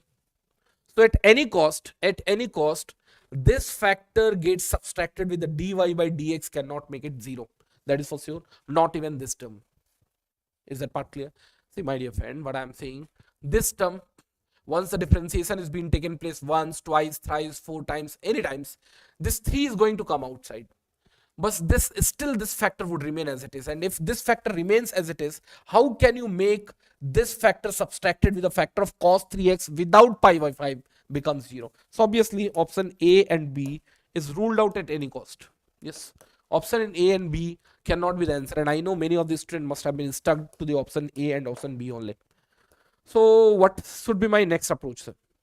So obviously only one hope is been option C and option D, and option C and option D is been dealing with the differential equation with the second order. So what we are going to do, we are going to differentiate this given function twice with respect to the x, and once we had been doing so here it had been dy by of dx is equals to, see what happens, the 3 would come out, it would become 15, sine would become cos, and here it had been 3x plus of pi by of 5. That's what I'm saying. No, this feature is not going to change its nature. Now similarly here the next differentiation is being taken place, and that would become, why the next differentiation is being required? Because again we want to make it back as a sign, then only the subtraction or the addition with y can make it 0. So if we'll do so, it would become minus of 45 of sine 3x plus of, yes, may I know which term has to be added to make it 0? Which term has to be added? Obviously plus of 45 times of sine of 3x plus of pi by. So once you'll see what had been the y over here. The y is been 5 sine 3x plus of pi by 5, or virtually speaking I can say this has been 9 of y itself, and put together it becomes 0. It becomes 0. So virtually speaking d square y by of dx square getting added with 9 of y makes it 0. Makes it 0. Makes it 0. And again I am saying, if somebody wants little bit higher quality of question or difficult most question, so they can have my playlist on our Gate Academy Global for the mathematics. There the exclusive topics are clearly written, and probably once you'll go into the detailed study of each and individual questions, so definitely you will like that playlist too much, because all of the difficult most questions are being taken there. Is that part clear? So obviously the C has been the best most answer. Now in the same sequence we are going to take the next question as well. So okay, from here onwards the calculus part is being started. So for that the theoretical part we had to hop in. A minute.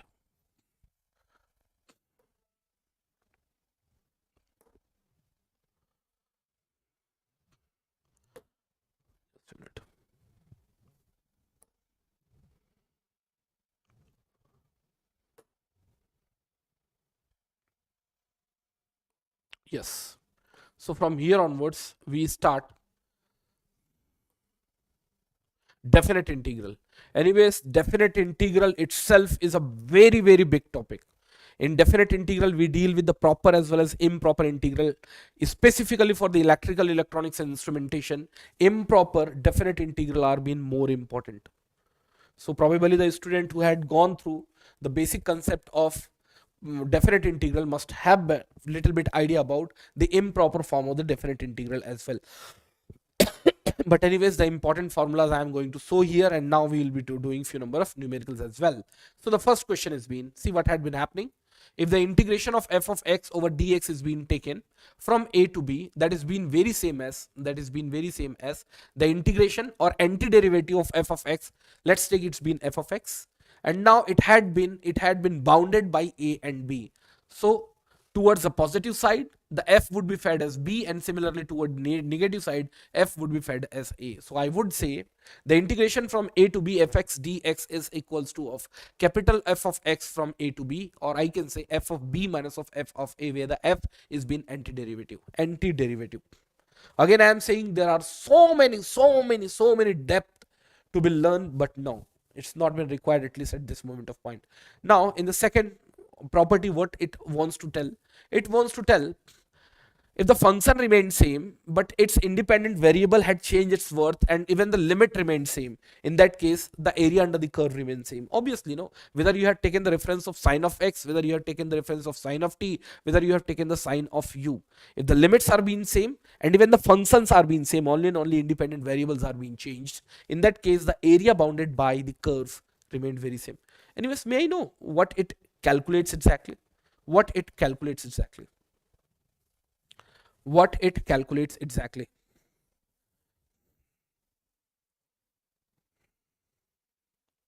what it calculates exactly. Now I would like to ask, you people are interested taking few number of difficult question. So I would try to take few number of difficult question here itself.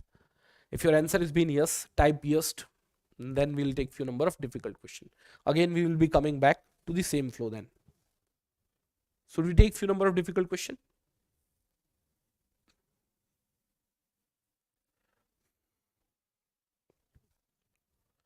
जल्दी बोलो.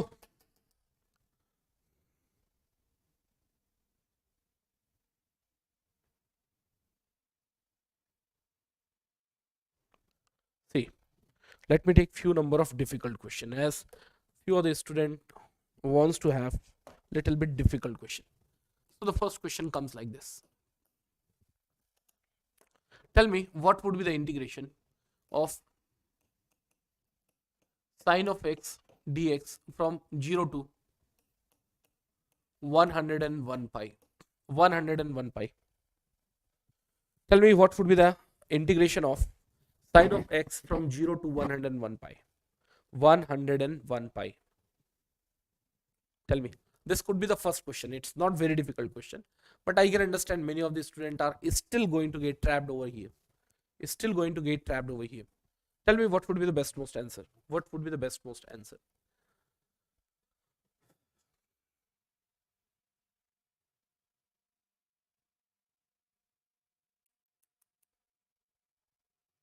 Tell me.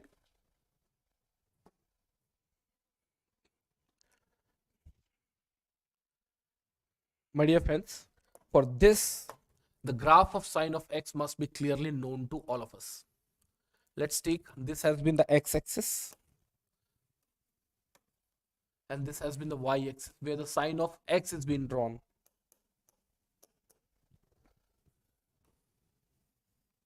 It's been a pure oscillating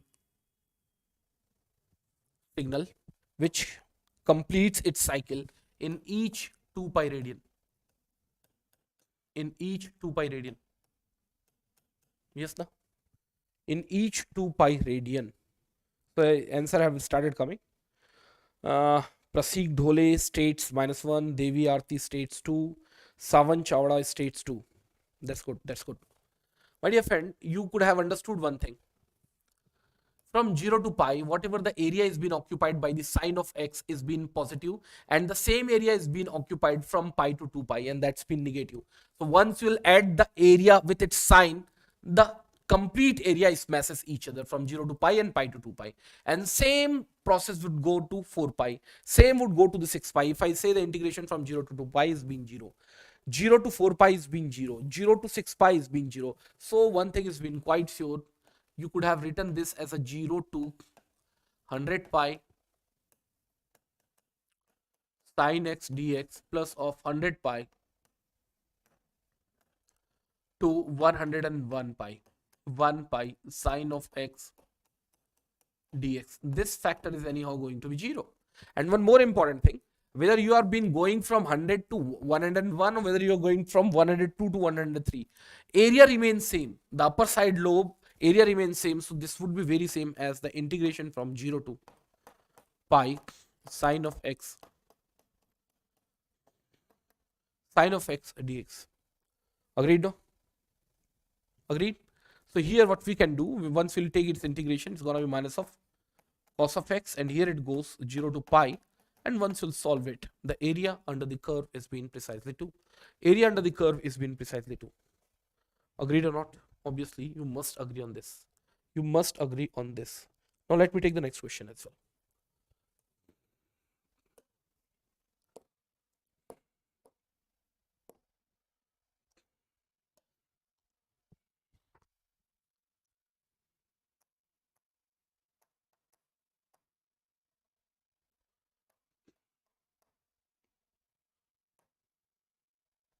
Let me take the integration, and the integration is been the integration of sine of x, and let's take the integration is being taken from 0 to 2 pi. 0 to 2 pi. Tell me what could be the best most answer for this given question. Probably most of the students who are well acquainted with the graphical approach must be able to give this answer well. The integration from 0 to 2 pi Mod or absolute value of sin x dx. Sin x dx. Tell me what would be the best most answer. My dear friend, once you'll take the determinant of sine of x, that means all possible negative value would get converted to the positive value. That means all of the lobes which are there towards downside would be shifted towards upside. Yes. So this would be the curve of mod of sin x. This would be the curve of mod of sin x. Yes or no?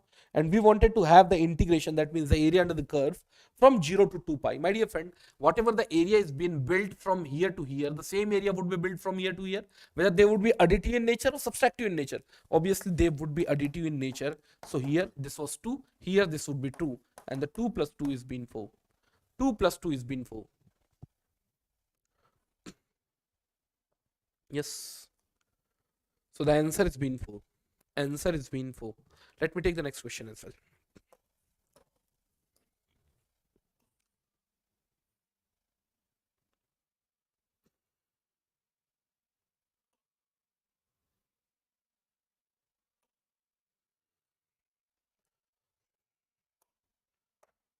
Let me take the integration. This kind of questions can be framed at any moment of time, but the question do come from this frame, which are being very lesser.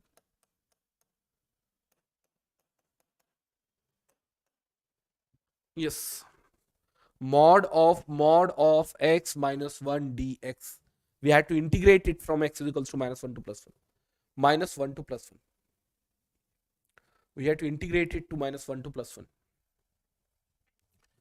Tell me what would be the best most answer. And I would say, until and unless you are not able to make the proper calculation or graphical understanding, probably you may not be able to trap this problem out.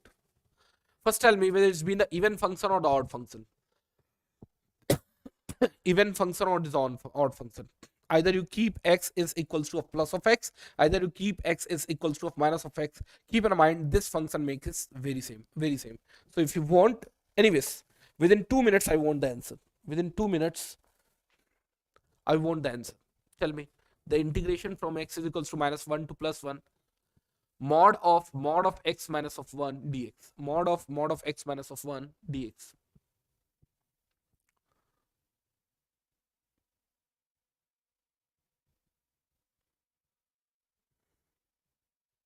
बोलो बोलो जल्दी बोलो.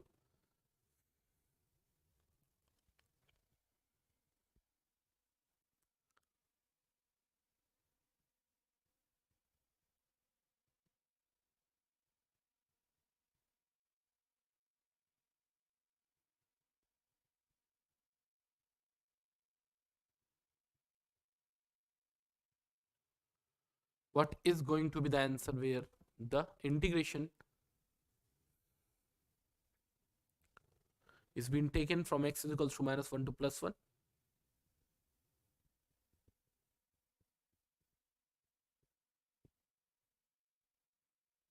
Tell me the answer then. Na? Saurabh, tell me the answer first. One thing has been quite sure. The given integration is being a type of a even integration. So the 2 is being taken out, and now the limit can get started from 0 and can go till 1. That is for sure. So see what we can do over here. First, focus over to del of x. How the del of x looks like. You must have seen it. Let's take it's been the y-axis. Del of x looks something like this. Yeah, yes sir, no issue. And now the del of x is being shifted by 1 vertically down. So this becomes something like this. And it would be crossing through minus 1 and plus 1. That is also okay, sir. Now, not only that, now again the mod is being taken. What does it mean by the mod? All of the negative value would be suddenly flopped to the positive side. So here it was going till minus 1, and this side would be flipped upside. And once we had been flipped upside, so the exact curve which we are going to get, it's been this,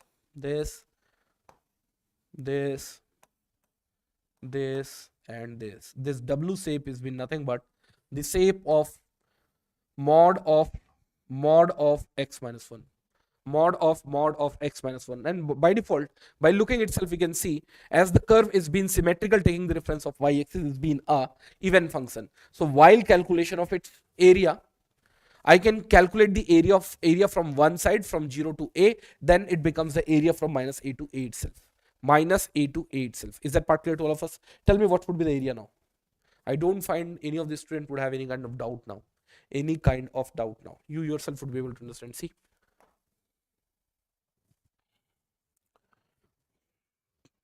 Just focus over the area of this triangle. Area of this triangle. May you know what would be the area of this triangle? The area of this triangle is going to be half times of. First focus over the base. May you know what had been the base? 0 to 1, the base size has been 1. Yes. May you know what had been the height, my dear friend? Initially it was going till minus 1 and now it would go to the plus 1. So yes, this has been half. So I would say this area has been half. This area would also be half. Half plus of half is equals to 1. Still there are many different ways to solve this problem. Still there are been many different ways to solve this problem. This is not only the single problem. This is not only a simple form problem where we cannot be able to solve this problem out. Yes, there are been the several ways. There are been the several ways. Yes. Yes, na? Chalo then.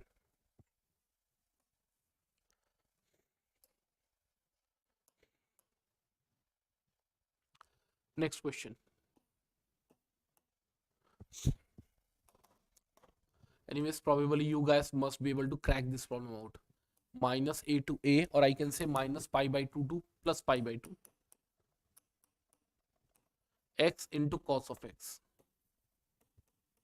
dx. Tell me what would be the answer over here. Tell me what would be the answer over here. Do it by yourself. I repeat, that was the integration from minus pi by 2 to plus pi by 2 of x times of cos of x dx. X times of cos of x dx. What would be the answer? That part you had to see now.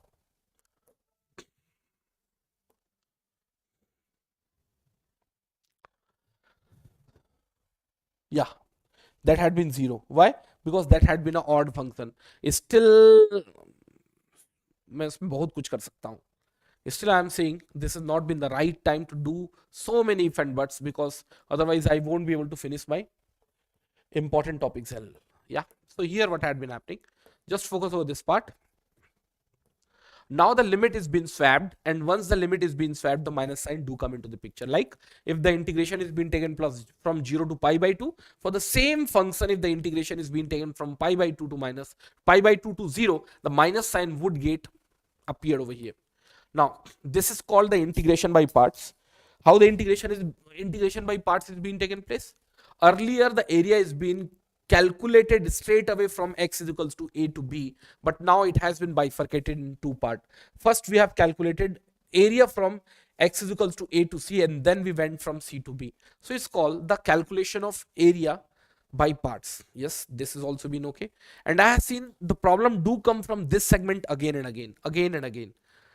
If we had been performing the integration of f of x dx from 0 to a, that would always be same as the integration from 0 to a. Rather writing it f of x, I can write this as a f of a minus x dx.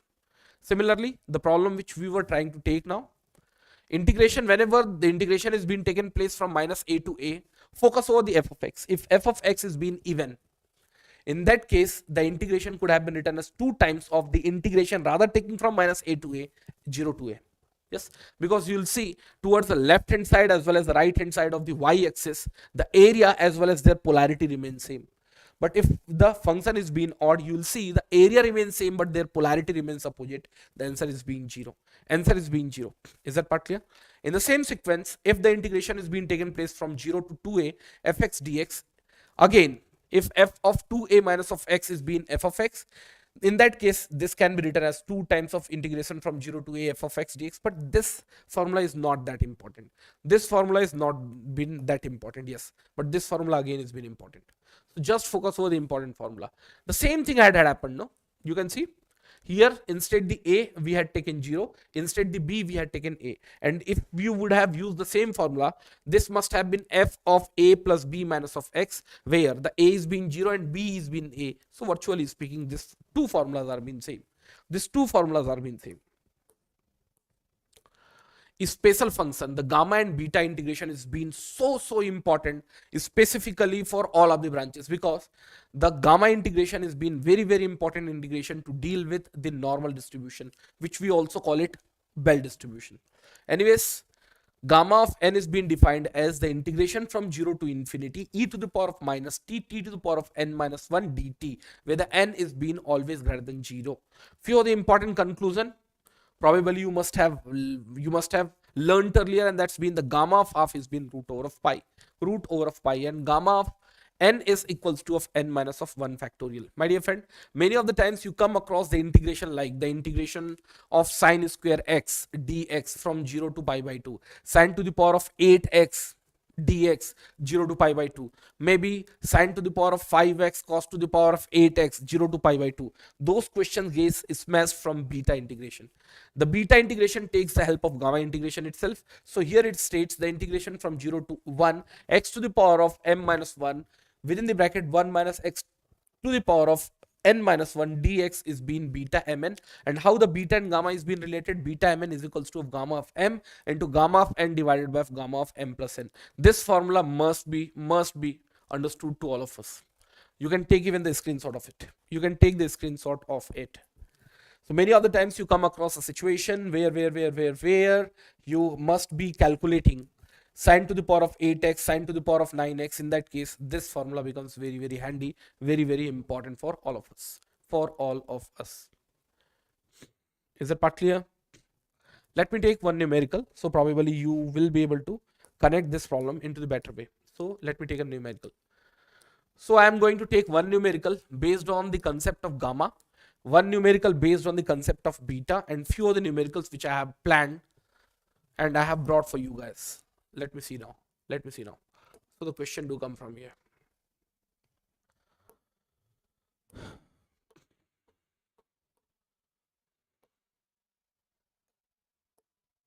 Yes.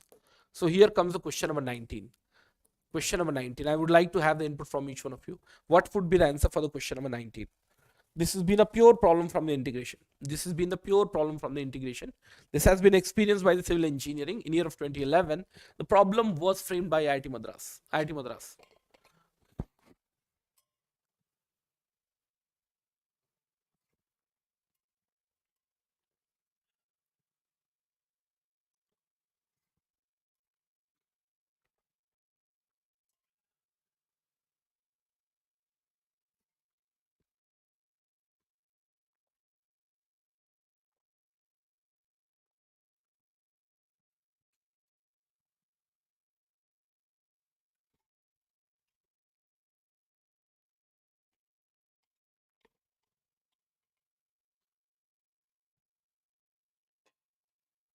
जल्दी जल्दी बताइए, what would be the best most answer for this given question? So the answer have started coming. As per the Devi, the answer is been B. As per the Santosh, the answer is been B. Anyone else apart from Devi and Santosh? Yeah. See, this kind of problem do not have any standard procedure. You cannot take root over of x plus of root over of a minus x as t such that the differentiation will meet at numerator. No sir, those sort of things are not going to happen over here. Not only that, even the integration has not been taken place from minus a to a such that the even and odd function would come into the picture. No sir, that technology can also not work over here. So what we can do, we can use a basic most procedure. What it has been, this remains very same. And now this has been f of x. The f of x would be replaced with the f of a minus x. That means a is being a here divided by of a minus x, and here a minus a plus x dx. Yes sir. And now what had been happening, it's been the integration from 0 to a root over of a minus of x divided by of root over of a minus x dx. Let's do one thing. Let's add them together. We want to know the integration of this integrands. So obviously, let's take that value is being taken as I. Yes, na? Yes, sir. Now what we had been doing, this factor and this factor, or the value which will be coming from here and from here, would remain same. This has not been told by me, this has been told by the property which we have studied earlier. If you want, even we can derive those properties as well. So what we can do, we can add them together. So once we'll add them together, the integration is been from 0 to a. Numerator would become root over of x plus of root over of a minus x. Denominator would become root over of x plus, put together numerator and denominator had been smashed out, and this would be 2 times of integrand. Yes, put together. Once you'll take its integration is gonna be x would be fed as a upper limit as a, lower limit is 0 to I. So from here the value of I is being a minus of 0, that's been a divided by of 2. So the best most answer which we are going to receive over here, it's a divided by of 2. A divided by of 2. Is that part clear to all of us? Now let me design a problem for you guys. Tell me what would be the integration for this given question.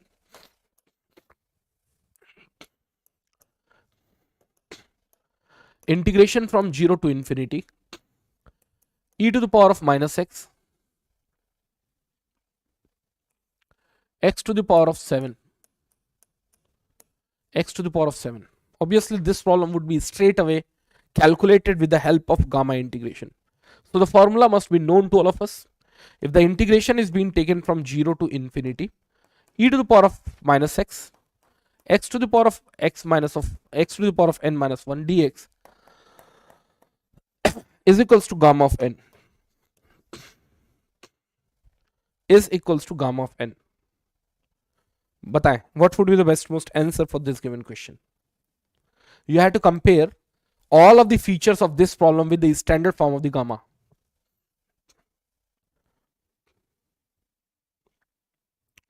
Yes, the answer have started coming. As per the Devi Aarti, the answer must be 7 factorial. That's been great. That's been great. How? See, everything has been very same. The 7 had come in a place of n minus 1. So n is been, n minus of 1 is equals to 7. So n is been 8. And we have already seen gamma n is equals to of n minus 1 factorial, that had been 7 factorial. That had been 7 factorial. Yes or no? Obviously yes, sir. So the answer is been 7 factorial. Now let me change this problem a bit. And now you guys are going to get twisted. I know that. Yes.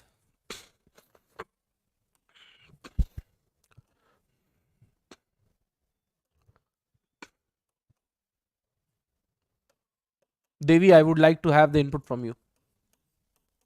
Tell me, what would be its answer? What would be its answer?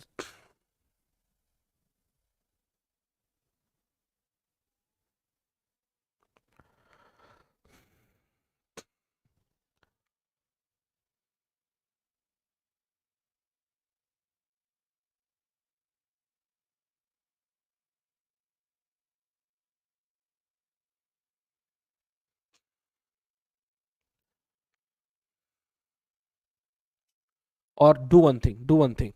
Let me change this problem a bit. Then only this problem would become more majedar. See, integration from 0 to infinity e to the power of minus x square dx. Take the reference of this problem. Then I will change the problem a bit.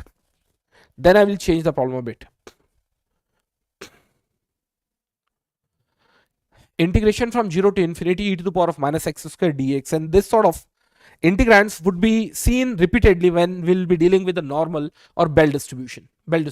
Yeah, the integration from 0 to infinity e to the power of minus x square dx. This problem can be brought into the form of standard gamma integration. Let's try how we can do that.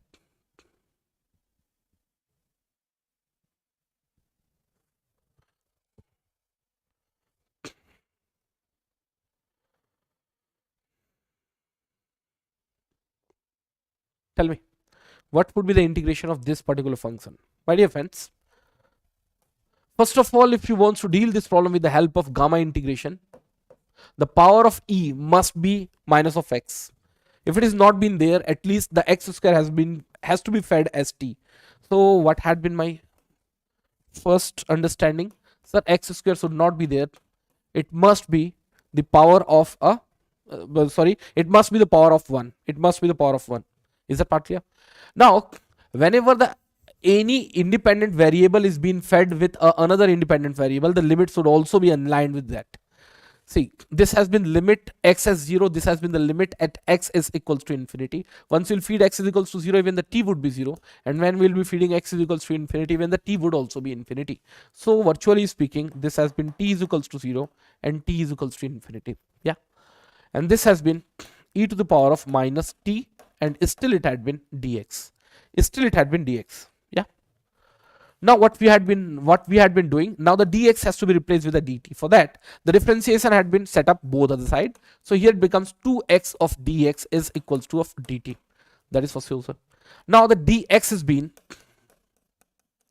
1 upon 2, that is been fine. X inverse, my dear friend, the x is being t to the power of half. Yes. So x inverse is gonna be t to the power of minus half dt. Is that part clear to all of us? Could you really understood how this process is being done? My dear friend, the x square is being known to be t, but here the derivative term is being dx, whereas the function is being the function of t. So obviously the dx has to be placed as the dt.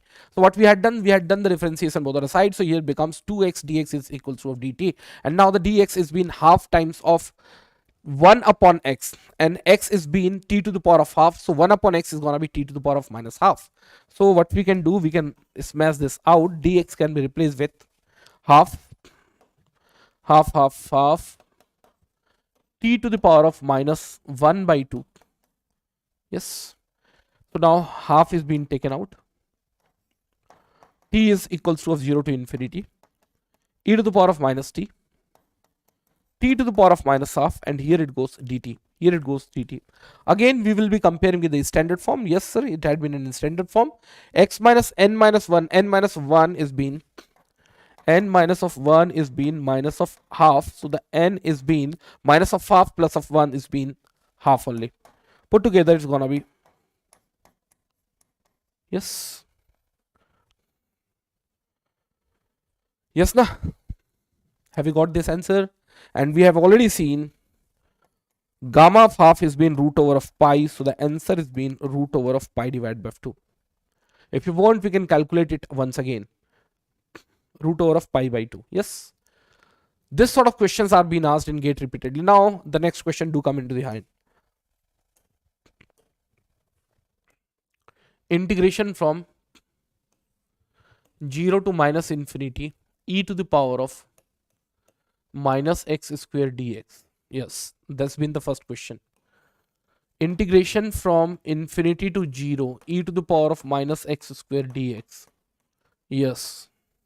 Integration from minus infinity to infinity e to the power of minus x square dx. Yes. Then infinity to the minus infinity e to the power of minus x square dx. Yes. Tell me what would be their answers. Let's take this has been the first question. Second question, whenever whoever replies this answer, they should reply with the question number as well. Question number as well. बताएंगे मेरे को what would be the answer? What would be the answer? 0 to minus infinity e to the power of minus x square dx. Although the calculation of e to the power of minus x square dx from 0 to infinity is already been done. You need not to calculate all of the 4 options at once. You can start giving the answer for one by one. Tell me what would be the best most answer for these 4 questions.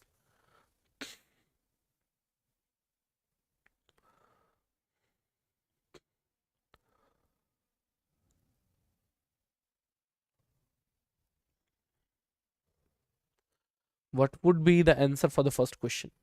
There are a lot to teach. Still I am saying, as I had been restricting myself towards a marathon, I cannot take the detailed question. I can just teach you the important theories from where your all of the revision sort of thing would take place, and then few number of numericals, so that the practical viability of those questions should also come in handy.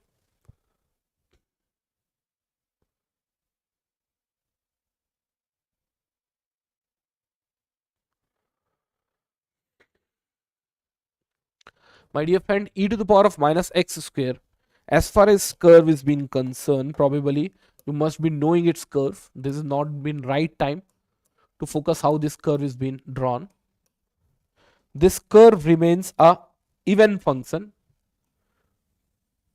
and the structure used to be a bell shape, down bell shape. Or I can say the area from x is equals to 0 onwards and x is equals to of 0 before remains very same. That is for sure. That we have already seen. If you will take the reference of the last problem, no, we have calculated, sir, this area, this area is root over of pi by 2. Obviously, sir, this area being even in nature would also be root pi by 2. That is for sure, sir. Yeah. But here the integration is being taken place from 0 to minus infinity. What does that mean of it? That means you had been coming from higher value to lower value of limit. In that case, whatever the lobe is being made above the x-axis would be treated negative. That part you have read somewhere or what?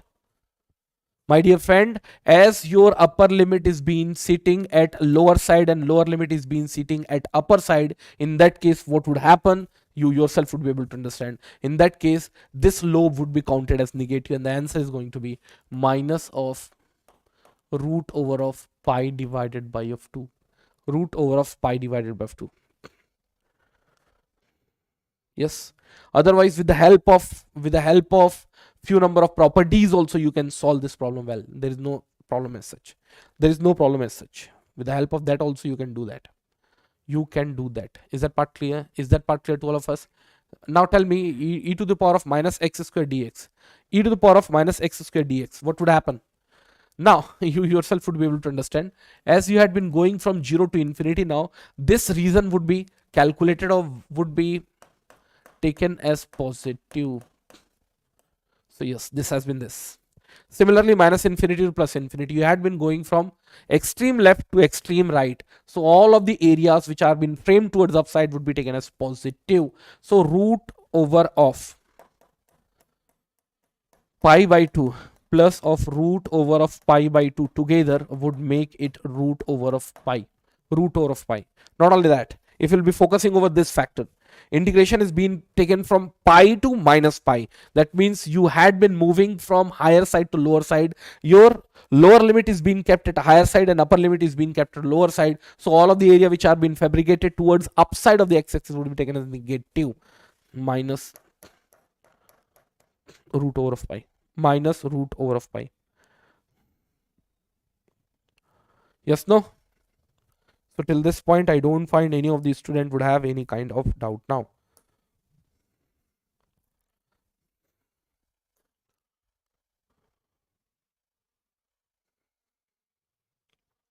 Just a minute. Yeah. Now let me focus over few of the important numericals once again. Before that, let me focus over few of the important theories as well.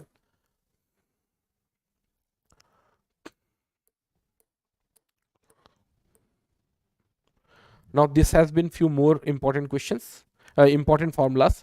You can just have a glimpse of it. Specifically length of curve, I have seen this sort of problem are been repeatedly asked for the civil engineering students. Where we had a curve, you can have a curve of e to the power of x, you can have a curve of sine of x. For those curves, you are interested finding the curve length, is also being called as a contour length. Contour length of f of x is being defined as an integration from a to b is square root of 1 plus dy by dx to the power of 2. Anyways, polar form, you need not to focus much on it, but yes, the question rarely do come from this zone as well. And similarly, the volume formation because of revolution of a certain contour over the x-axis or over the y-axis. This used to be the formula. This used to be the formula. The integration from a to b pi y square dx, when the revolution is being taken place over the x-axis, where the y would be taken as function of x, here the x would be taken as a function of y. And probably you must have a little bit idea about the double as well as triple integration as well, double and the triple integration as well.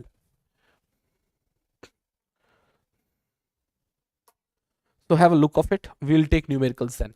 Have a look of it, then we are going to take few number of numericals.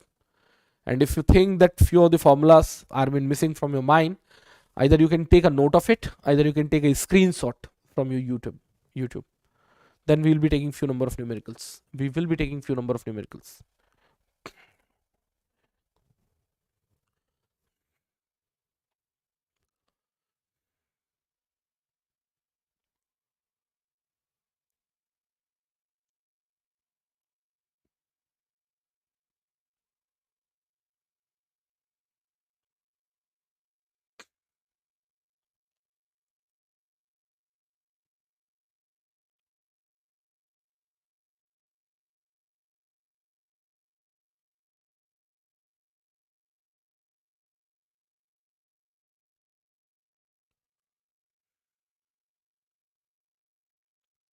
It's been done na.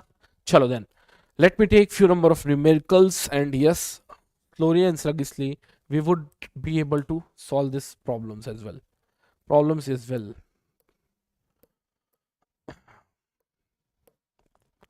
Integration. Yes, this has been the problem from integration. Focus over this problem and tell me what could be the best most answer over this question. And once you'll see this problem clearly, it had been stated that the given contour is being keep rotating, taking the reference of x-axis.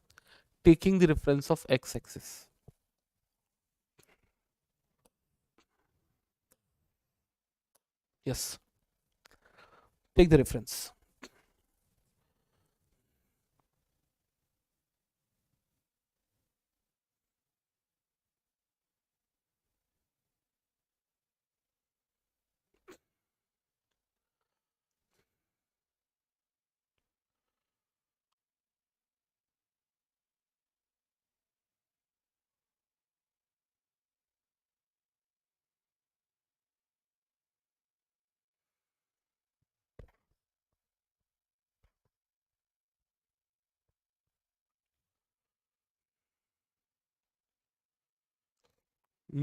Answer is being B.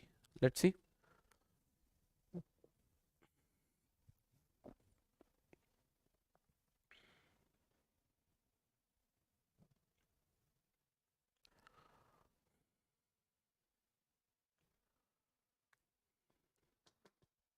See, the formula says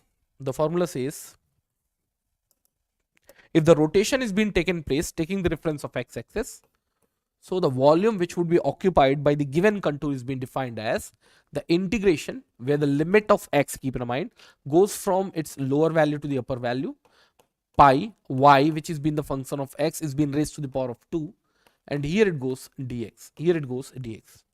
So as far as this problem is being concerned, y is being a root over of x. Yeah, yes sir. So here the limit is being x is equals to a to b pi. What had been the y over there? The y has been root over of x, and once we'll take its square, no, root over and x gets smashed out. So here it had been dx. May I know whether the Renu sir is also having session today?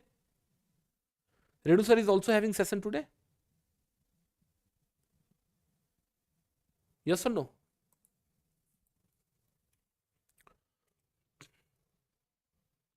Let me check it out.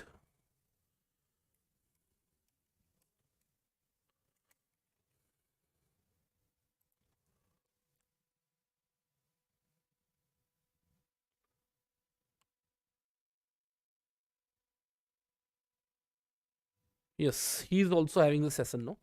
So we will do one thing. I will bind up here itself after taking this question, and then you can enjoy the Renu sir class. No, I don't want to interrupt his class as well. Yes. Probably we would continue, or we will finish this mathematics portion, no, day after tomorrow. Definitely I would be able to finish it. So yes, A and B. Here it has been clearly said the x would start from x is equals to 0. It would start from x is equals to 0 and would go till x is equals to 1. X is equals to 1. That is fine, sir. That has been fine. Pi has been a constant, has been brought out. So the factor has been left out, is been x square divided by 2 has been again been brought out. The x is being 0 and similarly 1. So the answer which we are supposed to get, it's been pi by 2. It's been pi by 2. Anyways, the next class which we will be taking, no, which I will be taking, there I would be thoroughly discussing about I would start from the concept of maxima and minima, and in that day I would take few difficult questions as well. So I don't want to interrupt the remaining classes which are being pre-scheduled. Yeah, which are being pre-scheduled. So probably tomorrow or day after tomorrow we are going to meet now with the mathematics, and we will freeze the mathematics there itself. So probably you could have enjoyed the today's class, and many of the students might be feeling, sir, you have not taken the difficult and very difficult questions. So pardon for that, because I cannot take very difficult questions, at least while taking the complete revision. If I'll do so within a single question, probably I had to spend more than 1 hour. That is not good. Is that part clear? So this is all for the today's class. And in the next session, definitely we are going to bind up the complete syllabus of mathematics. So this is all for the today's class. We'll meet in probably day after tomorrow's class. Till then, bye-bye. Take care.